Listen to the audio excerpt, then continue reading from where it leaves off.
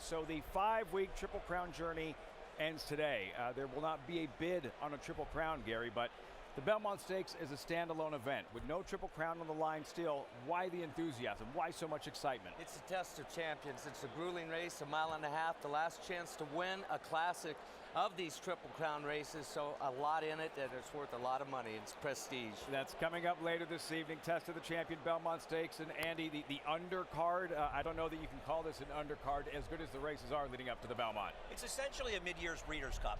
You've got championship races for just about every division, turf and dirt as well, and it's kind of like your mid-year report card, right? Then we'll head up to Saratoga and things get a lot more serious up there, but this is a huge day and all of the stars are assembled. A case in point, the race that's about to take place, the Grade 1 Ogden Phipps. This is one of the most prestigious races for fillies and mares, a Breeders' Cup Challenge event. Winning you're in for the Breeders' Cup Distaff, and Gary, some of the very best fillies and mares in the sport about to do battle. Yeah, Clairiere and Secret Oath, last year's Oaks winner. She's one of only 2 4-year-olds in the race, the rest of them 5-year-olds. Search Results, big respect for her today, and the board's showing it right now. I like Search Results in this race. She's just a horse who consistently has run well in these races, and she was very unlucky to lose it last year. Search Results number 2, 2-1. Flavien Prat to ride, but Clairiere, mom and dad both rock stars, bred for greatness. She is not disappointed, and she's the favorite. Post time for the Ogden Phipps. Here's John Embrial. We got to. And they're off in the Ogden Phipps Stakes. And Played Hard is sent right out for the lead, quickly joined on the inside by Search Results. It is Played Hard with the lead. Search Results runs in second. Big long shot Game Stonks is next in third. Secret Oath on the outside runs in fourth, followed by Pass the Champagne. And the early trailer will be the defending champion, Clairiere. She is sixth, about 8 lengths from the 2 front runners, and Game Stonks is coming on through now to take the lead from Played Hard. The opening quarter was run in 24 and 1/5 seconds. Search Results sits back in third, 4.5 lengths from the lead. Then it's Pass the Champagne down at the rail. Secret Oath is on the outside, and Clairiere continues to trail. Game Stonks leads here by 2.5 lengths. Played Hard in second by 1.5 lengths, with Search Results in third, 1/2 mile, 48 and 3/5 seconds. Pass the Champagne, Clairiere, and Secret Oath. Those 3 are all together at the back. Game Stonks is the leader. Played Hard now moving up. There goes Played Hard. She makes her move and takes the lead now, with Search Results on the outside in second. Pass the Champagne is on the move in third. Then Secret Oath and Clairiere, 3/4 in 1:13 and 4, and they're at the quarter pole. And here is Search Results on the outside to take a narrow lead over Played Hard. Pass the Champagne moves off the rail. Clairiere is now coming on the outside. It is Search Results and Played Hard. They are 1-2 moving for the 16th pole. Clairiere on the outside continues to gain. Search Results trying to hold off Clairiere. Here comes Clairiere. Search Results right there. It's the courageous Clairiere to win the Ogden Phipps in back-to-back years. She does it here under jockey Joe L. Rosario. Calling on all her class, Clairiere runs down Search Results and goes back-to-back in the Grade 1 Ogden Phipps. And she's done this time and time again. It's as if she knows where the finish line is. Always has it timed right and just hits another gear inside that final 100 yards and mows Search Results down, who looked like she was home and dry, Andy. A lot of times races are won by horses that get the right trip. Clairiere just won one of the biggest races of the year, getting the wrong trip. They were absolutely walking on the front end. Her main rival, Search Results, had a perfect trip, stalking a slow pace. She opened up in mid-stretch, and Clairiere defies the odds and overcomes the slow pace to get it done. She is a tremendous racehorse. You would be hard-pressed to find a horse who has had and suffered 2 more gut-wrenching defeats than Search Results in this Ogden Phipps. No question about it, but last year she was unlucky to lose because she got engaged in a wicked fast pace with the previous year's champion, Latruska. But this year she stalked a slow pace. Flavien Prat rode her brilliantly. He took over in the stretch, he opened up. She had everything her own way, and believe me, it breaks my heart to see her lose. But Clairiere had no right to win this race, and she still won. Joel Rosario, Gary, regarded as the strongest finisher in the game. How much of a difference did he make in the stretch? He's so patient, and he has so much confidence in this mare. I mean, he didn't panic. You never see Joel hit the panic button. He knows what he's got underneath him. He counts on it, and she delivers every time. Clairiere, this crowd humming, watching these two great mares slug it out to the wire. Clairiere running down, search results, played hard, 6-2, 5-1. Andy, and Clairiere in a very deep filly mare division, establishing herself as the best older mare, and with that win, stamps her ticket for the Breeders' Cup Distaff this fall. And right now, she is the clear leader of the division. She won the Apple Blossom, the Grade 1 back at Oaklawn Park, narrowly beating Secret Oath. In this race, winning her second Grade 1 this year, she beats Played Hard, who won the Grade 1 La Troyenne. So she's got the two Grade 1s. She's put herself in a position. She wins the Personal Ensign in Saratoga. It doesn't even matter what she does in the Breeders' Cup. She'll be the champ. So that's how we start our show. That'll get the blood pumping. Belmont Stakes, a big part of the story every year. It's the history, guys. Yesterday, the 50-year anniversary of Secretariat's 31-length blowout in the Belmont Stakes. Gary, you are a big part of the history here in the Belmont. Going back to what took place here in the late 90s, your chance to bid for a Triple Crown with Silver Charm, in the following year, spoiling a Triple Crown with Victory Gala. Yeah, I mean, 1997 on Silver Charm, the feeling that I had at the 16th pole with the number of years that we'd gone without a Triple Crown winner, I honestly thought that he was going to get the job done. It was a thrill, and in a heartbeat, that was over with. I saw a shadow out of my right eye coming in the middle of the racetrack, and it was Touch Gold of my good friend Chris McCarron, and he beat me about a neck. And when Silver Charm saw him pass the finish line, he took off again. And then the following year, I had to do it to my good friend Kent DeSormo. The following year, so yeah, you know what it feels like to be spoiled bidding for the Triple Crown, and now you're in the role of the spoiler. What do you remember while Real Quiet is trying to become the first Triple Crown winner in decades, and here you are plugging away with Victory Gala? Well, listen, we all told Kent good luck, the same as they had told me before I walked out of the Jocks room the year before. Honestly, those guys are rooting for you unless you're the one who could beat them, and I was rooting for Real Quiet. Close friends with his own Mike Pegram. At the time, they were going for a $6 million bonus. He'd actually given me a ride back to the Garden City Hotel the night before that Belmont Stakes, and it was bittersweet. But it was more sweet than it was bitter, I can tell you that. It's horse racing and the agony of defeat and the thrill of victory. The Triple Crown remains vacant. Last winner justified 2018. Andy, so despite the fact that we don't have a horse bidding for a Triple Crown, what do you make of the overall strength and quality in today's Belmont field? I think it's an extraordinarily interesting race, and a far more interesting race than we saw in the Preakness, because you're getting horses coming back from the Derby. You've got Angel of Empire, who finished a decent third. Hit Show, a horse who ran a very respectable fifth in there, but also Tappet Trice, who's looking for redemption. He was one of the favorites in the race and didn't run well, but also the presence of Forte, the champion. Whether you like him or not, having the 2-year-old champion who wasn't allowed to run the Kentucky Derby back is a huge story and a big part of what makes this Belmont Stakes a particularly interesting race. Scratching the morning of the Kentucky Derby with the bruised foot, Gary, he would have been the favorite.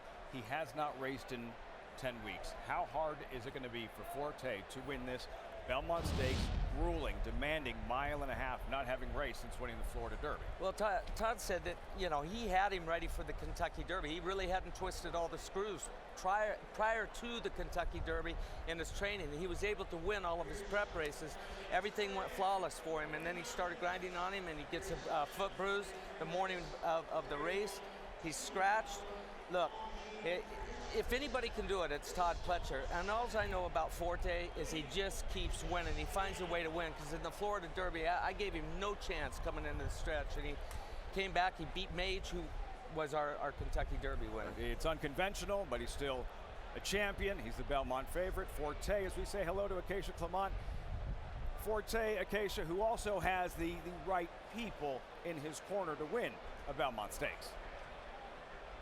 Feet. Todd Pletcher looking for his 5th win in the Belmont. He won it last year with Mo Donegal, also for Mike Rapoli, who got that elusive Belmont win, and co-owner Vinny Viola with Forte as well has said that the Belmont is the race I most covet. Of course, as Gary mentioned, it was an unfortunate situation that Forte had to be scratched the morning of the Kentucky Derby due to that foot bruise. He was then put on a 14-day vets list, which unfortunately caused him to miss the Preakness.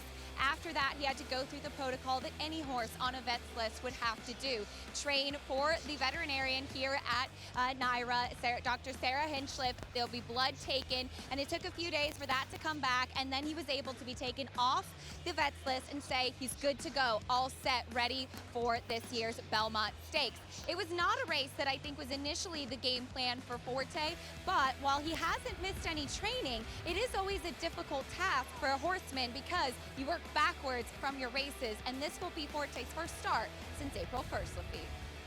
Last trainer to win consecutive Belmont Stakes, Todd Pletcher's former mentor, T. Wayne Lucas, in the mid-90s, 3 straight. Today's races, look at this, headline event after headline event coming up, 5 straight Grade 1 races. What does Grade 1 mean? Best of the best. Woody Stevens is next.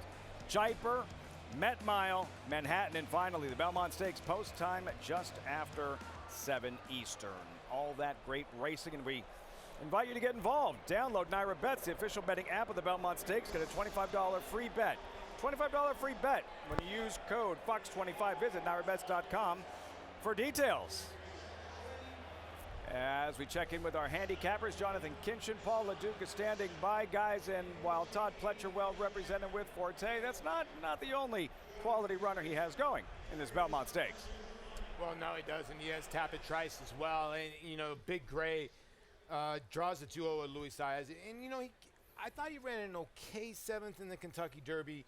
And I'm a little bit surprised that he's like 6-1 right now. I thought he would be one of the favorites in here, JK. Yeah, I thought he was going to take a lot of attention. We talked about the success that Tappet, as a father of horses, has had in this race, the Belmont Stakes. A lot of them like that extra distance. I think when Tappet Trice kind of came onto the scene as an early 3-year-old, I think all of us kind of circled this race for him. He didn't run particularly well in the Kentucky Derby, like you mentioned, but his style suggests that he'll run all day. He's grindy. He just keeps coming and doesn't seem to get tired. Some of the shorter races didn't really work in his favor. This one happened to work in his favor. I think he's going to love the added distance, and there's no other trainer that I would pick to train a horse that I want to win the Belmont Stakes than Todd Pletcher. The truth. I mean, and Tappet is all over the place, stamping his name in brood mares and everywhere here, the sire of this great Tappet. I have a Dunkirk mare. And, when you look at Tappet Trice, yeah, he's just physically looks like he can get the 1.5 miles. And, going into the Derby, the worry was, well, he doesn't like to be inside. He got caught 18th. He was one of the few horses that he made up a lot of ground. Where would you want him to sit if you're betting him? Yeah, I mean, look, Todd Pletcher had a horse back in the day named Dunkirk that was a dead closer. Yeah. He had him on the lead. Todd understands being forward in this race is where you want to be. I think Tappet Trice will be as close as he possibly can be. Well, as close as he could be, yeah, for Louis Saez. I would think Louis is going to try to keep him up close. I don't know Lafitte where he lies because, the pace is kind of murky.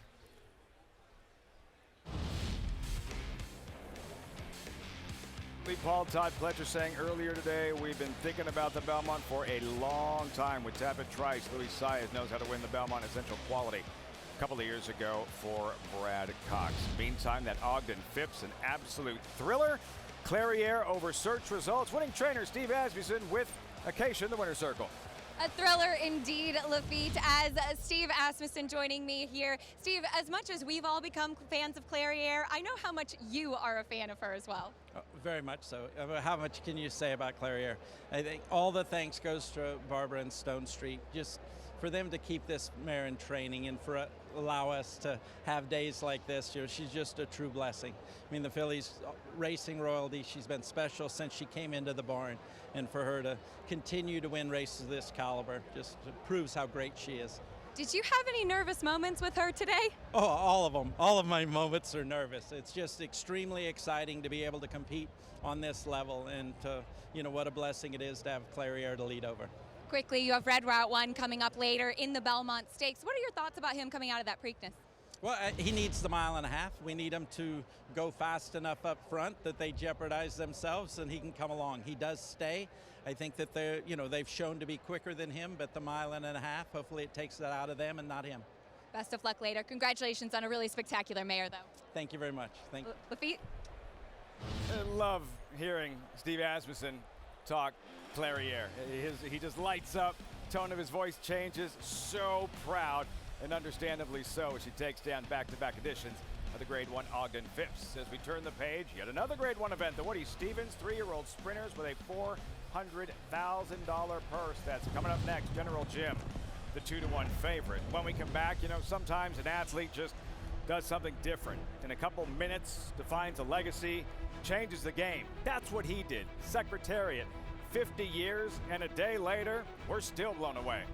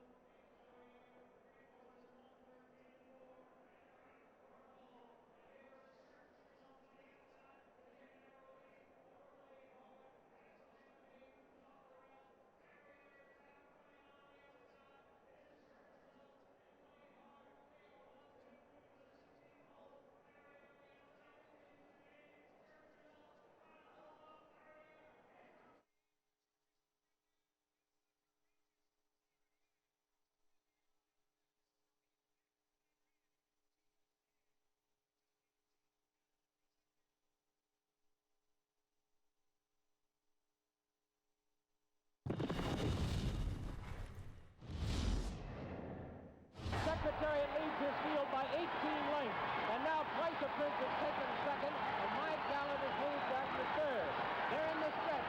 Secretariat has opened a 22-length lead. He is going to be the Triple Crown winner. Here comes Secretariat to the wire. An unbelievable, an amazing performance.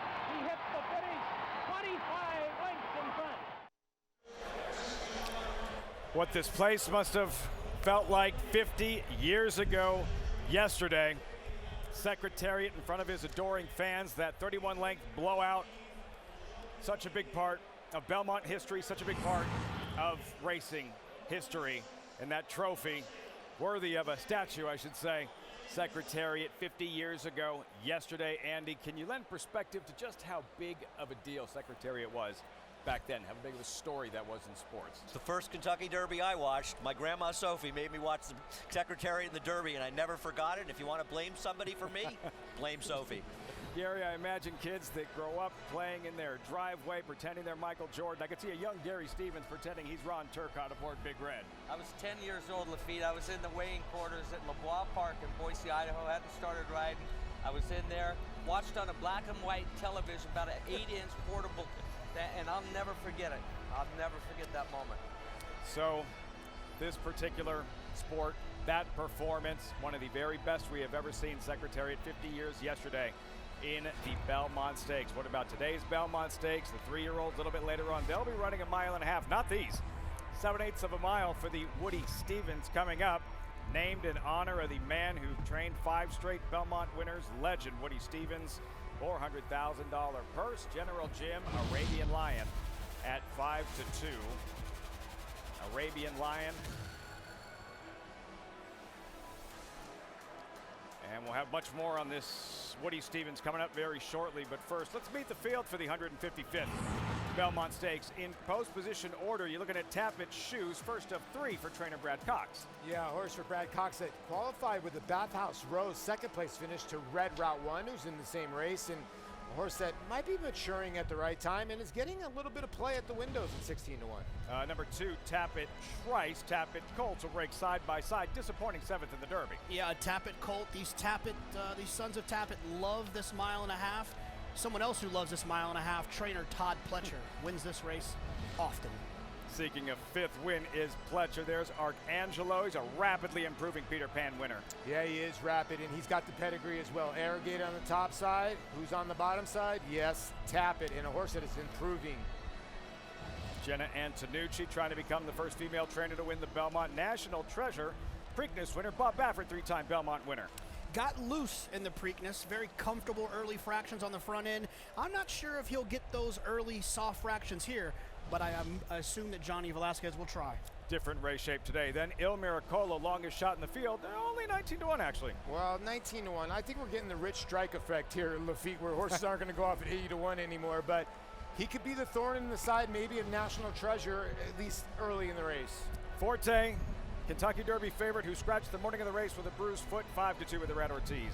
Yeah, hasn't raced in 10 weeks, it feels. And look, I think Forte is the best horse in this race. It's just a question if he's ready to go a mile and a half. Hit show, Manny Franco seeking a 2nd Belmont win. What is this? Another gray here that's just a hard trier, was 5th in the Kentucky Derby from the 1 hole, which is a tough hole. And you know, I thought he ran a bang-up wood even though he got beat. So I think he's one of the ones. Angel of Empire, Arkansas Derby winner, 3rd in the Derby as a 4-1 favorite. Exactly. Lafitte went off at 4-1 that day. The people believed in him, and he ran extremely well to run 3rd. He's a little bit sneaky through all this Todd Pletcher talk. Brad Cox seeking a 2nd Belmont win. Then Red Route 1 on the outside. Deep closer. He was closer to the pace, though, in the Preakness. Yeah, you know, they put shortcut blinkers on him 3 starts ago. It got the job done 2 starts ago when he won the Bathhouse Road. And when I talked to Steve Atherton, he thought it would give him some confidence. And you're right, he was up closer in the Preakness. He'll probably be way back a little bit farther today. All right, so the 3-year-olds in the Belmont 3 weeks ago, Gary, the Preakness Stakes, National Treasure, John Velasquez. How was National Treasure able to steal this thing? He had everything his own way, and Johnny did a heck of a job rationing his speed out, saved everything for the end. He actually got headed inside of the last furlong there, and he comes back, shows some grit and determination. I actually think he's going to improve today. If they let him get away with the same soft fractions that he got away with, going a mile and 3/16, going a mile and a half, he'll beat him again today. National Treasure, Andy, can he steal the Belmont as he did the Preakness? Well, not with the presence of Tappet Shoes in the race. Brad Cox is running him, and he's a Tappet. Maybe he'll love the distance, but I think one of the reasons he's running him is to keep the pace honest for Angel of Empire and Hit Show as well. That's going to compromise National Treasure, and frankly, this is a much more competitive field than the one he wired in the Preakness. Does have a Hall of Fame duo in his corner, trainer Bob Baffert, Jockey John Velasquez. That's right, the man they call Johnny V, riding, acing the test of the champion. First Belmont mount, 95, finished 7th with Avies Flag. First Belmont win, historic. The filly, Rags to Riches, 2007. 5 years later, Belmont win number 2, Union Rags, bold rail skimming ride. In total, 25 mounts in counting. Belmont earnings, just the Belmont, nearly $2.5 million, and this is great. Miles ridden in the Belmont, 37.5 from here to Newark. Johnny V acing the test of the champion. Gary, you actually won the first Belmont. John Velasquez rode him back in 95. How is he still going as well as he is at 51 as we watch another occupation that I will never be involved with? I'll tell you how he does. He takes care of himself, Lafitte. And what he's been through with the serious injuries he's had, internal injuries and everything, it amazes me. The first thing that goes in a jockey is their legs. They say he's lost his legs. Well, there's truth to it. Guys they don't look as good on their horses as what they once looked like in their youth. Well, this guy does, and he's polished. He's smarter than most of the guys out there because he's had all this experience. So that's how he keeps doing it. And just because you flip a date on the calendar doesn't mean that you're too old to do what you want to do. Still going strong. There is John Velasquez and Bob Baffert, and they will team up in the Belmont Stakes. Of course, national treasure. We'll see if he can rack up a third Belmont Stakes. Johnny V acing the test. And for Brad Cox, 3 of them in the Belmont Stakes included Angel of Empire coming off that third place finish in the Derby. The Belmont Stakes this evening right here on Fox.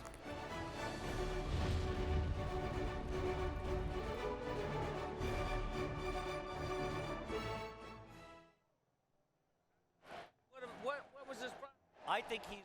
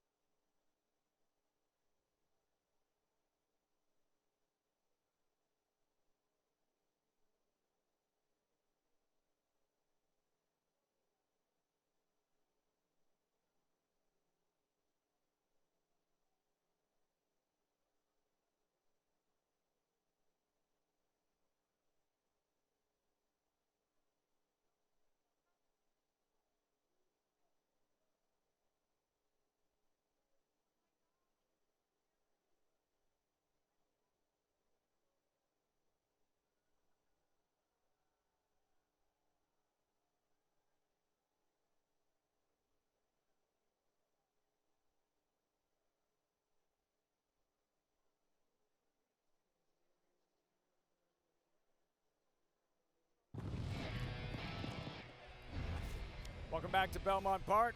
We're Todd Pletcher, the Hall of Famer, 4-time Belmont Stakes winning trainer. The first with the filly Rags to Riches, 2013. Palace Malice with Mike Smith, hoisting the hardware together. Taprit in 2017. Victory number 3 in the Belmont Stakes for Todd Pletcher. And last year, not just winning the Belmont, but running 1-2 with Mo Donegal and Ness. Todd Pletcher seeking a 5th and a strong combo this afternoon between Forte and Tapit Trice. Todd Pletcher looking to pad his stats in the Belmont Stakes. That's later. We have 3-year-olds now in the Woody Stevens. Acacia Clement down in the paddock. Acacia, what's going on with Harrodsburg and a lot of commotion down there? Harrodsburg will be a late scratch going into this Woody Stevens Lafitte. He did get loose in the paddock once they had gotten the tack on him. He was incredibly difficult last time out and just a very, very tough horse, a very high energy horse to handle. So he got loose. He started running back towards the barn area, quickly apprehended, but after being inspected by the attended veterinarians and given the fact that he got loose, he will be a late scratch. So it will take some of the pace out of this Woody Stevens. Acacia, thanks so much. So Harrodsburg, known as somewhat of a head case coming in, kind of the Dennis Rodman of this Woody Stevens field. He is out, Andy. How does that change the complexion of the race? The very fast Harrodsburg out of the Woody Stevens. Well, when you combine the scratch of Harrodsburg with the scratch of New York Thunder and even Fort Bragg, you've taken significant speed out of this race. And a horse like Federal Judge, who's run extremely well in his first 2 races, is in a position where he may be able to control this race. And I also think it helps Drew's Gold on the outside. The pace got a lot slower. Impacting race shape. Called to post. Second of 6 consecutive Grade 1 events. The Woody Stevens, named in honor of the legendary trainer who saddled five consecutive Belmont Stakes victories from 1982 to 86. His legacy is honored in the form of this Grade 1 event. 3-year-old sprinting 7/8 of a mile, $400,000 purse. Arabian Lion, who is the favorite, number 3 at 2-1. That national treasure team of John Velasquez and Bob Baffert.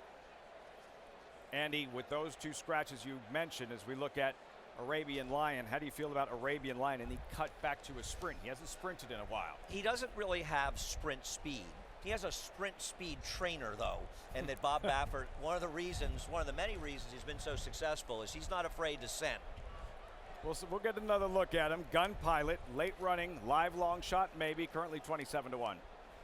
Yeah, and a horse that drew the 11 hole last time, and I think maybe your long shot horse here, 27-1, to maybe hit the board.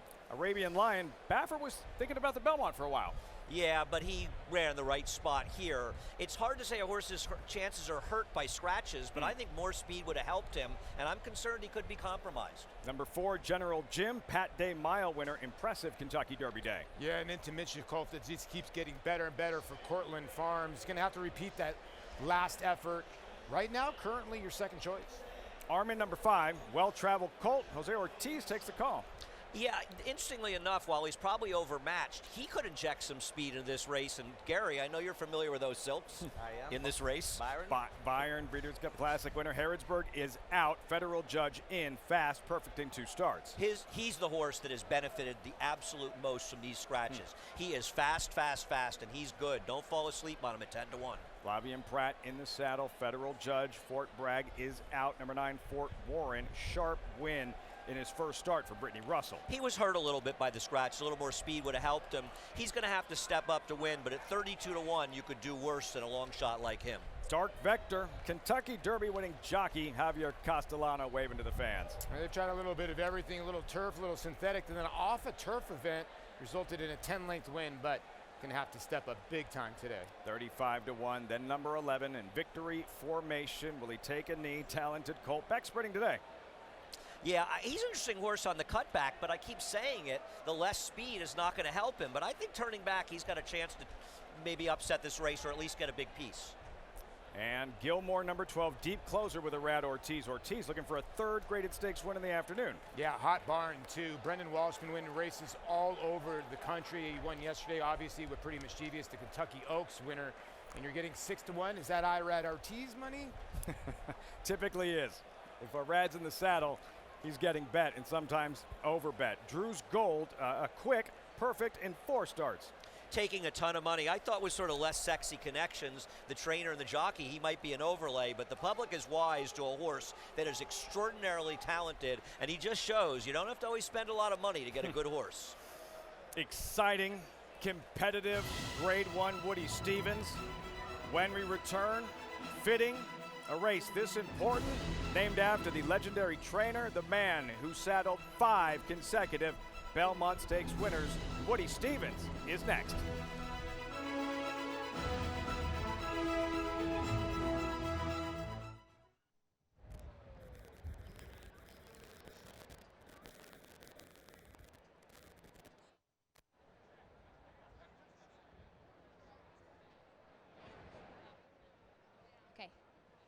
Pleased to be joined by trainer Shug McGahee, who sends out General Jim. Shug, we've seen General Jim really come alive this year. Can you talk a little bit about how he's grown and developed?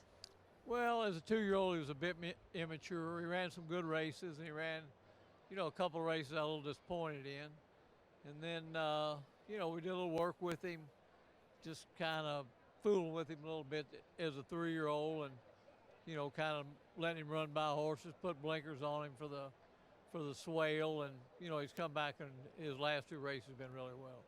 We saw him running quite a few races on the turf at the beginning of his career too. Can you talk about the decision to go back to the dirt? Really, Mr. Adams' decision. He just kind of asked me, said, I'd like to see him back on the dirt, and I said, I can't blame you for that. And so we came back in the mucho macho, and then I was disappointed the way he ran. Louis came back, he said there was a lot more here. And then, we ran him in the swale and the Pat Day, and I think you got to see what we wanted to see. He's been impressive. Best of luck. All right, thank you. Lafitte?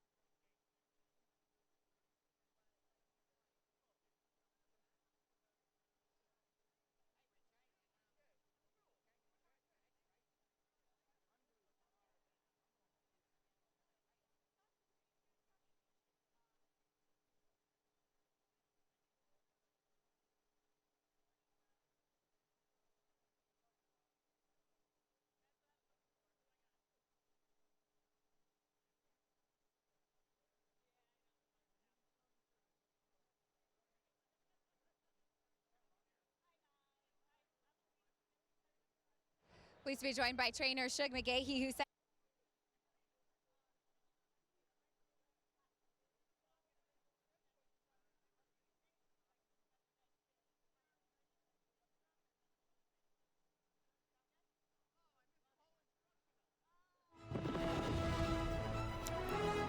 You're watching America's Day at the Belmont, and the Grade 1 racing continues. Field and updated odds for the Woody Stevens. You're looking at General Jim, trained by Shug McGahee, standing by with Acacia. Pleased to be joined by trainer Shug McGahee, who sends out General Jim. Shug, we've seen General Jim really come alive this year. Can you talk a little bit about how he's grown and developed? Well, as a 2-year-old, he was a bit immature. He ran some good races, and he ran, a couple of races I was a little disappointed in. And then, we did a little work with him, just kind of fooling with him a little bit as a 3-year-old, and kind of letting him run by horses, put blinkers on him for the swale, and he's come back, and his last 2 races have been really well. We saw him running quite a few races on the turf at the beginning of his career too. Can you talk about the decision to go back to the dirt? Really, Mr. Adams' decision. He just kind of asked me, said, I'd like to see him back on the dirt, and I said, I can't blame you for that. And so we came back in the mucho macho, and then, I was disappointed the way he ran. Louis came back, he said there was a lot more here. And then, we ran him in the swale and the Pat Day, and I think he got to see what we wanted to see. He's been impressive. Best of luck. All right, thank you. Lafitte? Shug McGahee campaigned one of the most popular horses, one of the most popular Belmont winners in New York, Easy Goer 1989. Andy, General Jim, what are you expecting from him today? Well, I think he's obviously talented enough to win this race, and the fact that he ran as fast as he did last time out off a layoff, I don't think it's unrealistic to believe that he can improve in that race after getting that race under his belt. He got an exceptional trip and couldn't have gotten a better ride from Luis Saez. He's another horse, though, that's hurt a little bit by the pace, and I guess it depends how you view the race. See, I think Drew's Gold is a major contender, and he's helped by the scratches because there's less pace. I think it helps Federal Judge, and that works against horses like Arabian Lion, General Jim. They're going to have to maybe overcome the dynamics in the same way we saw Clairiere do in the Ogden Phipps. If the pace is that much slower than anticipated, Gary, with the defections, Arabian Lion, there he is, John Velasquez, is he good enough to overcome it? I think he is. The one thing I worry about is he traveled back to California. We know the difficulties in traveling these horses right now. He traveled back to California. Now he's back in New York. That's a lot of travel time. Love this race. Grade 1, Woody Stevens, 3-year-olds, fast 3-year-olds, ready to light it up. It is post time for the 2023 Grade 1 Woody Stevens. John Embrial standing by. There in the gate. And they're off in the Woody Stevens, presented by Mohegan Sun. Arabian Lion, Federal Judge is there. On the far outside is Drew's Gold as they race up the backstretch. And Victory Formation is up with the front runners. But the leader here is Federal Judge, with Drew's Gold racing in second. Arabian Lion now advances from third. Victory Formation is next in fourth. Gilmore's on the outside in fifth. Gun Pilot down at the rail is next in sixth. Dark Vector had a steady there a bit in seventh. Then we come back to General Jim, who is eighth and 10 lengths from the front. Armin is next to last. Fort Warren is the trailer. The opening quarter mile in 22 and 3/5 seconds. And then midway on the turn. And it is Federal Judge by a half length. Drew's Gold on the outside in second.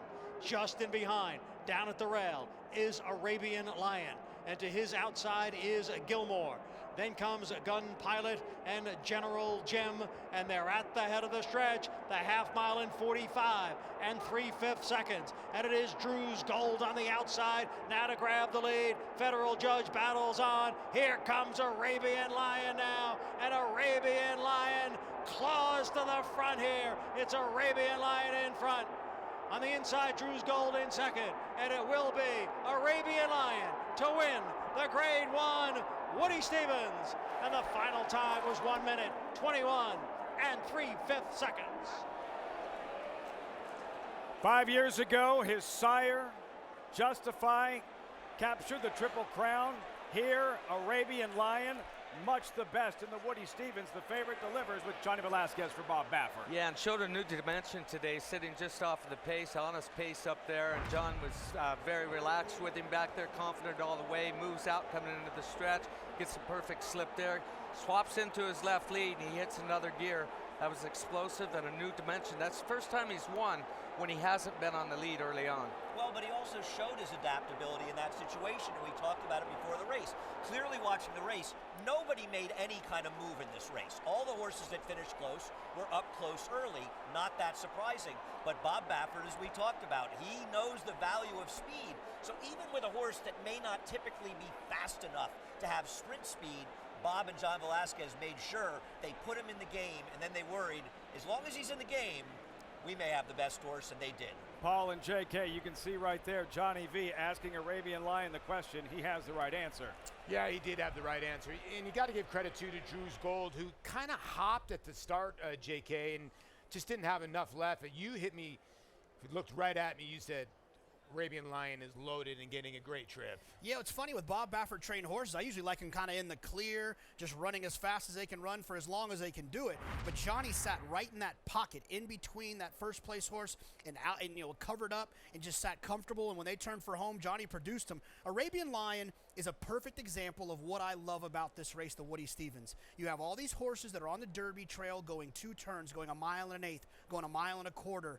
And then you just kind of realize maybe shorter is better. And that's exactly what happened with this horse and the Woody Stevens. The 7 furlongs is always what Arabian Lion has wanted to do, and now he's found his home. And the thing about it, too, Lafitte, Bob Baffert is the king of adjustments. And here's a horse that was supposed to be King Kong, won first time out, but Blinkers has completely changed this horse around.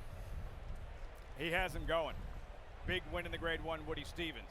Gary, you won a Belmont for Bob Baffert, 2001 point given.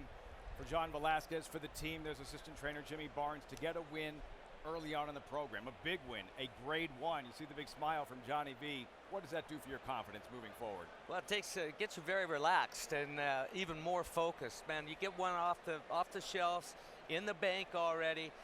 No pressure at this point. Everything else is gravy, and I know that he'd like to eat some of that gravy at the end of the day. Andy, we got a terrible habit in this sport of not embracing the moment right then. We always want to know what's next. So what might be next for Arabian Lion? Well, I think it's a very good question. Here would be my guess, and Gary, you feel free to correct me or agree or not. I think he goes in the Haskell at 1.1 miles, and he knows by going there, maybe he runs at 1.25 miles in the Travers after that, or maybe he cuts him back to the 7 furlongs to the Grade 1 Allen Jerkins. When you have a horse this talented and this versatile, it gives you real options. For the time being, a chance to celebrate a Grade 1 win in the Woody Stevens.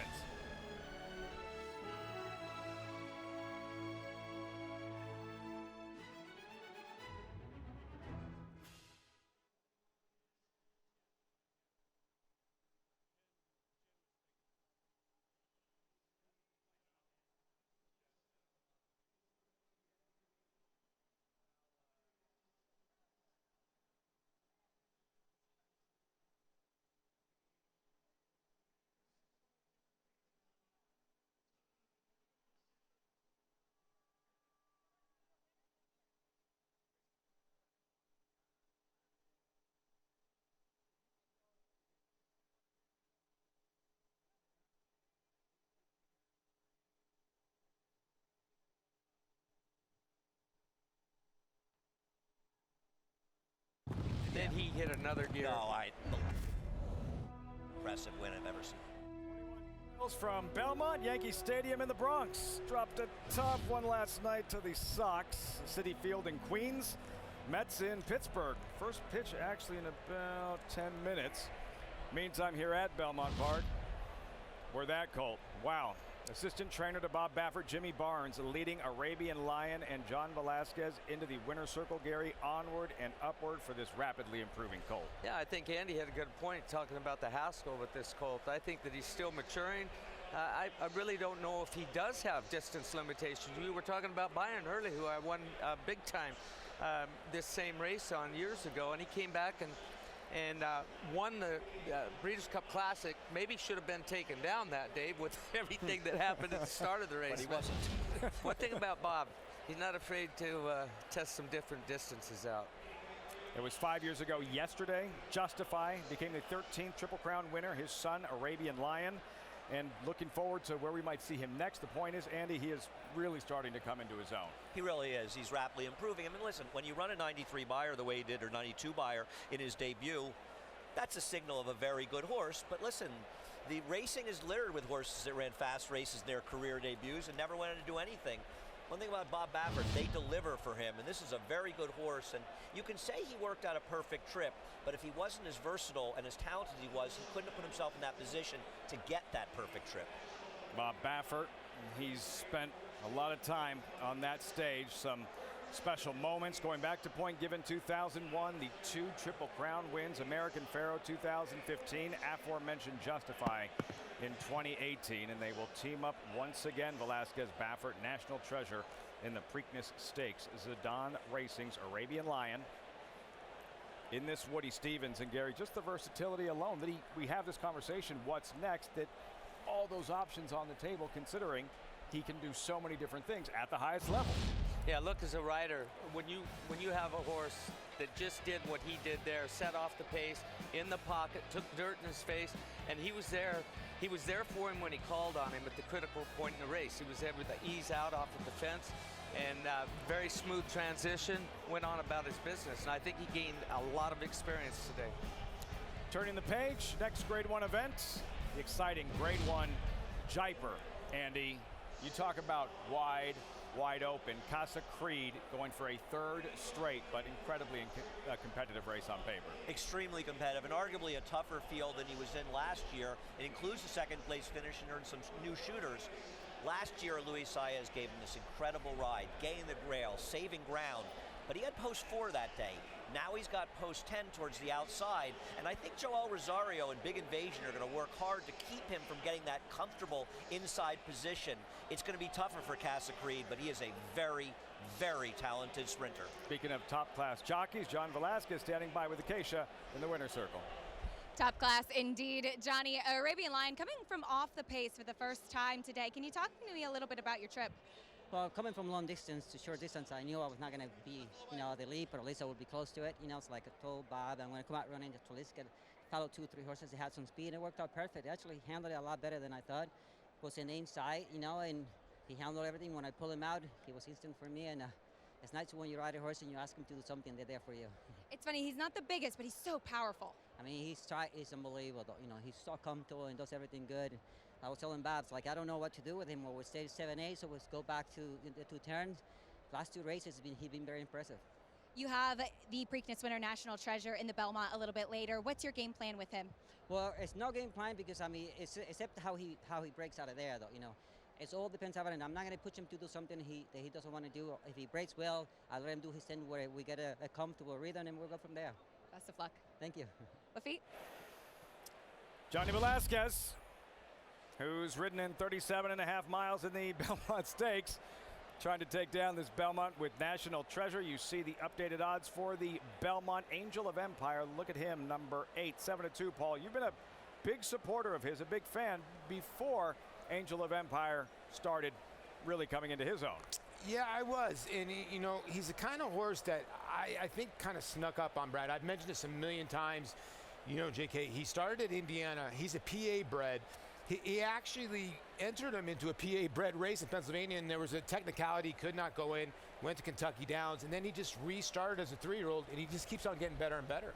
Yeah, that can happen with Brad Cox. He's got so many good 3-year-olds. Yeah. Sometimes some of them can get lost in the shuffle, but the cream always kind of rises to the top, and I think that's what we see with Angel of Empire.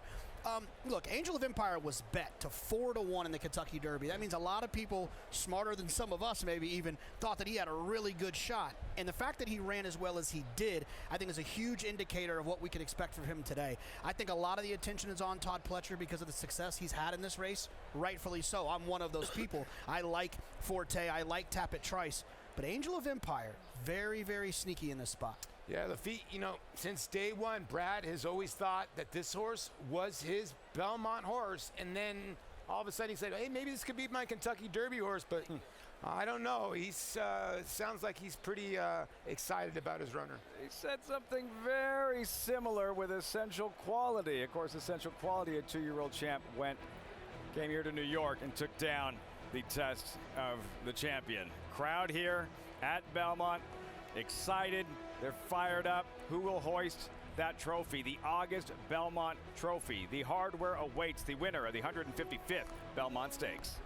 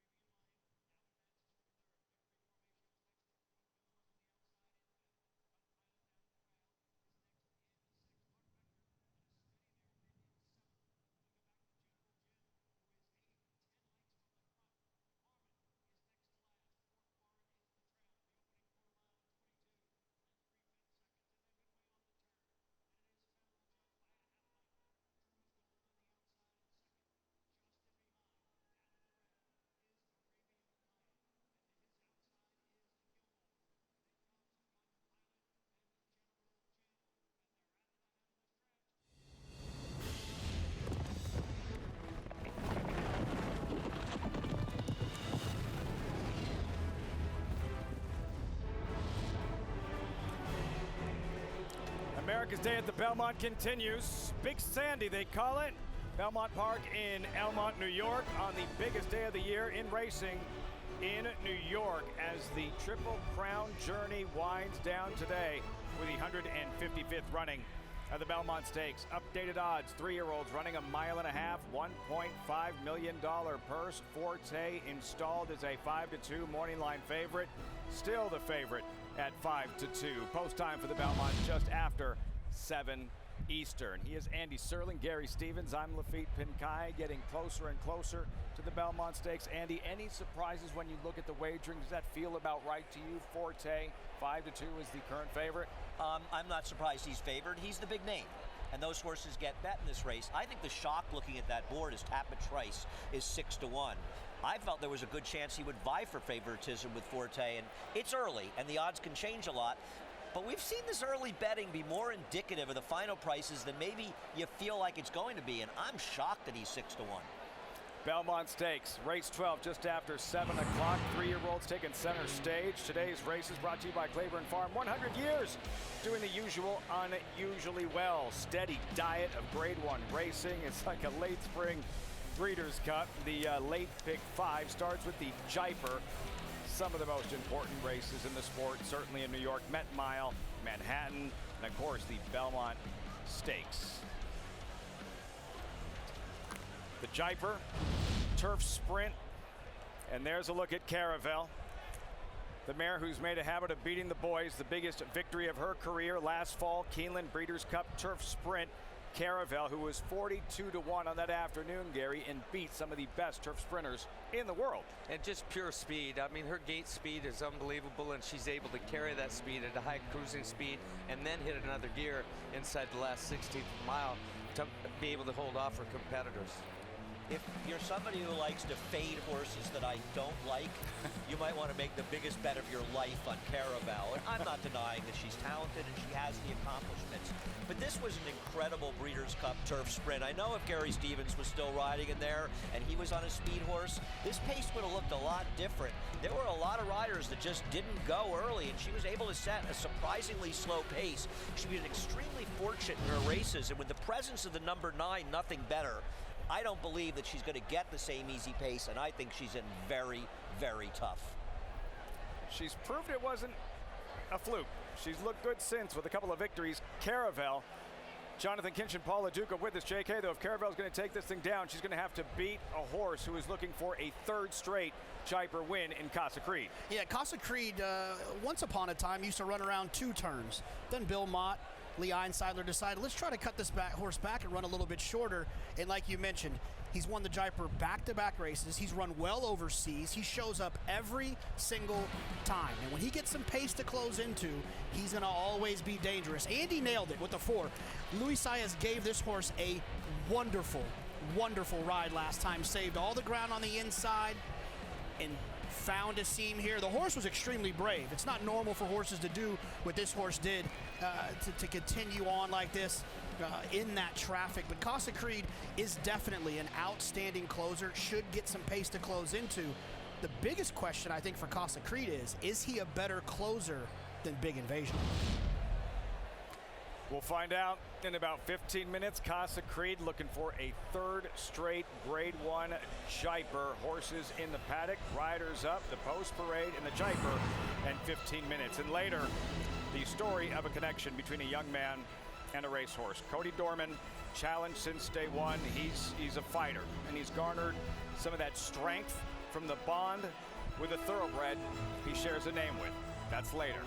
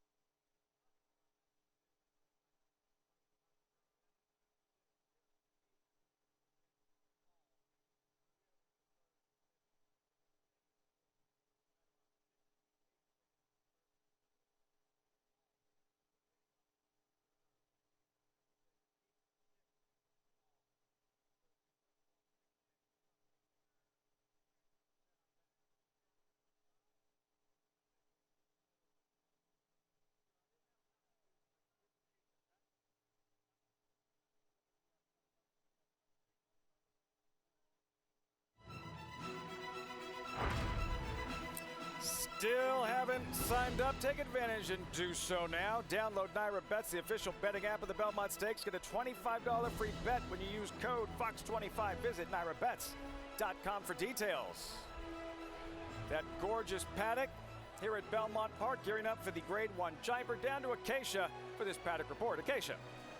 We'll take a look at two of the main players, starting off with the number 11, Casa Creed, looking for his third win in this race. If you see him getting a little bit hot here in the paddock, that is typical of Casa Creed. He's pretty warm behind. You see the sweat dripping down the back of his legs. He used to get much more washy when he was a younger horse, so he's actually doing very well by his standards. And one thing to look at, too, is the fitness coming in after trying that turf sprint in Saudi Arabia last time out, where he just missed a similar kind of situation of what he had last year as well, but he makes a little bit of a layoff coming back here, very fit, marching around the paddock. The number 12, Caravel. The first thing I always look with Caravel is how her weight appears in the paddock, because she wears her heart on her sleeve. Sometimes in her races, she can look very drawn up. She doesn't carry her condition from race to race. This is probably one of the better times that I've seen her. Now, she has beaten the boys before in the Shakertown, the Breeders' Cup. I didn't see her in the paddock, of course, those days.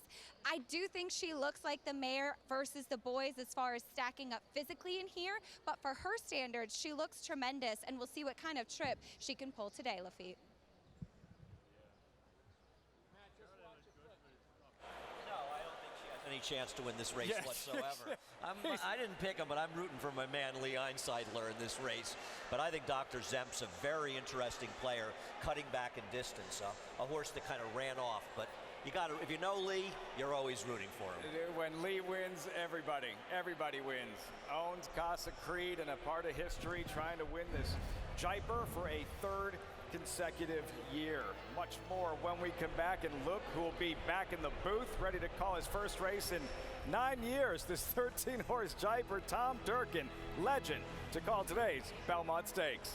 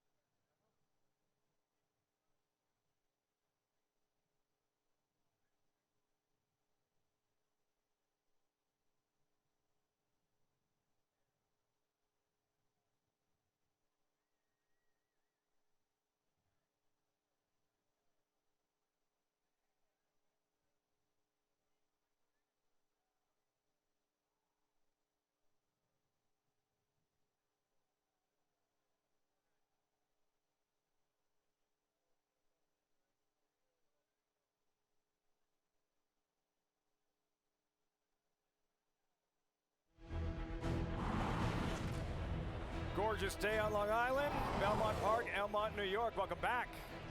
America's Day at the Belmont. Post-parade, Grade 1, Jaipur. Mad dash on grass, $400,000 purse. We start with a long shot, Yes and Yes. Big effort in the elusive quality. Yes and Yes could be a bit forward in this race and is a long shot not without a chance. Followed by Go, Bears Go, Irish Colt, second in the Breeders' Cup Juvenile Turf Sprint in 2021. And ran well first time for Wesley Ward last time. Wesley Ward knows how to win a turf sprint. Air Force Red, the California Invader, but no hillside turf course here at Belmont. Even though he's been successful at 6.5 furlongs down the hillside course, I wonder if 6 furlongs might be a tad short for him, but he's not untalented.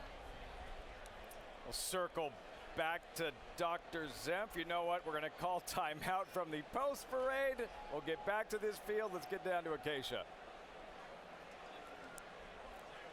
Joining me, Lee, Casa Creed. He's been such a special horse for you, looking to win this race for the 3rd year in a row. What does he mean to you? Coming back? He means the world to us. I mean, it's been a blessing to have him as part of our family. Here he is, 7 years old, training as good as ever, running as good as ever. As you know, he ran fabulous in Saudi Arabia, just missed. He's coming up to this race as good as he did last year, and we're sure he'll run a big race. You have Amy here with you, Carlos, who works with the horse, the whole team here. What does it mean to celebrate on a big day like this with a horse like him? You know, I've told you before, Acacia, I'm happy to run in a 20 claimer on Wednesday at Aqueduct in the winter just to participate. But this is very special. To have a horse like Casa Creed with a chance to win 3 straight Jaipurs, it's never been done before.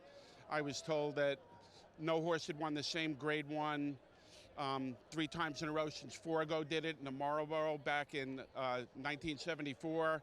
So to have Casa Creed coming up to this race in training grade, it's just, it's truly a dream come true. It's fun to follow. Best of luck to the whole team. Thank you so much. Lafitte. If Lee Einsiedler's ready to go, ready to talk to us, you break from the post parade. That's just what you do. He mentioned the record, Andy, and how significant that is, trying to become the first horse to win 3 straight Grade 1s at the same race in New York since Forgo, Casa Creed. Yeah, Forgo did it in 74, 77. If you're not familiar with Forgo, he was an amazing horse. He actually finished 4th to Secretariat in the Kentucky Derby. And on this Belmont Stakes day, when Secretariat set a track record, he did as well at 1 16th, beating Engel Light, who was Secretariat's stablemate that won the Wood Memorial. Nothing better. He brings some speed to the party. Gary, most recent, the turf sprint Preakness Day at Pimlico. He was in the firing line throughout. He runs big, but he's just going to get collared late. Yeah, and I mean, 3rd race off the layoff for him. He's had the ship from Pimlico, and I guess the question is this extra furlong going to affect him here today? He's won at Aqueduct going 3/4 of a mile. 1 race here at Belmont. No good, but tough beat here. Yeah, this is at Aqueduct when he won at 6 furlongs, actually. This is 2 races back. And listen, he's a new horse. He's just gotten better and better. And whether or not you think he can win, and he's a very big price, he could be kryptonite for Caravel in this race, because one thing about him, he knows one way to go, and that's to the front. But I promise you, JK, I promise you, he did run well at Pimlico in 2nd in that turf sprint. How did you check my Naira Betts account? How did you know I needed that horse so badly at Pimlico? Look, I thought going 5.5 was going to be kind of an advantage for Nothing Better. I was so impressed how he ran going 6 furlongs a couple of races back. 5. I was disappointed that he didn't win at Pimlico. But look, I think there's other speed in here that could be a problem for Nothing Better. You got horses like Caravel. That's why I am absolutely in love with the 10 Big Invasion. It's my favorite entire bet of the entire weekend. Big Invasion. As there was at least 2 or 3 situations last year when he was a 3-year-old, and I thought he might be the best turf sprinter in the country. Unfortunately, he didn't make it to the Breeders' Cup. He came back as a 4-year-old. He ran extremely well going 5 furlongs, which is entirely too short for him. Then he comes back on Derby Day, gets in trouble, and now he's here with pace to close into, going 6 furlongs at the home track of his trainer, Christophe Clement. I love Big Invasion at this spot. I have a soft spot in my heart for Casa Creed, but I think it might be time for the new horse in this division, and I think that's the 10 Big Invasion. Bet of the weekend, Jonathan Kinchin with Big Invasion. Andy, did you think he had, how troubled of a trip did you think he had at Churchill Downs in his most recent? where things that wasn't the big invasion we're accustomed to seeing. First of all, I'm impressed by Jonathan's courage to make his best bet of the weekend in a turf sprint with 14 horses, but he did have a real trip. Man, I agree with a lot of things that Jonathan said. I picked him second to Dr. Zemp, but I don't disagree with him.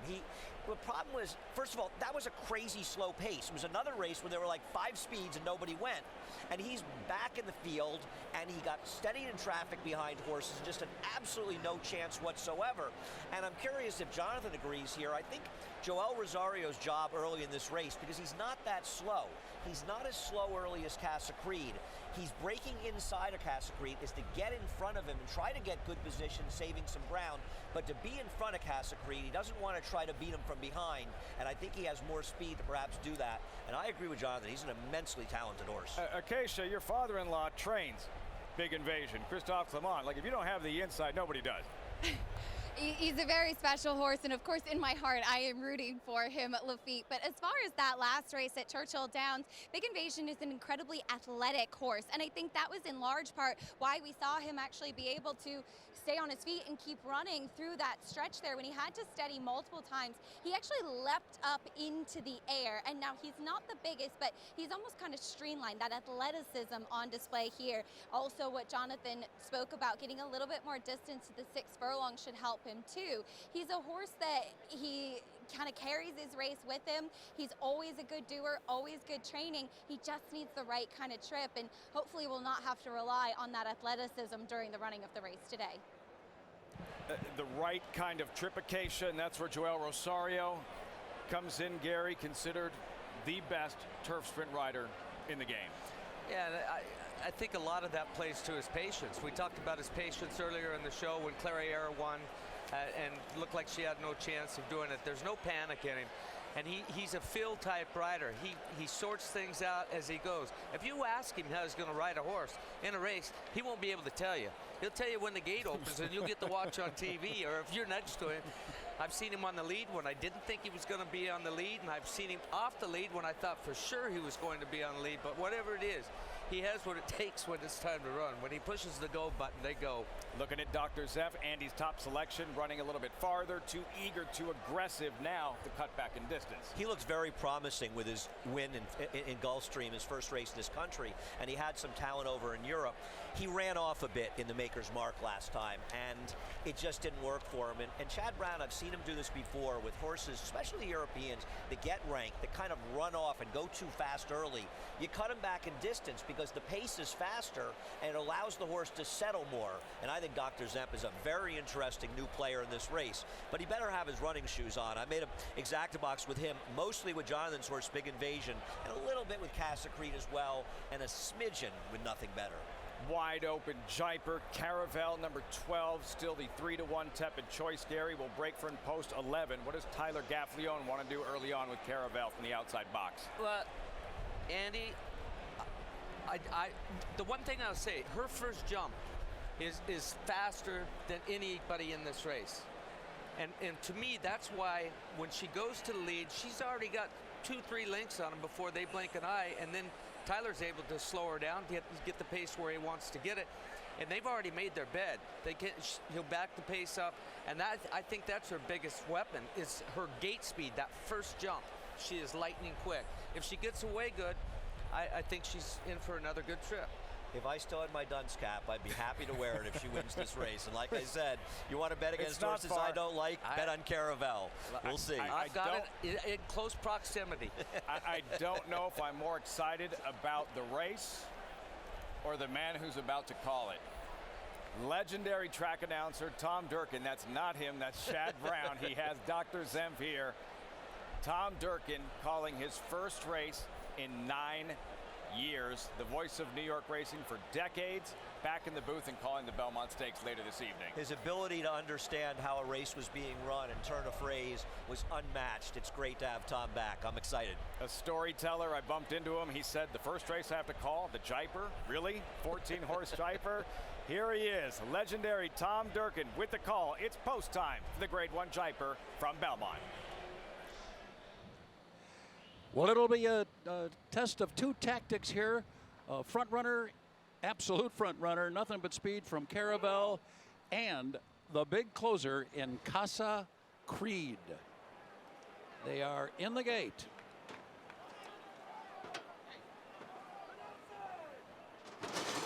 And they're off. Nothing Better gets out quickly for the lead. Got the break there on Caravel. On the inside, Go Bears Go runs along in third.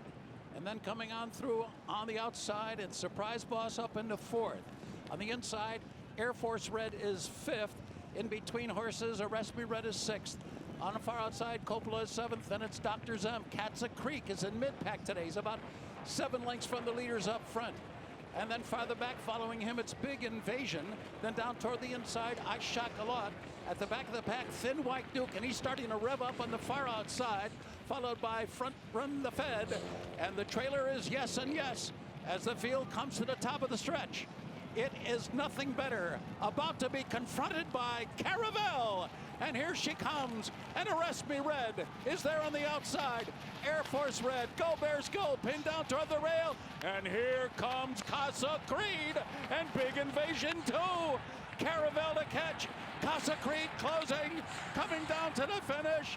It is Caravel, Big Invasion late, and Caravel does it.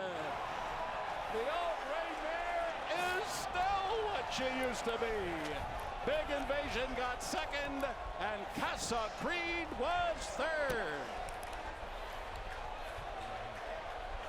Wild finish in the Jaipur. Great call. Tom Durkin. Caravel desperately holds off the late charging Big Invasion in the Grade 1 Jaipur. Wow. Yeah, and surprisingly, she wasn't on the lead today. She actually rated a little bit. The fractions weren't that fast for this distance on the turf. They went 22 and 1. That's slow for these horses in the opening quarter.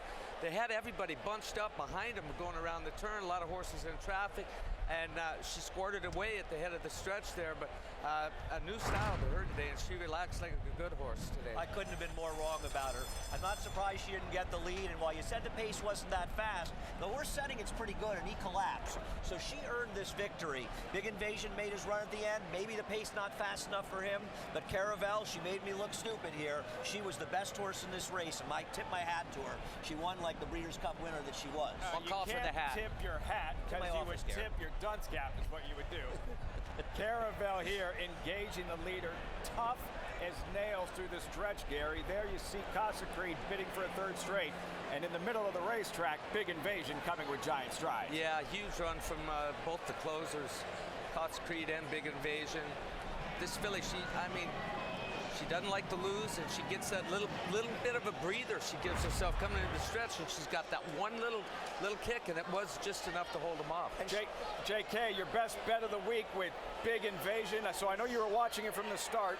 Any excuses with that second place finish just missing in this Jaipur? No, I don't necessarily want to make an excuse. I mean, I think that when you look at these turf sprints, one of the issues that comes up is when you have closers, things have to go perfect for them. Did Big Invasion have a perfect trip? No. Caravel did work out a perfect trip, but she worked out a perfect trip because she's forward, because she's tactical. You know, I don't think the pace was blazing fast, especially for horses like Caravel. So I think Big Invasion ran the race I thought he would run. He just didn't get his picture taken. A lot of times in racing, we were very results-oriented. I was right. I just got beat, if that makes any sense. Losing intelligently. My friend, losing intelligently. And you have several races to right the wrong. Tyler Gaffleon, Gary, big weekend yesterday. The score in the Grade 1. Acorn, pretty mischievous. Another Grade 1, this time with Caravel for Brad Cox. Yeah, and he just keeps moving forward himself. Tyler Gaffleon, I'm talking about. He's a true talent, riding with the big boys. Got a lot of respect out there. He deserves that win. She's a fireball. Caravel, Breeders' Cup Turf Sprint winner, would not be denied. Welcome back to the booth, Tom Durkin. Welcome back to the winner's circle, Caravel. For trainer Brad Cox, a wave of the crop from Tyler Gaffleon, second Grade 1 win of the weekend.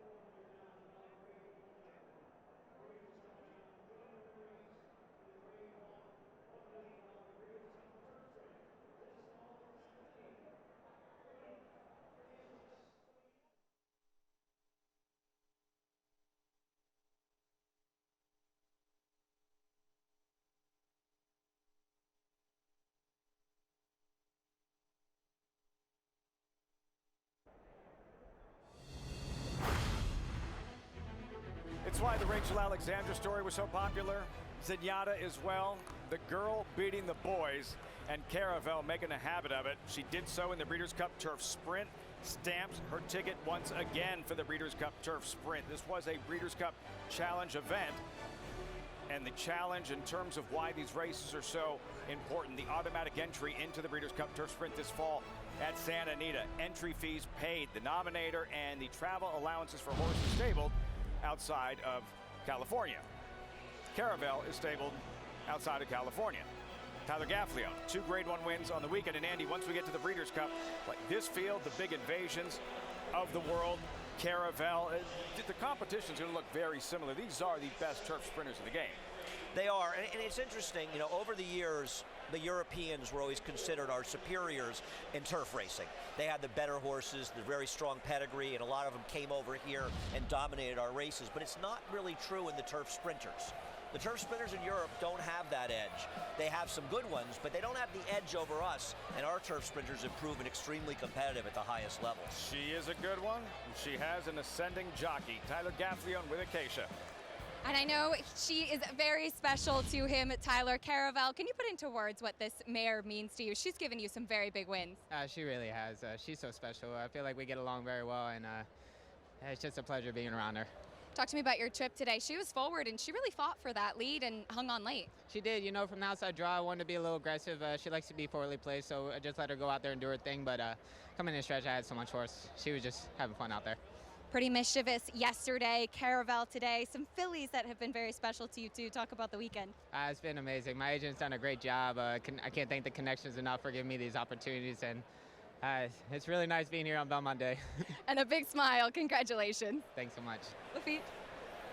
We're used to seeing him riding in these big races, these big weekends, Gary, but he has come a long way in a short period of time. Tyler Gaffalione, the Davie, Florida product. Yeah, once you get to go around to these different big day venues and you get used to it, if you ever do get used to it, but you get comfortable. You get comfortable when you go in the weighing room. You're very relaxed. He's got confidence in himself, and he showed the confidence that he has in his horses with the performance yesterday and then again today on Caravel. No, I couldn't agree more. He and his agent, Matt Musiker, do a great job together. And I think riding in Saratoga and winning against these bigger riders, you're right, giving him the confidence, and he has the mounts, and Tyler is one of the better riders in the country. Gaffalione riding White Abarrio in the upcoming Metropolitan Handicap, affectionately known as the Met Mile, with Cody's Wish, who is the odds-on favorite early on. We love stats, we love the history, we love the numbers in thoroughbred racing as we take you inside the numbers, by the numbers of the Met Mile. Metropolitan Handicap. First run, 1891, Morris Park, Westchester, New York. So who was fastest? The biggest blowout.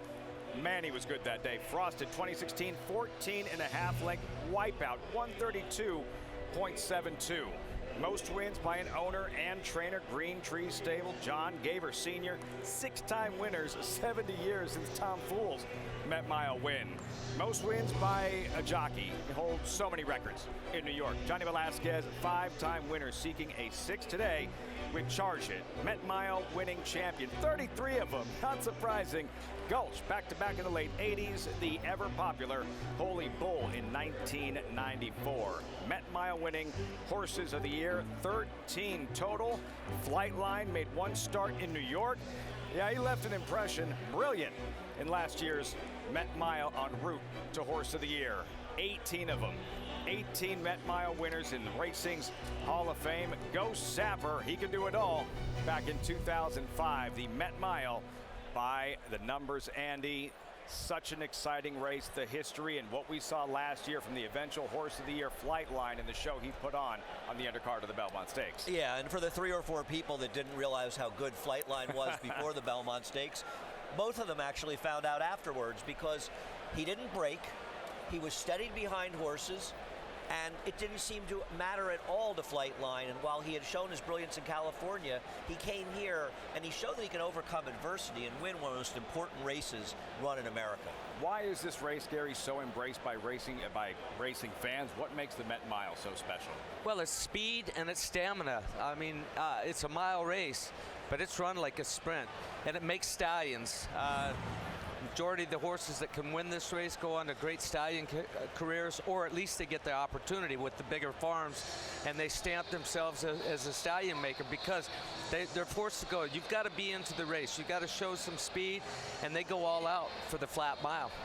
No, I agree. It's an incredible race. It's always been one of my favorite races. Been so many great performances and bringing together just incredible horses that can go shorter and go longer.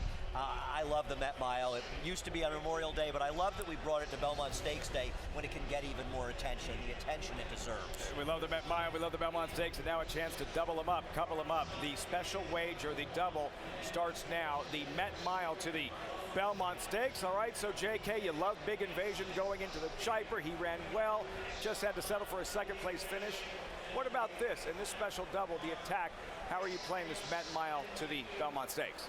Well, there's a couple of ways to play it. Look, I think Cody's Wish is the best horse in this race, and I think arguably Cody's Wish is the best horse in the country. But he is a short price. He drew the rail. We saw what happened with Flightline when he drew the rail. Got into some trouble, got shuffled. The difference between Cody's Wish and Flightline was a forward horse. That was his weapon, being forward. Cody's Wish's weapon is circling around horses late in the race and running them down in the middle of the track. I think drawing from the inside, not going to be a problem for him. I think he'll take back, make one run like he's been doing on this win streak, and I think he could and should be extremely tough to beat. If you're looking for something a little bit more creative, I have to say there's two horses that are interesting. The 3-horse Dr. Shivel could get loose on the front end. This is a dangerous race to be out on the front end, especially if Cody's Wish gets into a little bit of trouble. I think he's a threat to wire. And then Zandon, who has not run a race recently that makes sense for him to be able to win this race. But he showed so much talent as a 3-year-old. There's a chance that Zandon could kind of jump up and show his best effort going around this one-turn mile. I think it's Cody's Wish's race to lose. I'm going to go with the 1 officially. I'll play doubles in this Met Mile Belmont Stakes double with Cody's Wish into my top choice, the 2 Tappet Trice.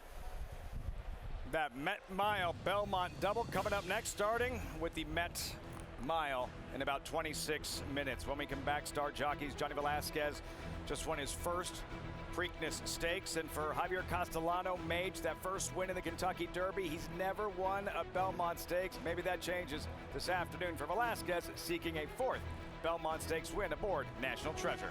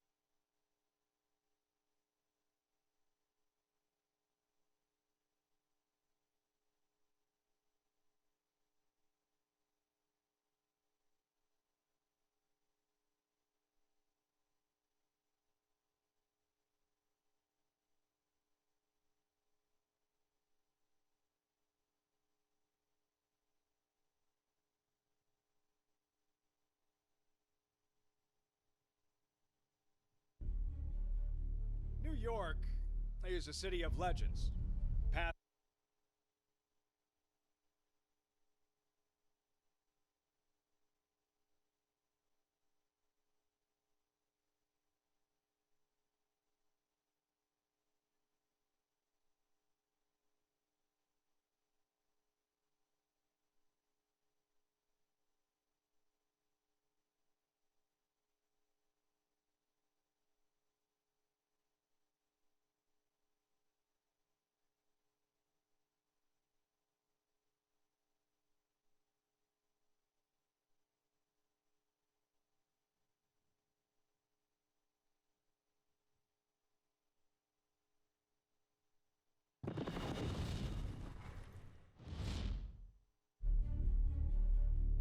York is a city of legends, past and present. From the pinstripes to the blue shirts and the star-studded stages of Broadway, the Big Apple has had its share of icons. Big Sandy is no different. From Affirmed to Slew to the Pharaoh and Justify, all have etched their names in Belmont lore. But one name rings louder than them all. Secretariat has opened a 22-length lead. He is going to be the Triple Crown winner. Here comes Secretariat to the wire. An unbelievable, an amazing performance. 50 years, and the record still stands. No horse will don the crown this year. That doesn't mean we won't see something special. The daunting trip still awaits the chosen few. All eyes set on the test of the champion.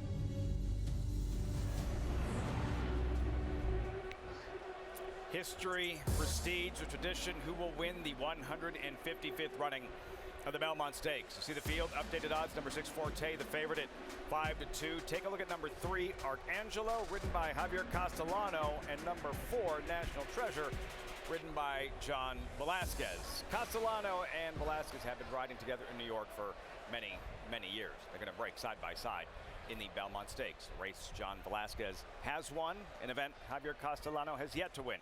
It's been part of the story throughout the course of this year's Triple Crown. Castellano getting that first Derby win with Mage. Finally, Velasquez, a first Preakness win, National Treasure. The elder statesman of a very competitive jockstrom here in New York, Javier Castellano and Johnny Velasquez.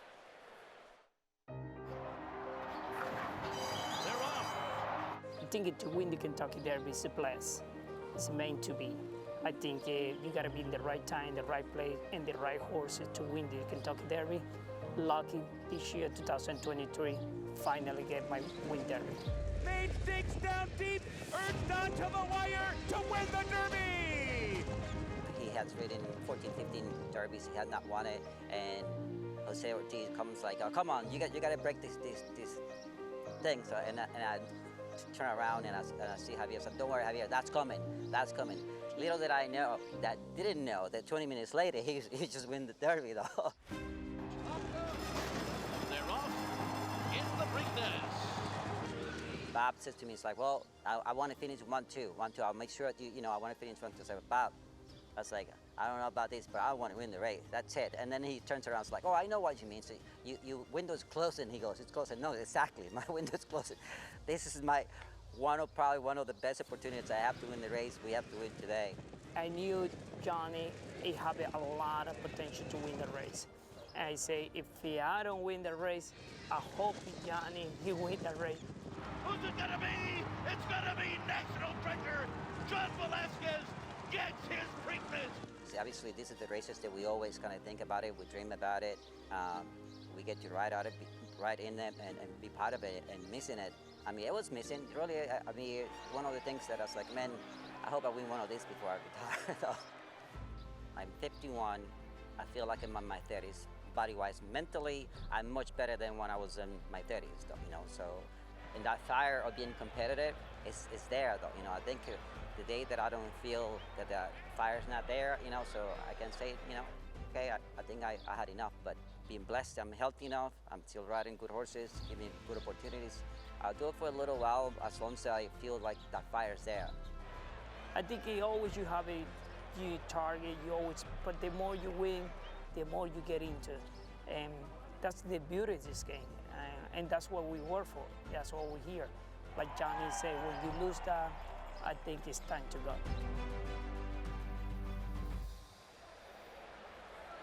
Finally, the Derby winner circle, Javier Castellano, world-class riders. I'm sitting next to a world-class rider, Gary. For Johnny V, though, it's not just what he does on the racetrack, not just what he does in the saddle.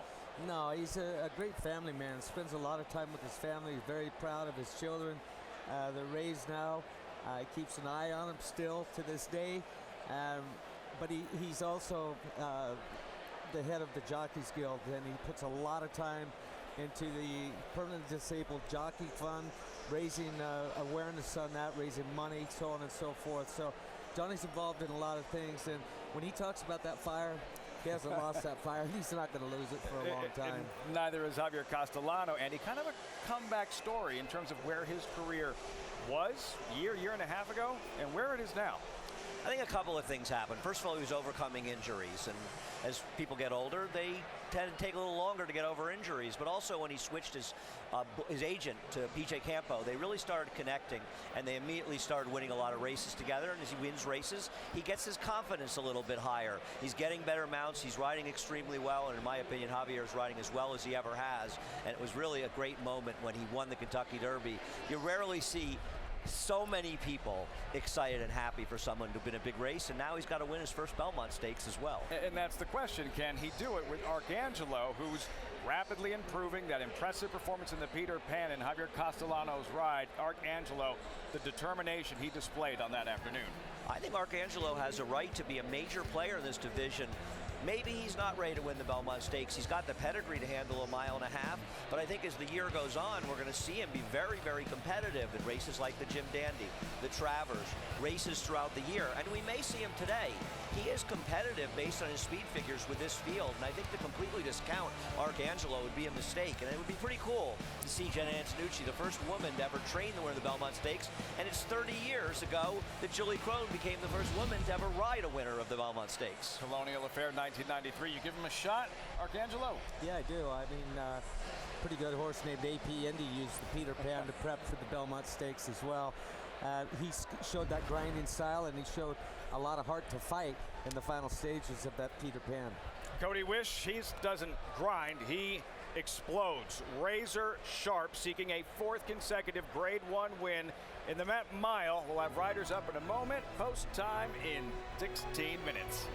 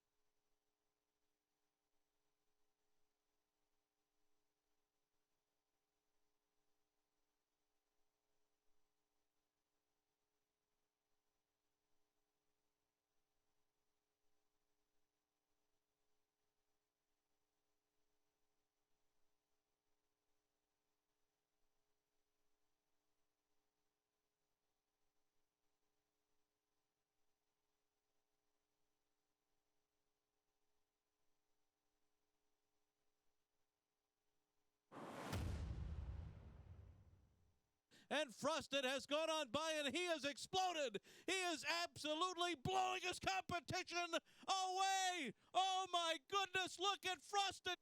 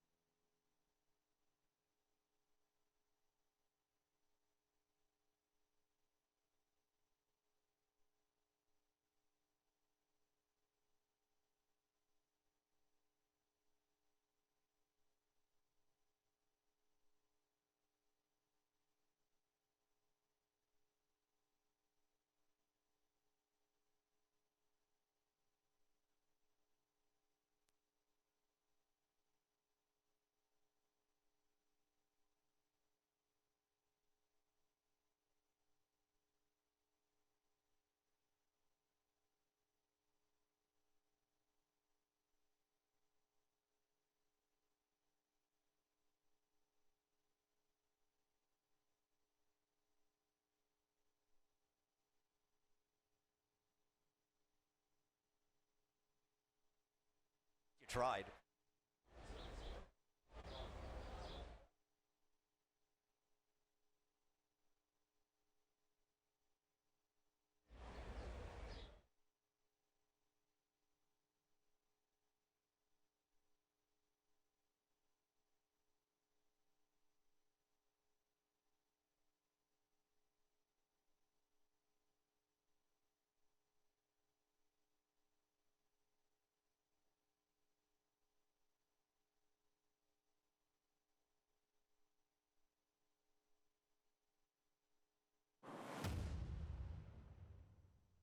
And Frosted has gone on by, and he has exploded. He is absolutely blowing his competition away. Oh, my goodness, look at Frosted today. Frosted's 10 in front. Frosted is absolutely rumped in the Met Mile. He was wrapped up.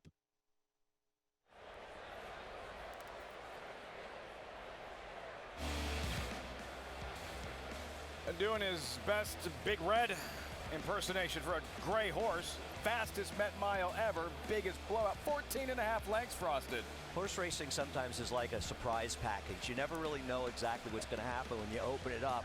And Frosted's performance that day was one of those ones when you sort of went, did I really just see that? He absolutely destroyed the field that day and stamped himself as a top contender at that point for Horse of the Year. And that was one of the better performances you've ever seen in that race. Cody's Wish, odds on 3 to 5. Met Mile Breeders' Cup Challenge event. Win and you're in for the Breeders' Cup Dirt Mile as we check in with Acacia.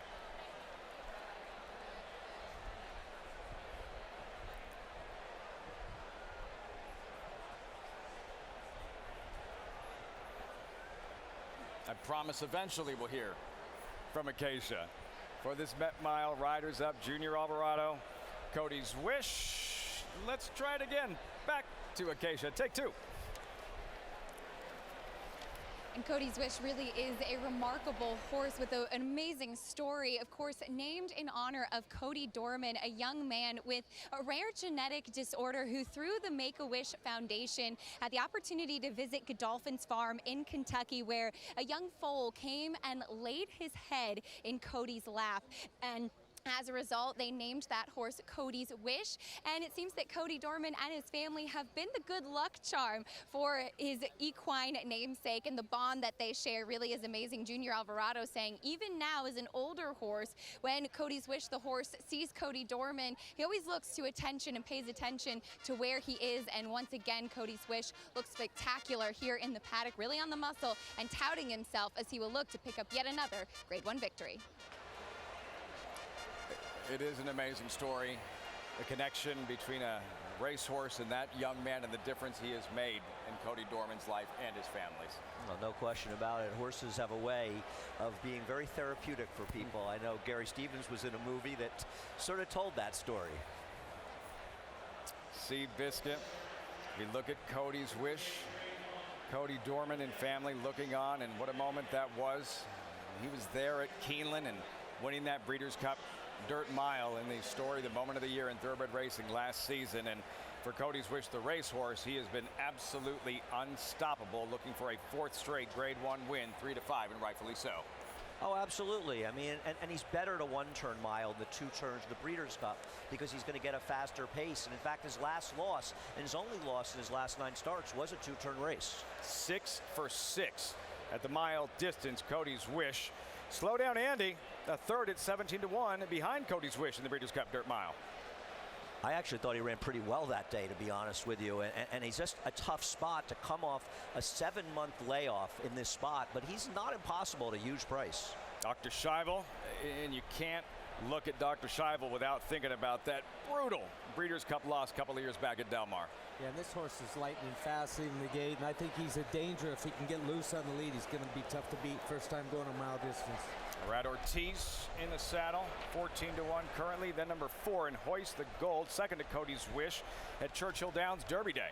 He's knocked on the door in some pretty good races, but he's never run a speed figure that's even remotely close to be competitive here. He'd be a massive upset. Charge it. We wait for him to fulfill that promise and potential. Yeah, I mean, he's only started 8 times. He's got 3 wins, and he's got ability, but he's going to have to step up today to be able to beat this field. Number 6, Zandon, third in last year's Kentucky Derby, still seeking a first win since the Bluegrass. But if you look at his career, his best efforts have always come second off a layoff, and he got no pace to run out in the Westchester, and the pace should be much stronger here. I think he and Charge It are one of the 2 horses near with a chance to upset the favorite. A threat from off the pace with Flavian Pratt. Number 7, Repo Rocks, who ran a hole in the wind in the Westchester, the local prep. Yeah, he really did. If he runs like he did in the Westchester, it'll be a force to be reckoned with here. I like his outside draw, and he's going to be forwardly placed. 11 to 1.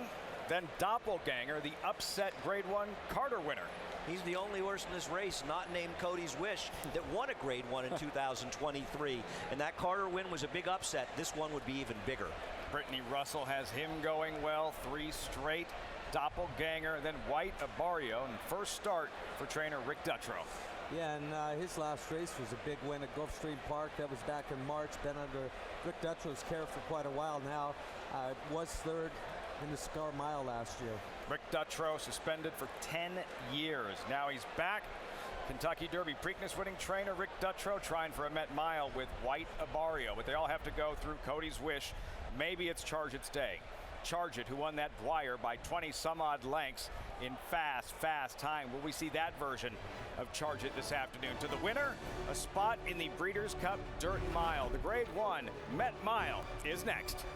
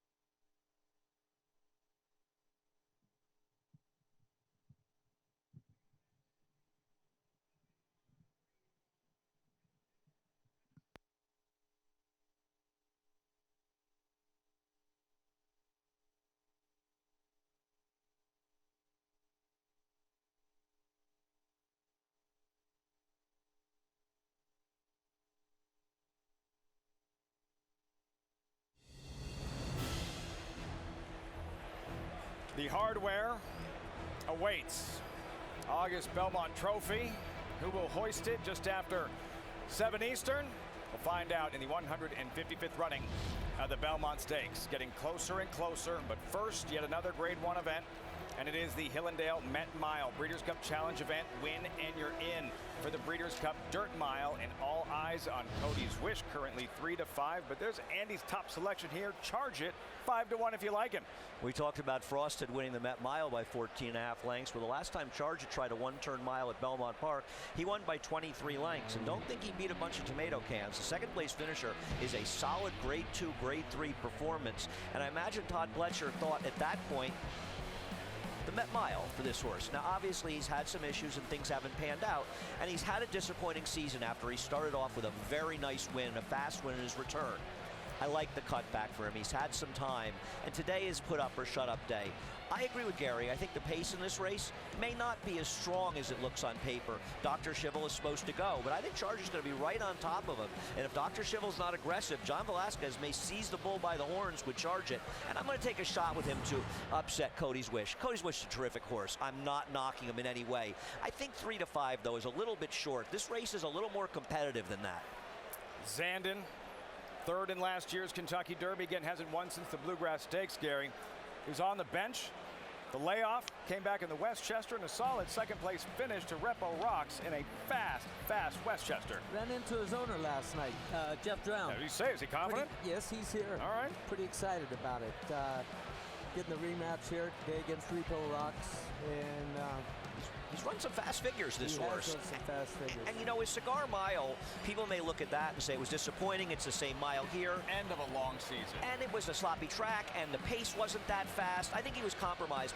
And look, I'm hoping the Charge It goes a very slow pace and he wires the field, but the pace is going to be at least honest, faster than it was in that race. And that's going to work well for Zandon second off a layoff. I believe he's going to run a big race today. We'll see if it's good enough. Everyone assumes because he's a closer and he ran third in the Kentucky Derby, he wants more distance, but do you subscribe to the theory that maybe, just maybe, he'll be better at these middle distances?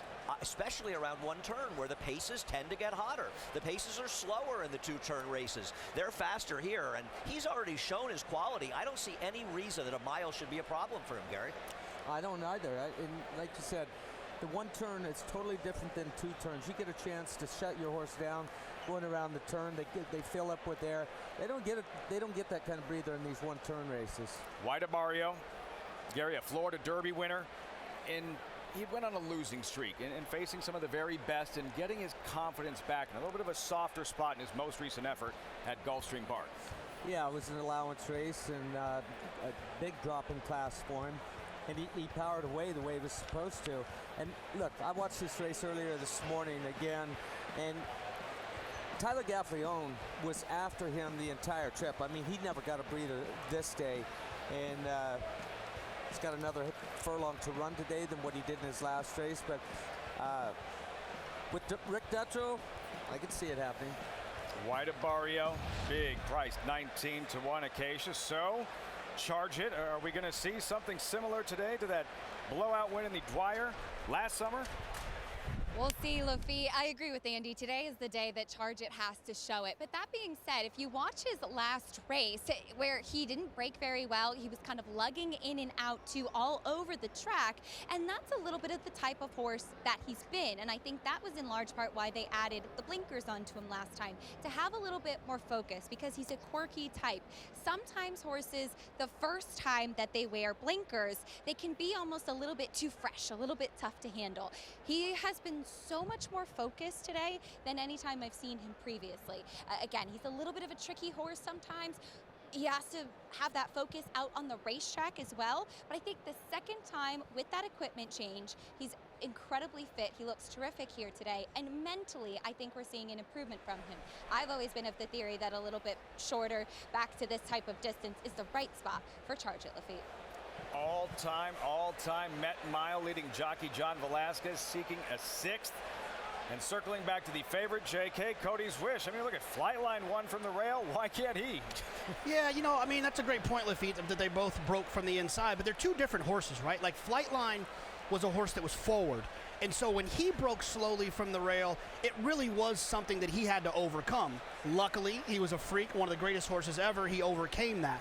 When it comes to Cody's Wish, I mean, if he breaks a step slow, it's not a big deal, right? He'll just let those other horses run out in front of him, and he'll do what he's done in 8 of his last 9 starts. He'll come circling down the middle of the track, and he'll get his picture taken again.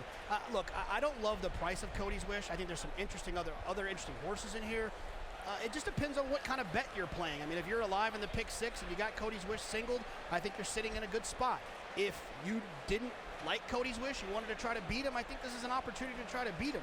It's a very tricky race with a 3-5 in it. I will agree with Andy. I think Zandon is interesting. Zandon showed a ton of talent as a 3-year-old, and we've seen it with horses like Frosted, who showed talent as 3-year-olds, but then they turned into monsters as 4-year-olds. I'm not saying Zandon's going to do what Frosted did in the Met Mile a few years back. I'm simply saying that there's an opportunity for Zandon to take another step forward with age. Should improve second off the layoff. Still looking at Cody's Wish.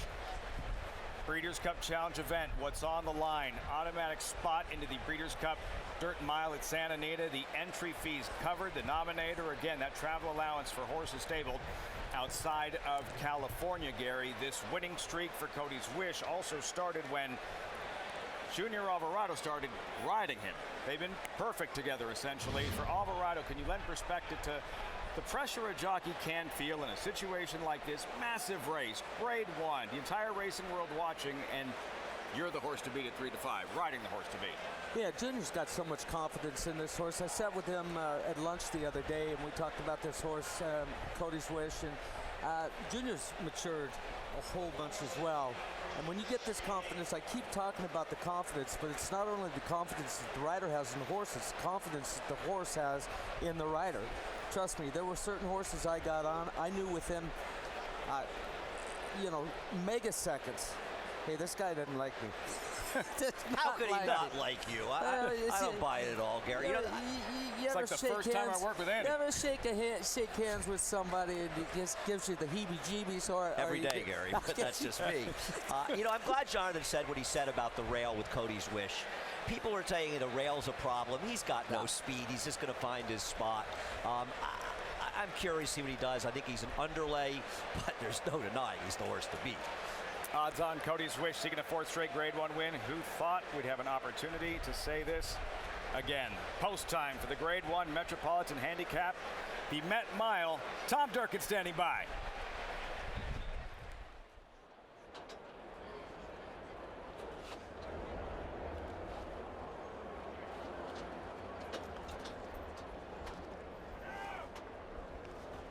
Wide Barrio, the gray, is the final horse to move in the line. The odds board reads 3 to 5 for the pari-mutuel favorite Cody's Wish. As a sentimental favorite, he's about 1 to 100.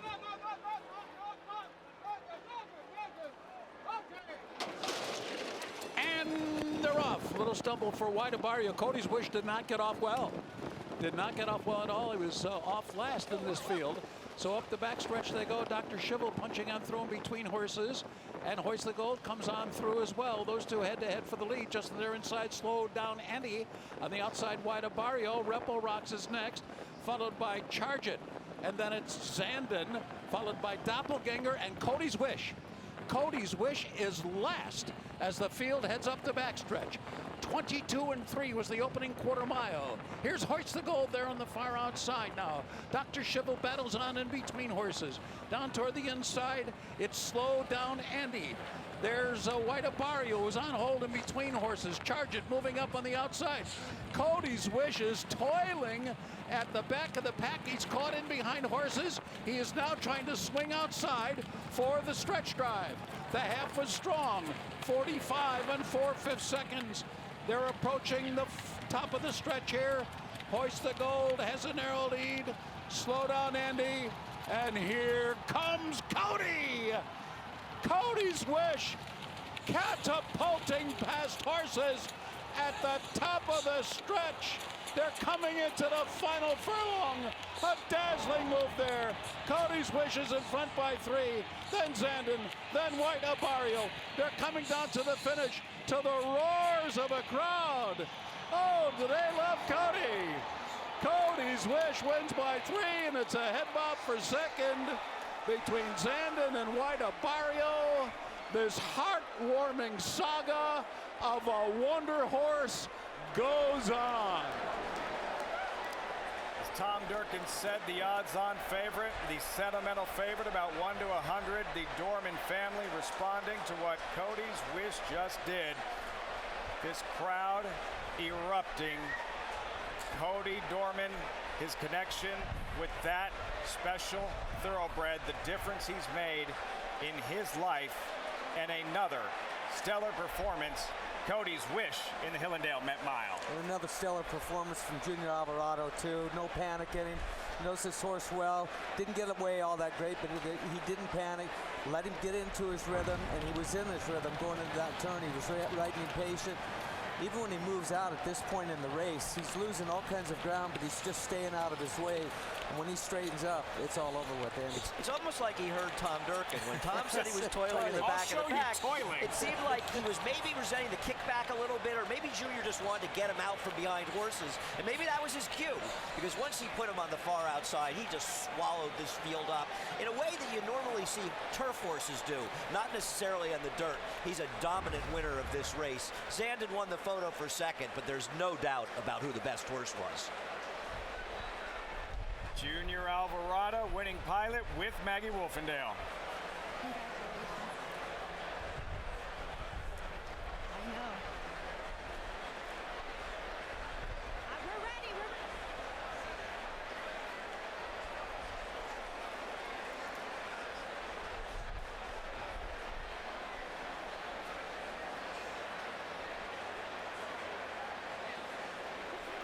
Hoping to connect with Maggie Wolfendale. Looking forward to hearing from Junior Alvarado how exciting this must be for him with Cody's Wish, Gary. And sometimes with a jockey and a racehorse, it just clicks. They've been perfect together. It just works. Yeah, I mean, they mesh. He knows this horse inside and out. He knows what he likes and what he dislikes, and I don't think there's too much.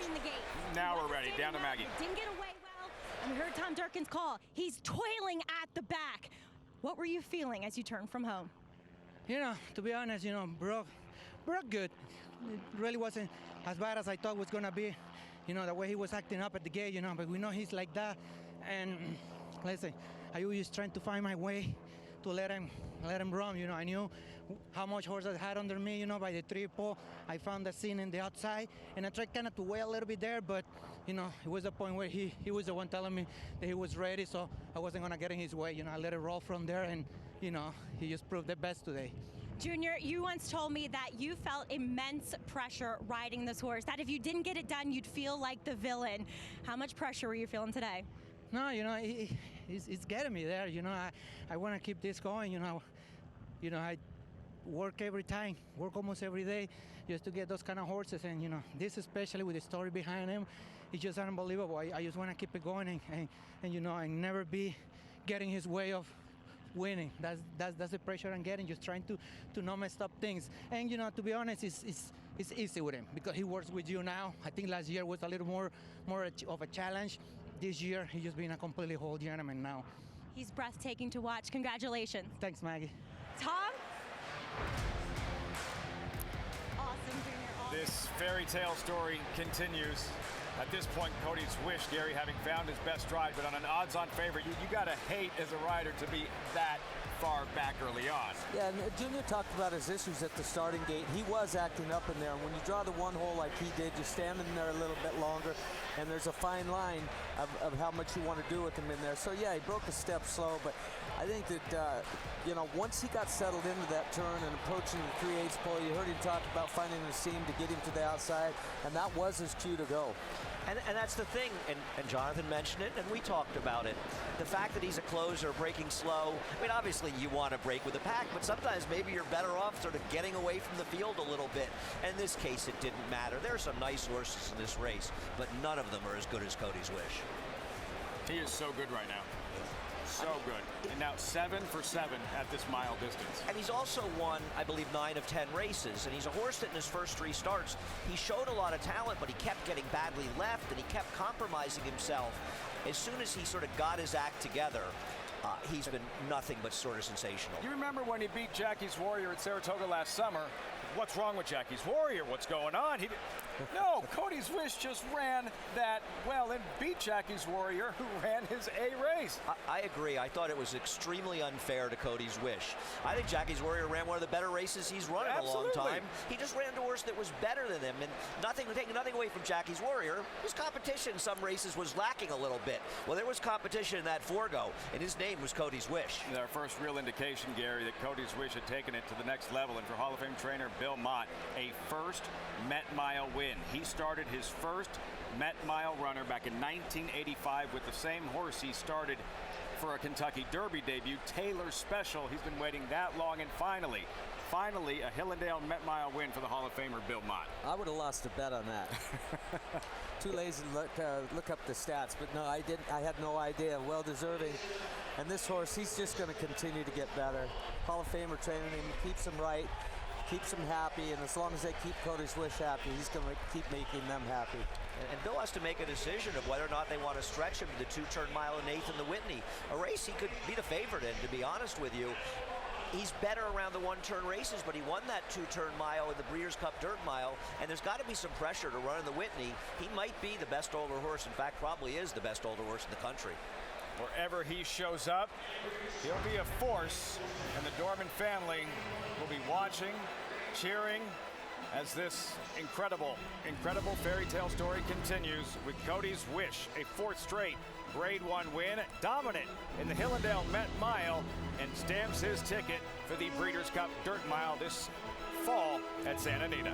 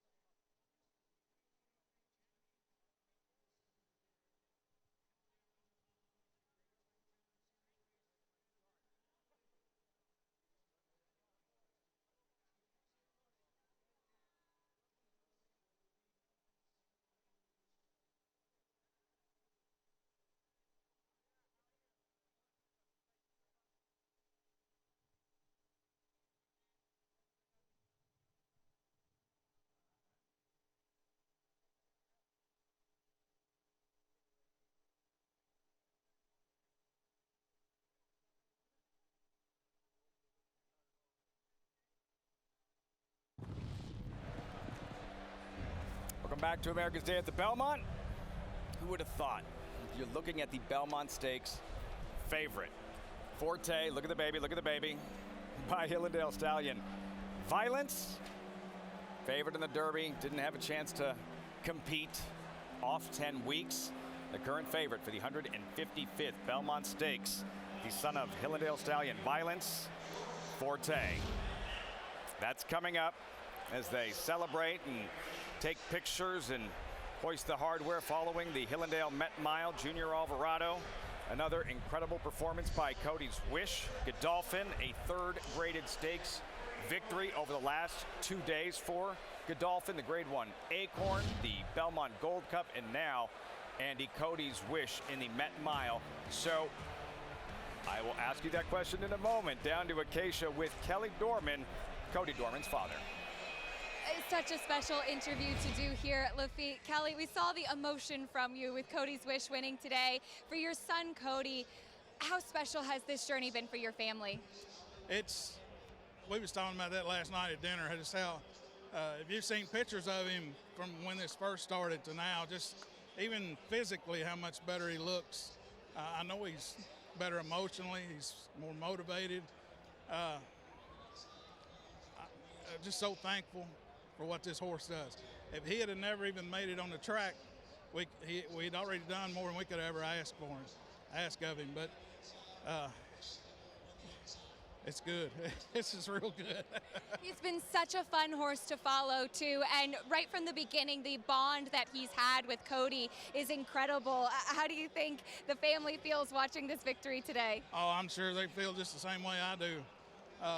You know, we were going to try to get him up here, but it didn't work out. So I was at work. Cody told his mom that he didn't want to go. We're going to try to go maybe to the next race where he was at. And he said he didn't want to go, but I had to go. So I was a victim of an executive decision. So I brought his bow tie with me. He got this during the Breeders' Cup. It was special made for him. I'm sorry, I just listened to it again. I thought I was going to rub it in too during the race for luck, but it just means so much. I mean, their words cannot describe what this means. And the people that's come up to me since, you know, we've been here and how much it's touched them and what it means to them. And most of them are tearing up. And, you know, it's so powerful to see something like that impact so many people so deeply. And it makes it that much more special that it's your own son. And, you know, he was dealt you know, a rough handing at the start of his life, but, you know, that don't define who he is. It's not defined him at all. And just so proud of him, my wife, my family, all of our friends, and everybody in horse racing. Well, we are so happy that you are here to celebrate it. Big congratulations, and we're sending all of our love to Cody. Hope that he knows how special his equine namesake really is. He's going to send all of his love back to wherever it come from. I promise you, he's bursting with joy. It doesn't get better than this, Lafitte. Family has been through so much. Such a challenge from day one for Cody, and the joy this horse has brought and the connection between a young man, Cody Dorman, and that racehorse. The first time they met, he didn't have a name. And it was years later when Cody actually saw him again. At that point, he had been named Cody's Wish, and right away, Cody's Wish went right up to him again like the first time they met, that connection. It's a great story, and one of the things I love about it is that it highlights how many great stories there are in horse racing. And listen, we get some criticism, some deserve, some not, but there's many great stories in racing and the things that horses have done for people to make their lives better. And I'm glad a story like this can be out there, so hopefully people can read that and realize how important the horses can be for so many people, or in this particular case for Cody. Incredibly heartwarming, and a congratulations to the Dorman family, and for Cody's Wish, wow, onward and upward, a fourth consecutive Grade 1 win. Coming up, the Manhattan Resorts World Casino, Manhattan, mile and a quarter on grass, $750,000 purse. You see the field updated odds, no surprise, number 8 up to the mark, trained by Todd Pletcher, 8-5 with about 30 minutes to post. Yesterday marked the 50th anniversary of Secretariat and what he did in the Belmont Stakes back in 1973. One of the greatest performances by an athlete ever. 31 lengths. 31 length victory in the Belmont Stakes. By 1973, 25 years had passed since Citation was crowned our 8th Triple Crown winner. Then came Secretariat.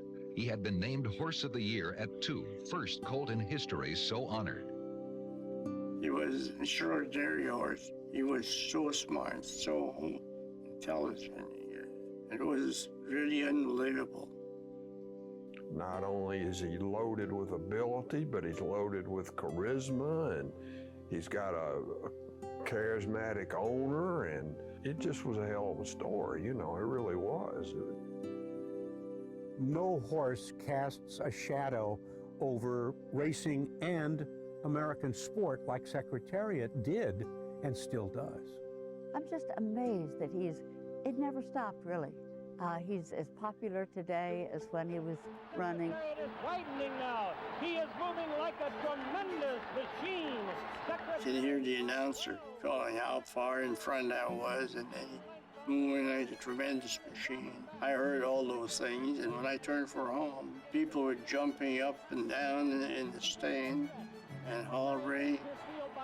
I'm looking at the teletimer, looking at the clock, how fast I was going, and I was breaking track record all the way down the lane. Secretariat has opened a 22-length lead. He is going to be the Triple Crown winner. Here comes Secretariat to the wire. An unbelievable, an amazing performance. Chick Anderson called it on TV. I called it for the track. Secretariat was the best horse in the world on the day of the Belmont Stakes. The chestnut marched into history in the most emphatic way possible. A winner 31 incredible lengths in front of the next horse, establishing a new American record for the mile and a half. It was just incredible. I mean, you never saw a horse win by that amount. Secretariat was a real rock star. He was on the cover of so many national magazines. I think it's only coming once in his lifetime. But I'm hoping that we'll run up on one and happen. And I never forget him as long as day I live. When we took him back to Claiborne and retired him, I was just very, very hurt to have to give him up. And that surprised me. I didn't know that I felt so strongly about him. Me, I thought it was the saddest thing in the world Sunday when them men come over there to take him away because, like I said before, I don't think you'll ever see a horse like him in many, many years to come. People know Claiborne because of Secretariat. For whatever reason, he came along and captivated the nation, and everyone knows who Secretariat is. Even if you weren't alive during that era, you know who he is. He was just the most incredible athlete that day that we've ever seen, and we won't see it again. They'll never beat Secretariat's record in the Belmont, ever. Every day I get lots of letters, and it's amazing, and that's just throughout the world. It's not only America. Besides my family, he's my first love.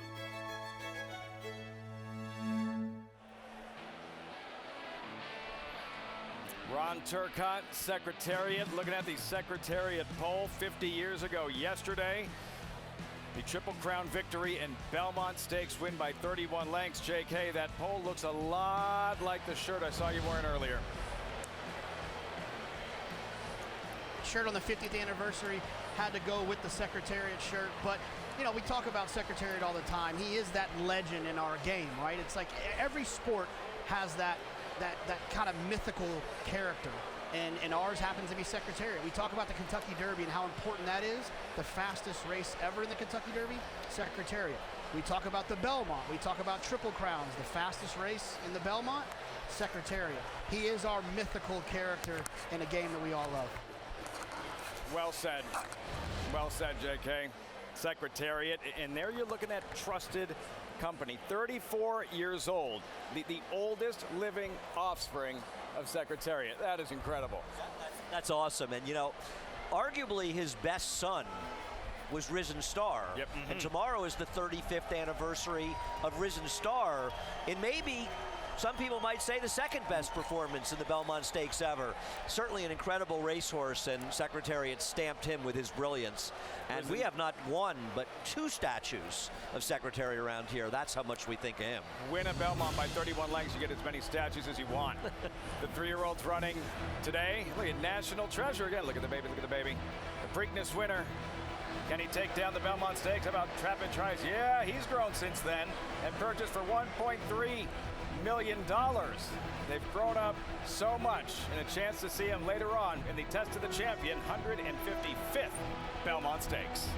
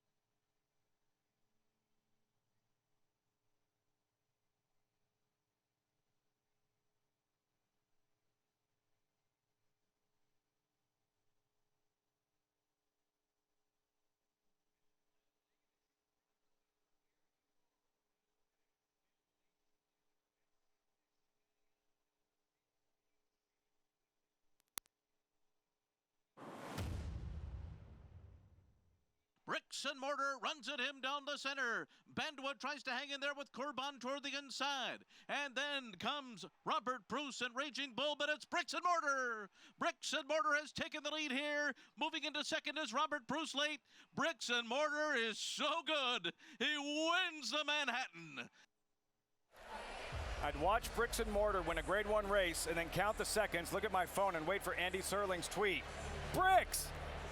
I love Bricks. I love Bricks when he first started running. If you've never seen his win in the Manila here at a mile as a 3-year-old, go to YouTube and watch it. It was an incredible performance. And he was a horse that suffered an injury, and we really never thought he'd come back and race. And even when he came back, Chad Brown said to me, I still think he's 50-50 to ever get back on the track. And get back on the track he did, and he was incredible, ending up being horse of the year. And he had his first foal to race the other day. A winner. Thought Love you were going Bricks. to tweet Bricks. Love Bricks. Gary Stevens, when's Chad Brown going to figure out how to win a Manhattan?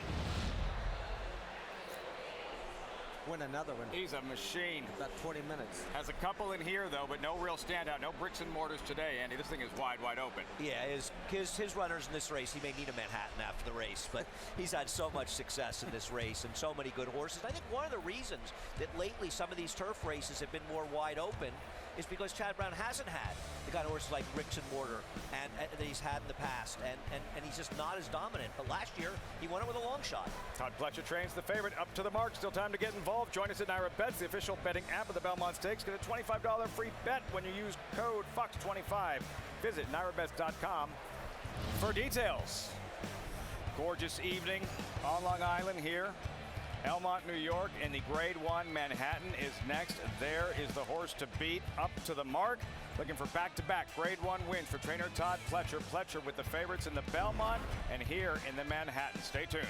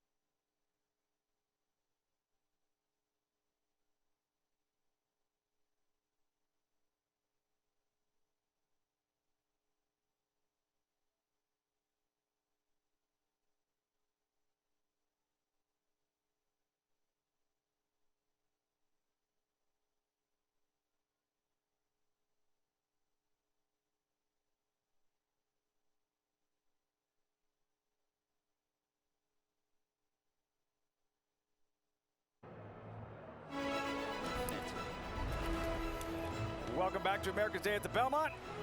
Gary Stevens' phone is dying. Concerned about being able to call an Uber. That might be your best opportunity to get home, my man. I think Gary could get one of those Clydesdales to go at 23 quarter. I want to drive the whole team. JK may have a spare battery with him. JK, Polly, what do you guys think as we get closer to this Grade 1 Manhattan? Yeah, look, this is one of my favorite races, right? Because it's always the race before the Belmont Stakes. Up to the mark for Todd Pletcher.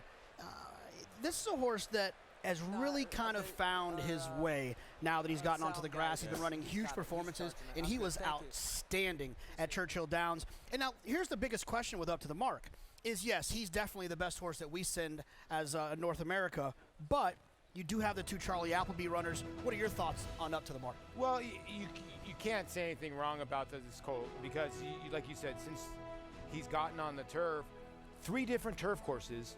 Obviously, his first time he got on the turf course, JK, he was 12-1 at Gulfstream Park, came back at Gulfstream. He went to the Maker's Mark Mile, did not disgrace himself, and then this happened at Churchill Downs, and he was ridden with care, too. Guy Red Ortiz Jr. knew he had the goods, so since he's got on the turf, he's just been a different animal, and like I said, 3 different surfaces, that means a lot. Look, he got on the grass, he won, he ran on the grass the second time he won. The third time closed into a slow pace. I'll give him an excuse there. Then he came back and won again. I'm going to log into my Naira Bets account and bet the 8 here. 8-5, Up to the Mark, written by that star jockey Red Ortiz, and for owner Mike Rapoli, could be a very, very productive hour and a half or so. Owner of the favorite, co-owner Up to the Mark in this Grade 1 Manhattan, and later co-owner of the Belmont favorite Forte. Won the Belmont Stakes last year, ran 1-2. Mike Rapoli here at Belmont seeking a second Belmont win. It's Chad.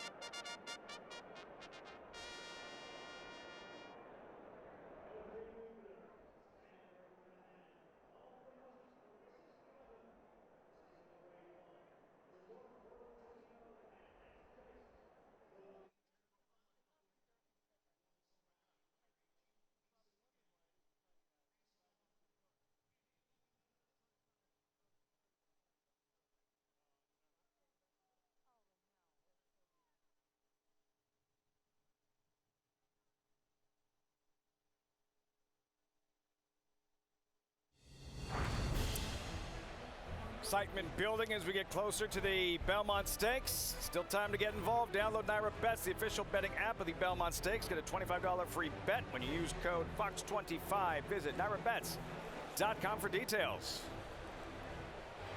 Belmont Stakes race 12, Grade 1 Resorts World Casino, Manhattan, race 11, and next, post-parade. We start with So High, and outsider Javier Castellano might get aggressive with this long shot. Lifetime, and I would think this horse has got to go to the front, adds pace for the party. Number 2, Strong Quality, the figures to be in the mix early as well. Yeah, has some speed, but I worry that he's going to have some pressure from the horse to his inside. You'll see Strong Quality eventually. Nice long look at So High and Javier Castellano. Castellano trying for a first Belmont Stakes in a little over an hour.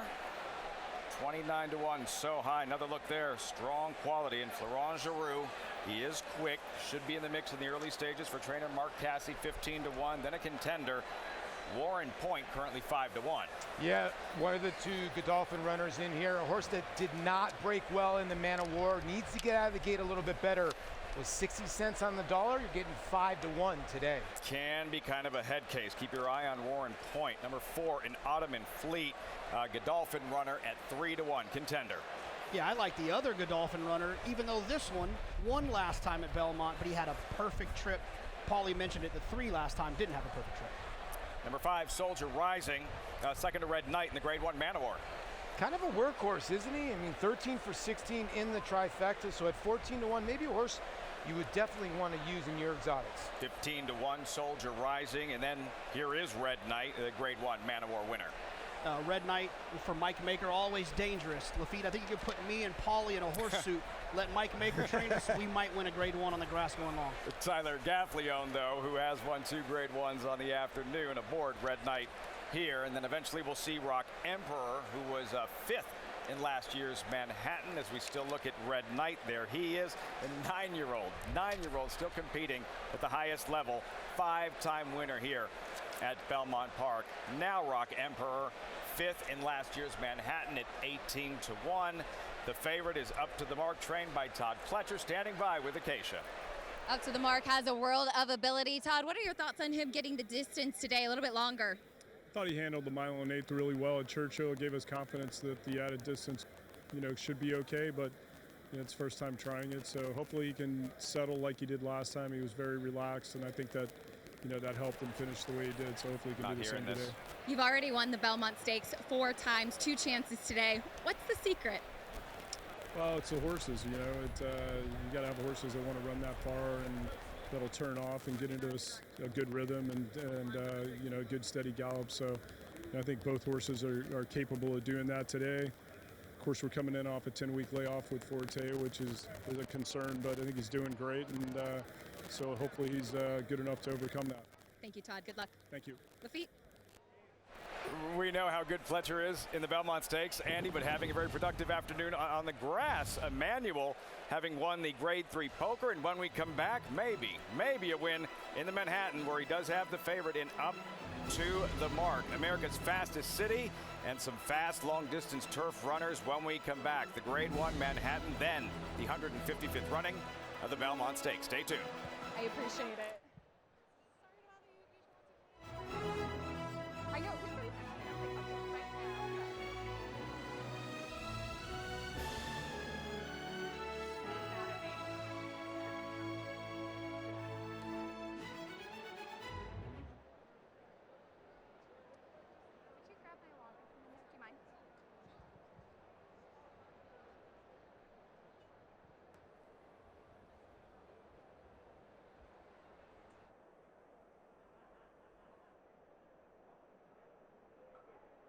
Break, I was not going to make half.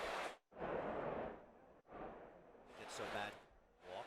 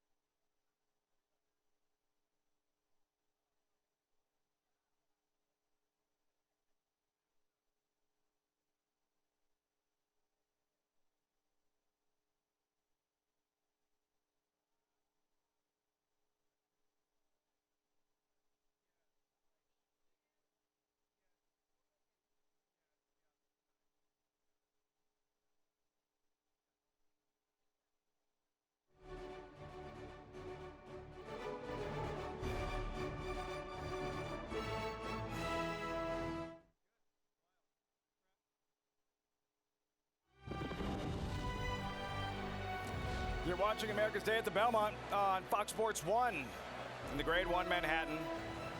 Coming up in 4 minutes. Prestigious long-distance turf race, mile and a quarter on the inner turf course. Older horses.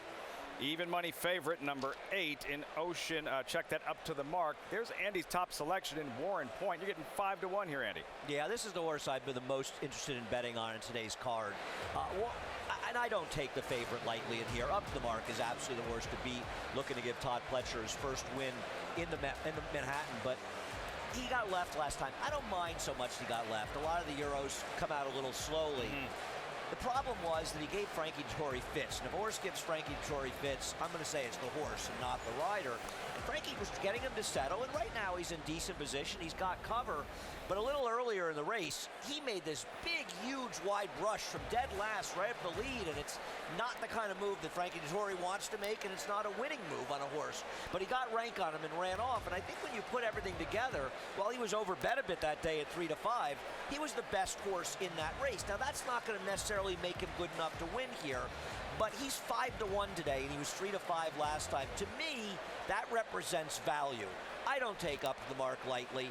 I do worry a little bit, though, about him getting that extra furlong to a mile and a quarter, and I think Warren Point, who's been training extremely well coming this race, today is the day to bet on him. And he's nice and settled as you see our selections from our handicappers. JK and Paul, the good news here with Warren Point and Richard Mullen, and it's worked in the past. Mullen, who has ridden Warren Point well, they won really nice win in Bahrain. As he tries to keep him settled, we'll see if he get him out of the gate much better this afternoon. Yeah, you make a good point there as well, Lafitte, because, you know, Richard Mullen, he'd ridden both of these horses last time, or a couple of times. You know, he ridden Ottoman Fleet last time out, JK, the 4, now William Buick's aboard. And, you know, Warren Point, like, is there much separation for you between the 3 and the 4, the 2 Appleby runners? Well, I mean, I think that's the thing, right? I think, like Andy's point is, you know, I think the 8, 3, and the 4 are the only horses you need in this race. The 8 seems to feel a little bit overbet, probably the most likely winner. The 4, Ottoman Fleet, because they won last time off a perfect trip, taking a little bit more money than I think probably deserves. And that leaves the 3, Warren Point, as a very live and wagering proposition that makes sense. You know, Andy pointed out, and we didn't get to really see it in that highlight, this horse made a crazy middle move. Yeah, he did. After breaking really slow, Frankie said, let's try to go win this thing. He made a crazy middle move and just flattened out. I do think that off of those trips, you have to like the way that Warren Point ran, because if you look at Ottoman Fleet in the Fort Marcy, he got a perfect trip. Yeah. I think the other point about this, Lafitte, too, as well, is Warren Point was a little bit washed out in his last race in the Fort Marcy, in the Man of War. Now, here's the Fort Marcy where, you know, Ottoman Fleet was even money coming out of a race, a grade 3, had great credentials coming in, JK, and just got the job done.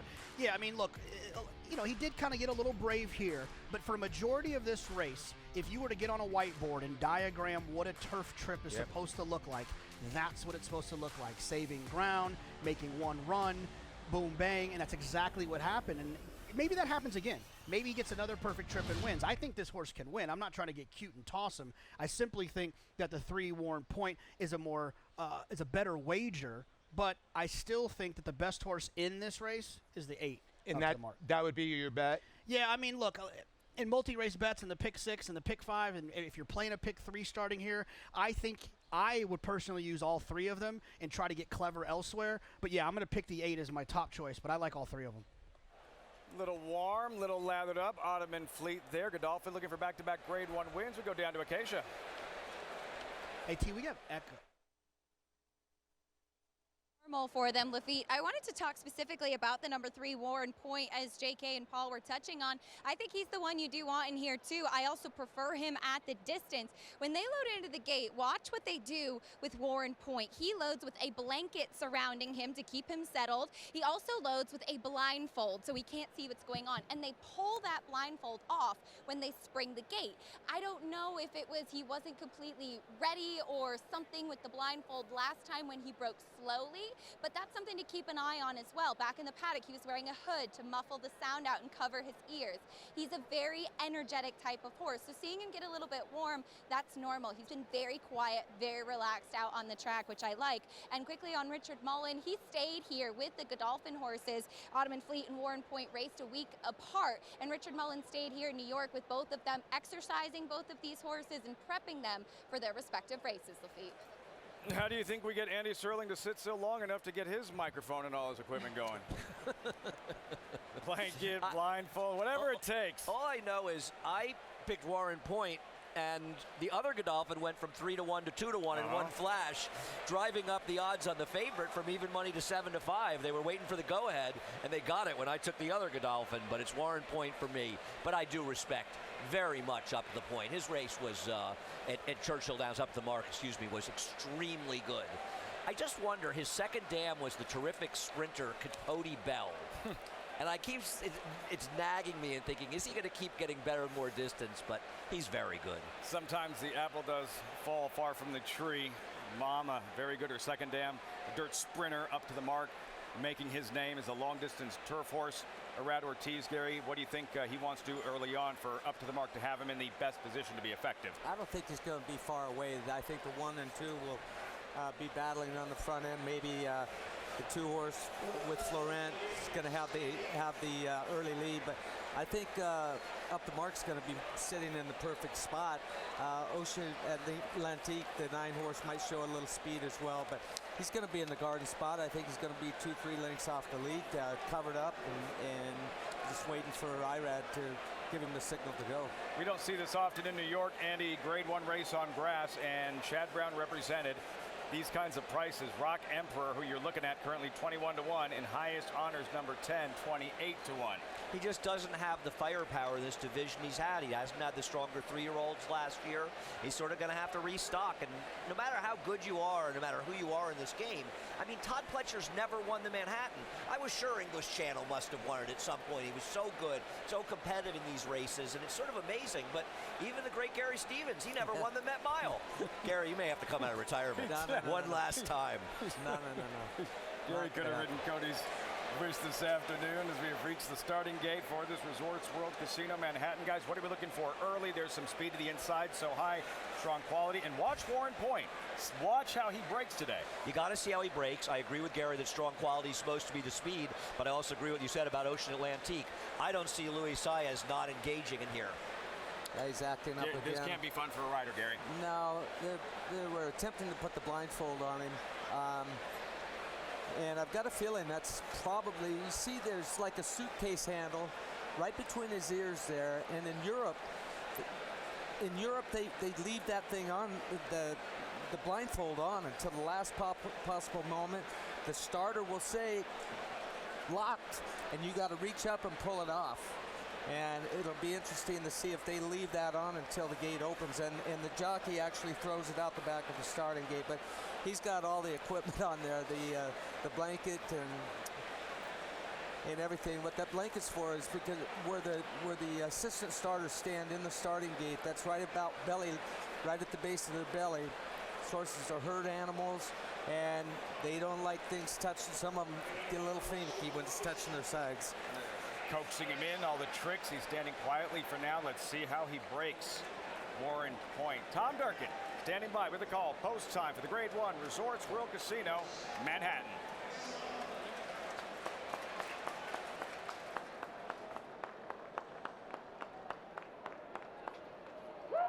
Oh, that's Red Knight acting out there.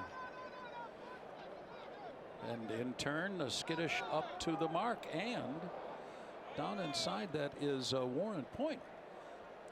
So they've had a very long warm-up going into this starting gate from the time they left the paddock to the time.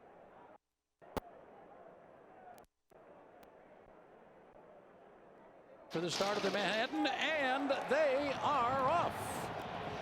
Down toward the inside, it's Strong Quality. He was going for the early lead. Up to the Mark, fired off the mark. He moves well, and up on the outside as they make that long run into the turn is Ocean Atlantique. So they take up their positions as they move into the first turn. Ocean Atlantique remaining well off the rail. Strong Quality running on aggressively. 2.5 lengths back. Osei secures a spot on the inside, running along in third. Up to the mark, is settled back and fourth now. He's about 7 lengths or 8 lengths off this free running leader. Just to his inside is Warren Point. Then the gray Highest Honors. Next in line is Rock Emperor, Soldier Rising, lingering near the back of the pack, along with Ottoman Fleet. And the last of them all is stretch running Red Knight. So the early lead here of Strong Quality is evaporating. He ran the opening half mile in a strong 47 3/5 seconds. So Strong Quality continues to set the pace here. Ocean Atlantique continues on second. And then it's long shot Osei, who's hugging the hedge third as they move into the far turn. Up to the mark, has maneuvered into the clear on the outside for a clear shot toward the front runners. Down inside, Warren Point. He'll have to extricate himself off the rail. There he goes, one path off. Highest Honors followed by Rock Emperor. Ottoman Fleet, Soldier Rising toward the inside. Red Knight trails, but he is only 6 lengths from the lead, and he's starting to roll. 3/4 and 1, 12 and 1, and again, Strong Quality opens up. He bursts away to a 2.5 length lead. Osei has been chasing him throughout, and here's Up to the Mark. Set down for the drive into the final furlong. Strong Quality, Up to the Mark is roused to the lead. Soldier Rising coming late, and so too Red Knight on the outside. And they're coming down to the finish, and it will be Up to the Mark. Up to the Mark gets onto the line and wins it by 3 lengths. Soldier Rising got second. Ottoman Fleet was third, and Red Knight was fourth in 1:59 and 1. Trainer Todd Pletcher's won in Manhattan now. Up to the Mark, running up the score, the favorite, 8-5, no doubt about it. The Grade 1 Manhattan Mike Rapoli and family celebrate. Yeah, what a day they've had so far. Todd Pletcher, Irad Ortiz, and a perfect trip there, stalking. Had him right in the perfect spot. The pace was realistic. Just bided his time until he turned into the stretch. An explosive kick the last 1/8 of a mile, Andy. Nah, he's the clear leader of this division right now with the 2 Grade 1 wins, and he absolutely crushed the field here.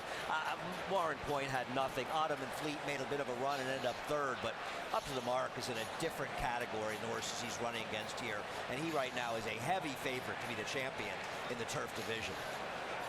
Brad Ortiz going to work. Up to the Mark, pouring it on late, 8-5-4-6 in the Manhattan. So that's how the race finished. But what about the start, Gary, and everything going on with the number 3 horse in Warren's Point, who, just like in his U.S. debut, sluggish leaving the gate. Yeah, and you see Richard Mullen sort of slap him with his rear end against his rear end, got him running, and he actually got very aggressive down the backside today, exactly like he did in his first out here in America in the Man of War. Troublesome horse. He wasn't not in a good mood when he loaded into the starting gate. He actually got into a decent position, but that pulling, when they start pulling on you like that, they're using energy. You're trying to slow them down. They want to go forward. They want to go faster. And you're damned if you do, and you're damned if you don't. He did it to himself. Yeah, he just completely backed out of the race in the turn. He has some talent, but he's not as good as the winner anyway, and his behavior seems to be his undoing. Paul J.K. Up to the Mark. No doubt about it, performance in the Manhattan. Yeah, this was ultra impressive. It really was, J.K. And I think a lot of things, too. I know it's on the turf, but he just stopped the clock in 1:59, almost 1:59 flat. I don't care if that's on dirt, cement, synthetic, whatever. You go 1.25 miles in a sub 2 minutes, you're moving. Take a look at the results on the bottom left. For a second, I think I might have said 8.45. The final, that's the correct final, 8.546. So if you had the 8.5 in an exacta, you should be a winner, unofficial here. Look, the 8 Up to the Mark, this horse is pretty darn good, right? Yeah. I mean, like, he won the race on Derby Day going 1.1 1/8, impressively, running away from horses. Yeah. And he did the same thing here, running away from horses going 1.25 miles. I think all of these long-distance turf races, they better ship something over here, because it doesn't seem like there's anything that can beat this horse. I think the most impressive part about it was he was really never covered up. He kind of was just raiding along, and then he just went on with it. And like I said, That is a fast time, and sometimes we try to figure out why does a horse like dirt, why does a horse like turf? Well, this horse is a completely different horse on turf. I feel bad for anyone who bet the 8-2 double, because I have a feeling Mike Rapoli hammered it pretty hard as well. Mike Rapoli, co-owner, up to the mark, has Forte coming up in the Belmont Stakes. What a pro. What a pro, up to the mark. And yeah, we're just reborn on grass. A superstar in the Ascend, up to the mark. Arad Ortiz, Todd Pletcher, 2 graded stakes wins on grass this afternoon. The Poker, the Manhattan, and oh, by the way, they will meet once again in the paddock before the 155th Belmont Stakes. Rapoli, Ortiz, Pletcher with Forte in the Belmont. You're watching America's Day at the Belmont.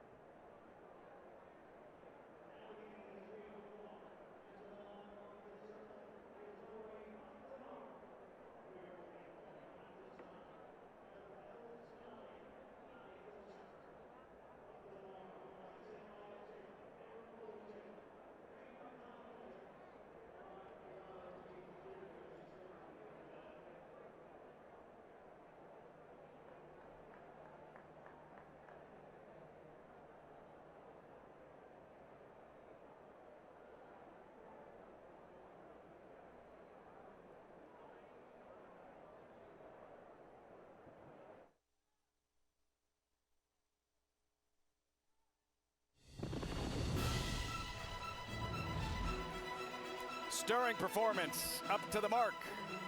Want to see Andy get annoyed, Gary? Yeah. Up to the mark. That was better than Bricks and Mortar's Manhattan. Oh, you know, I'm not such a small person like you. You know, I pity you, Lafitte. I seriously.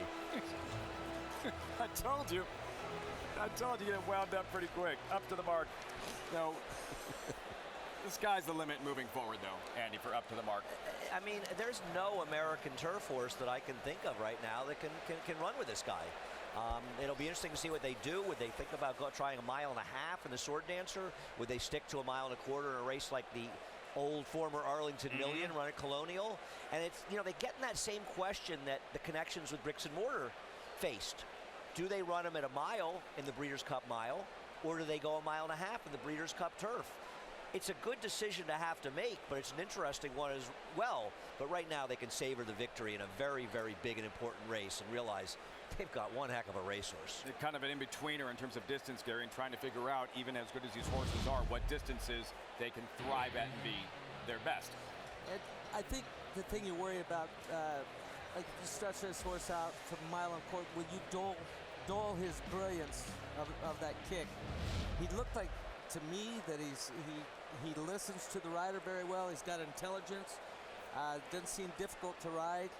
Got a good head on his shoulders, so I think they could pick about any spot they want. And the distance is, he's got that burst. The question is, can he gallop along for 1.25 miles and then burst the way Bricks and Mortar did? We'll find out. Down to Acacia. Pleased to be joined by winning co-owner Mike Rapoli. Up to the mark. Boy, was he impressive today. Very impressive. I mean, since we put him on the grass, he's a different horse. And just want to say hello to Vinny and Teresa. We have a big game today with the Florida Panthers, and going to tie up that series. But this is the first Vinny and Teresa, hopefully, of Forte and then the Florida Panthers. But this horse just ran great. Todd, Irad, everybody at the Pletcher Barn's done an unbelievable job with him. Yeah, Forte coming up next, of course, in the Belmont Stakes with Vinny, your partner. Talk a little bit about that partnership and just what it means to have such success together. You know, it's just fun. I mean, I was against partnerships years ago, but you know what? You got Rory here, you got Monique here. Obviously, Vinny's family is at the Florida Panther game, but you know, it's just special. I mean, it's you know, whether it's Vinny's silks or my silks, the horse is the same. So we're very excited. And as always, the family all here in the winner's circle. You know what? Success is best when shared. Absolutely. Congratulations. Thanks, Acacia. Lafitte. Mike Rapoli. We see races, dirt races, and horses blow away the competition in a Grade 1 race on grass for a horse to win by that far, Gary. That much more impressive. Yeah, I mean, I don't think that folks out there that are casual watchers understand what they just saw. But these are the best of what we have here in America, and he destroyed that field and played with them. He's only a four-year-old, and he's still getting better. Third win in the Manhattan for jockey Irad Ortiz. Speaking of numbers, we'll take you inside the numbers, by the numbers for the Belmont Stakes.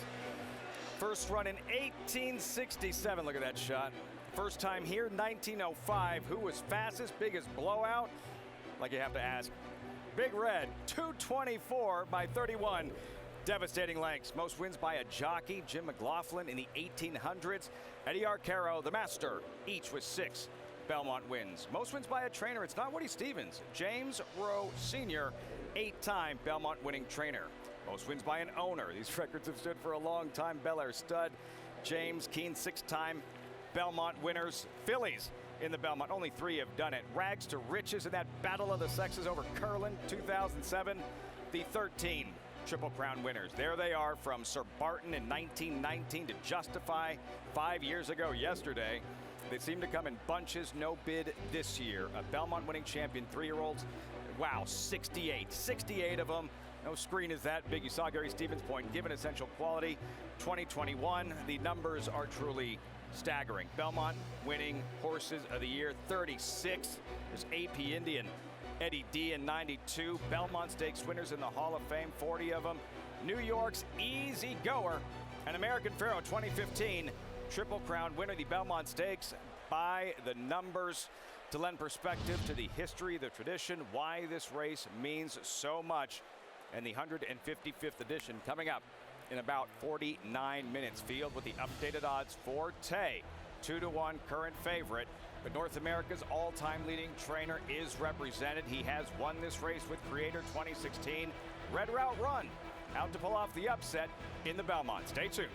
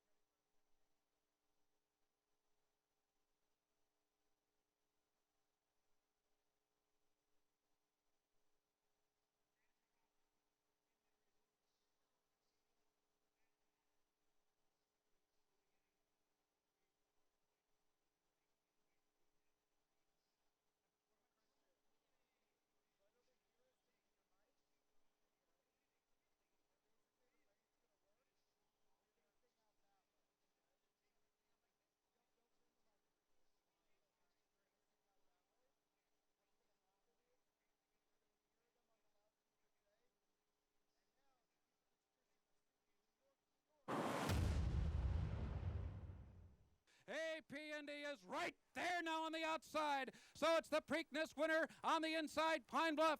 AP Indy is right there with him. And on the outside, here comes My Memoirs. He's right there, third. They're in the final furlong. And Pine Bluff is all out on the lead. AP Indy is right there with him. It's very tight. My Memoirs is full of run, but AP Indy surges to victory in the Belmont Stakes. That head so low, that anteater action, a very fast anteater. AP Indy in the Belmont Stakes, and Eddie Della Hussein. And I asked Eddie, I said, is he uncomfortable to ride? And the first thing I'd ask him, I said, it looks like you're riding him down the backside. And he said, no, it carries his head so low. And actually, he's pulling my hands. And he said, I'm not riding him. That's just his action. And used every piece of his body in his stride. The synergy with the Belmont favorite today, Forte, AP Indy, Kentucky Derby favorite, scratched the morning of the race, came back and won the Belmont Stakes, but he ran in between those races. He won the Peter Pan. Forte scratched the morning of the Kentucky Derby. Has not raced in 10 weeks. He didn't miss training, so that's important. But he still hasn't run in 10 weeks, and now he's got to get a mile and a half, but he doesn't exactly have a pedigree that streams a mile and a half. He's a very, very talented horse. That goes without saying. But whether or not this is the right race for him, especially under these circumstances, is an entirely different story. I'm going to play against him, but lately I've been playing against a lot of horses that have been winning. It's going to be your race, the Belmont Stakes. Forte, co-owned by Mike Rapoli. Last year he had said, well, leading up to a Belmont Stakes, that it would mean more to him to win a Belmont than a Kentucky Derby. And then he had a chance to win that Belmont Stakes last year with Mo Donegal. Then he had a chance to win the Derby with Forte, the morning line favorite, as we mentioned, scratched the morning of the event in what's turned out to be a very tumultuous, kind of an up and down ride the last few weeks for owner Mike Rapoli. Mo Donegal drifting out a bit, but in front and clear, and it will be Mo Donegal to win the test of the champion, the Belmont Stakes. Mo Donegal. You know, winning it last year, obviously being a childhood dream, but not just winning it, but also coming in first and second was pretty special. The last 5 weeks has been a little down, but you know, in all honesty, the journey started last year when he broke his maiden on this track, and then he went to Saratoga and he won the Hopeful, and then he won the Juvenile, and he's a 2-year-old champ. And he's 2 for 2 this year. See victory in the Fountain of Youth Stakes. Here's your 2-year-old champion. Here's Forte, geared down. Comes back in the Florida Derby, has the worst post. He's got the 12 post. Before he ran, that post was 1 for 48. It's now 2 for 49. This is going to be very close, but the champion prevails. Forte wins. He beat a horse named Mage, who nobody really knew about until 4 or 5 weeks later when Mage happened to win the Kentucky Derby. So though that's a little disappointed, it just shows you that he's beating the best horses of the crop, and I think he's the best 3-year-old, and I think we're going to see it on Saturday. But he got it done. On to Louisville for Forte. The last 5 weeks has been a tough journey, but the last year has been a great journey. You know, does it hurt to scratch the Derby favorite the day of the Derby? Yeah, hurts bad. When you have 75 family members and friends, and when you think about the highs and lows in life and the highs and lows in this game, many people don't get highs. And I've been so blessed to get so many highs in this game. This game's been good to me, and you know, maybe Saturday will be another great high. Mike Rapoli hoping to visit the Belmont Stakes winner's circle once again, as he did last year with Forte. He's New York through and through. He had said he'd rather win the Belmont Stakes than a Derby, and now trying to go back-to-back. But what this would mean, Gary, after missing the chance to win a Derby 5 weeks ago with Forte? Well, I think would be a true credit to Todd Pletcher and his skills, his abilities. I mean, this is not going to be an easy task being off for 10 weeks. The one thing that Todd Pletcher has going for him is he's got a ton of really good horses over there that can work out with his better horses. They can test each other. They can push each other. And he's put 3 solid drills in this horse since the Kentucky Derby, since he was scratched from the Kentucky Derby. He had meant to run into Preakness. He couldn't run into Preakness, so the delay, and we'll see if he's that good. He just keeps winning. Irad Ortiz having a big afternoon. They're going to go back-to-back in terms of Grade 1 wins, as is Todd Pletcher. Irad Ortiz, a 2-time Belmont Stakes winning jockey last year with Mo Donegal, and then in 2016, Andy, one of the best rides you'll see in the Belmont Stakes aboard Creator, making every right move. Ortiz, the difference in that one. I think if Joe Rosario had not gone outside top of the stretch with Governor Malibu, Creator couldn't have got through inside and won the race, and he just got up to beat Todd Pletcher's Destin. It was 11-1 that day. And listen, Irad's given so many good rides and so many big races, but watch, that's Governor Malibu with the red hat, who's 4th right now, or 5th on the 4th or 5th on the inside. Creator is going to try to make a run, and right in here, Governor Malibu comes off the inside, and Creator is going to find the seam to run through. Yeah, it was a great ride. I mean, throughout, he broke from the post position number 13 that day, and he got over, he saved ground all the way to the far turn. He saved ground, saved every inch of ground, didn't come out until he got into the stretch. And those are the kind of dream trips you hope for in these classic races. Yeah, I bet Destin. It was my birthday. I got disqualified the next race at 6-1. So I really appreciate you guys bringing back the bad memories here. And, you know, you feel it, you know, that sometimes any one of us that's involved in racing, you feel like the gods are out to get us, right? And imagine Mike Rapoli. You get scratched out of the Derby. You feel like you're going to win, and then Mage wins. It's got to be very hard. I promise you, co-owner Bobby Flay did not care at all, Andy, that he ruined your birthday. I think it made it sweeter. Back in 2016, Forte marching on his way into the paddock, the reigning 2-year-old champion and favorite at 2-1 for the 155th Belmont Stakes.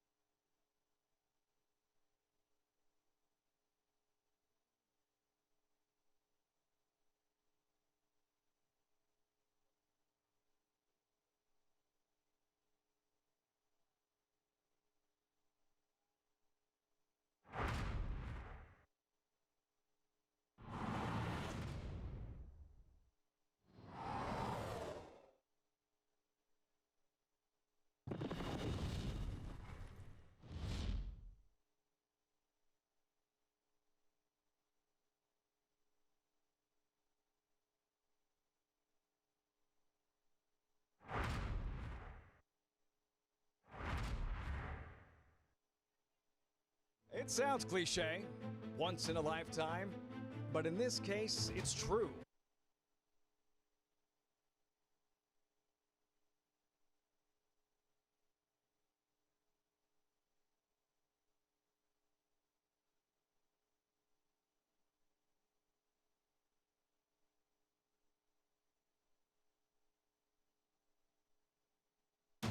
It sounds cliche, once in a lifetime, but in this case, it's true.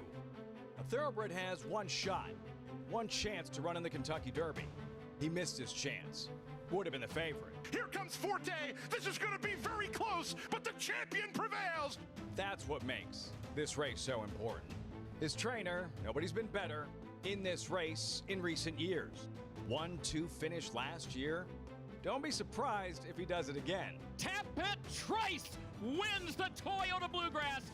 She doesn't talk about it much, but in moments, she could make history and become the first woman to train a Belmont Stakes winner. A terrific stretch duel here in the Peter Pan. It's a photo finish, may have been Arcangelo. The 155th running of the Belmont Stakes is next.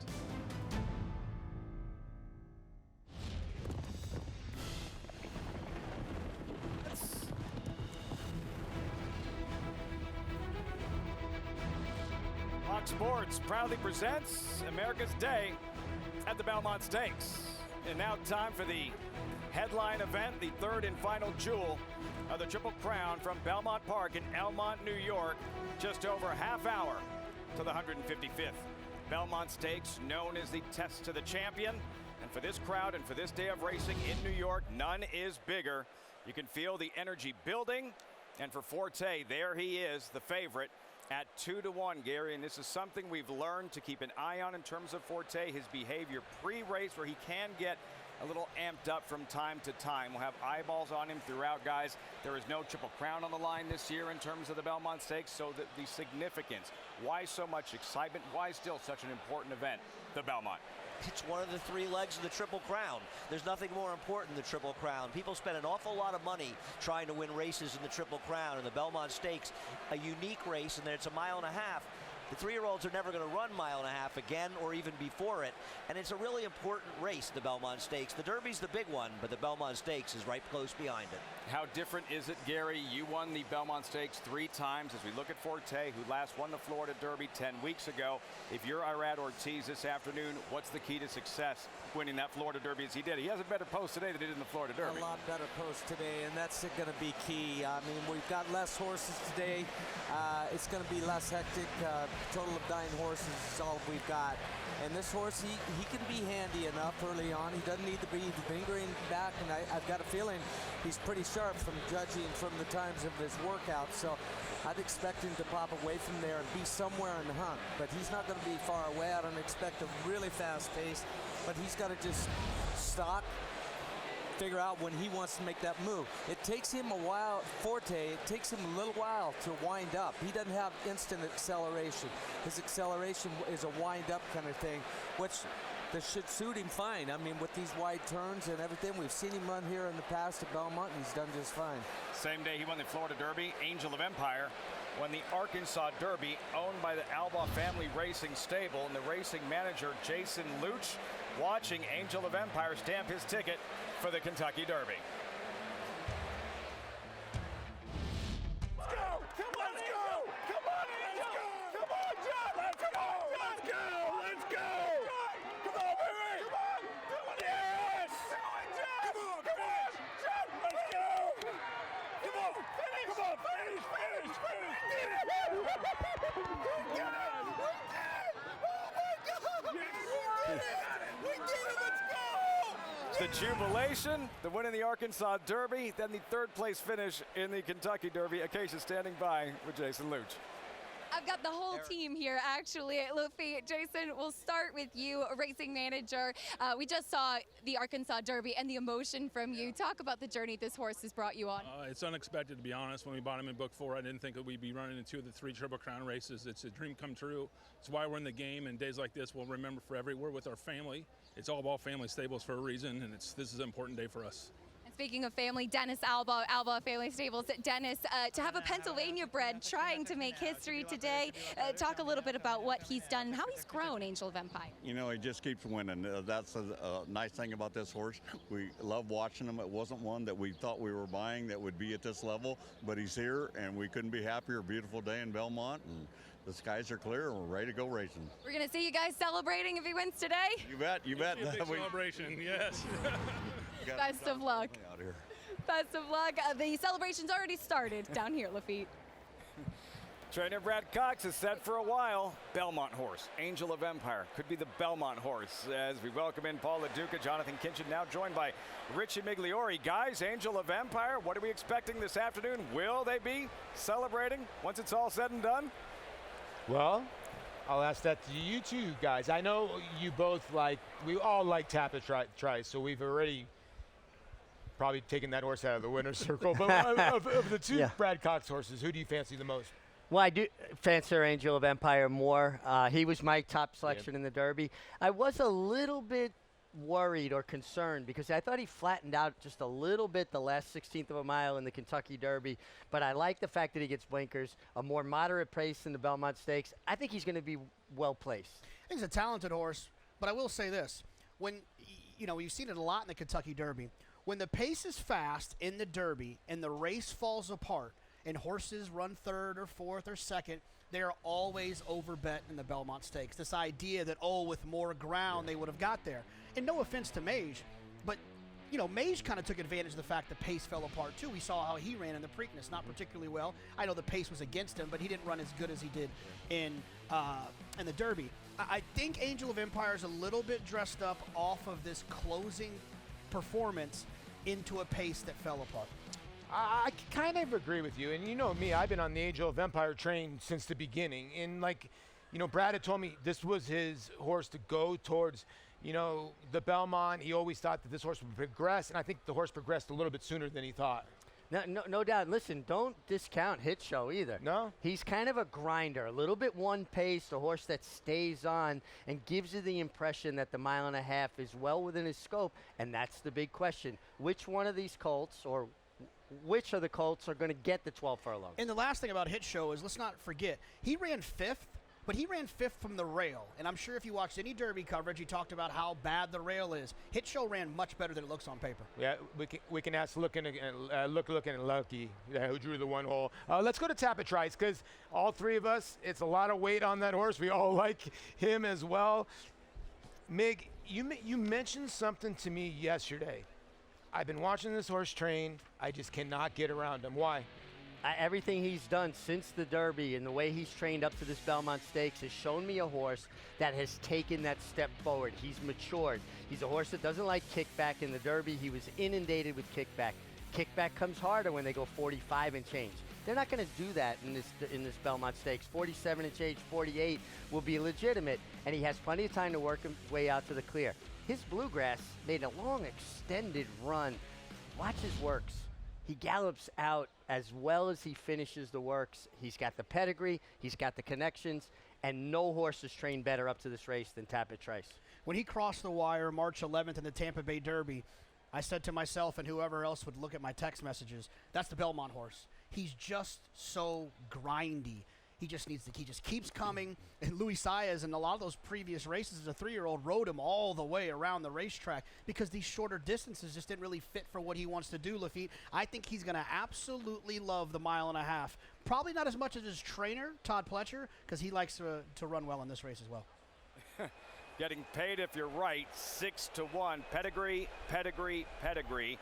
Tapit Shoes, Tapit Trice by Super Stallion Tapit, who has already sired 4 Belmont Stakes winners in the representation in today's Belmont Stakes. The sire of Tapit Shoes, Tapit Trice, damn sire of 4 others, building a Belmont empire around Tapit. See if he sires a 5th Belmont Stakes winner in about 28 minutes. We check in with Acacia.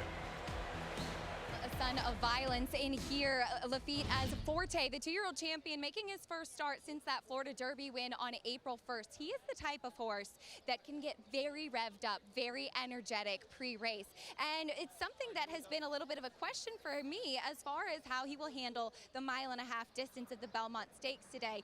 For a horse that's normally energetic, that's going to be typical for him. You don't want them to proverbially run their race before the race even begins. As far as what I've seen from him previously, this is the most relaxed I've seen Forte perhaps since his debut as a 2-year-old. I'll keep an eye on him as they start to put the tack on and what happens in the warm-up, but if you see him get on his toes, that's typical, but you just don't want him to be bubbling over the top. Right now, he looks tremendous, and we'll see if he's ready off that layoff, Lafitte. Forte, Acacia, Gary, it's a fine line between being too edgy, too aggressive, and simply on the muscle, ready to run well. I like what I see right now. I mean, being very professional. He's alert. He's got that swagger going. All signs are good. 2-1 currently, Forte. Andy Hit Show, you've been a fan of? I like it. Solid effort in the Derby and today? I like Hit Show quite a bit in this race. I think the distance is going to be too much for Forte. And Hit Show to me is exactly the kind of horse I want. In a lot of ways, he reminds me of Oxbow, a horse that you rode, Gary, to win the Preakness. In the Preakness, Oxbow was the only horse that was close to that wicked pace in the Kentucky Derby to come back in the Preakness. And lo and behold, he wins the Preakness. And then in the Belmont, Palace Malice, who set that wicked pace, he wins the Belmont. Well, of all the horses that were relatively close to pace, Hit Show's the only one coming back in this race. And I think he finished a very respectable 5th given how close he was to that wicked pace. I think he's run well in his last 2 starts. They had to rush him a bit to get into contention from the outside post of the Wood Memorial because he needed points. He had to finish at least second to get in the Derby. And in this race, I think he can get into a comfortable rhythm in here. Tappet Shoes will be forward, as will National Treasure. And I see no reason that Hit Show, who's damn Actress, a good horse, sired by Tappet, should have a problem with the distance. And I like Hit Show. Very nice price at 8-1. Consistently underrated, Hit Show. Brad Cox looking for a second Belmont Stakes win, as is jockey Manny Franco. Still to come, the Belmont Riders Up, post-parade, New York, New York, as we get closer and closer to the third and final jewel of the Triple Crown.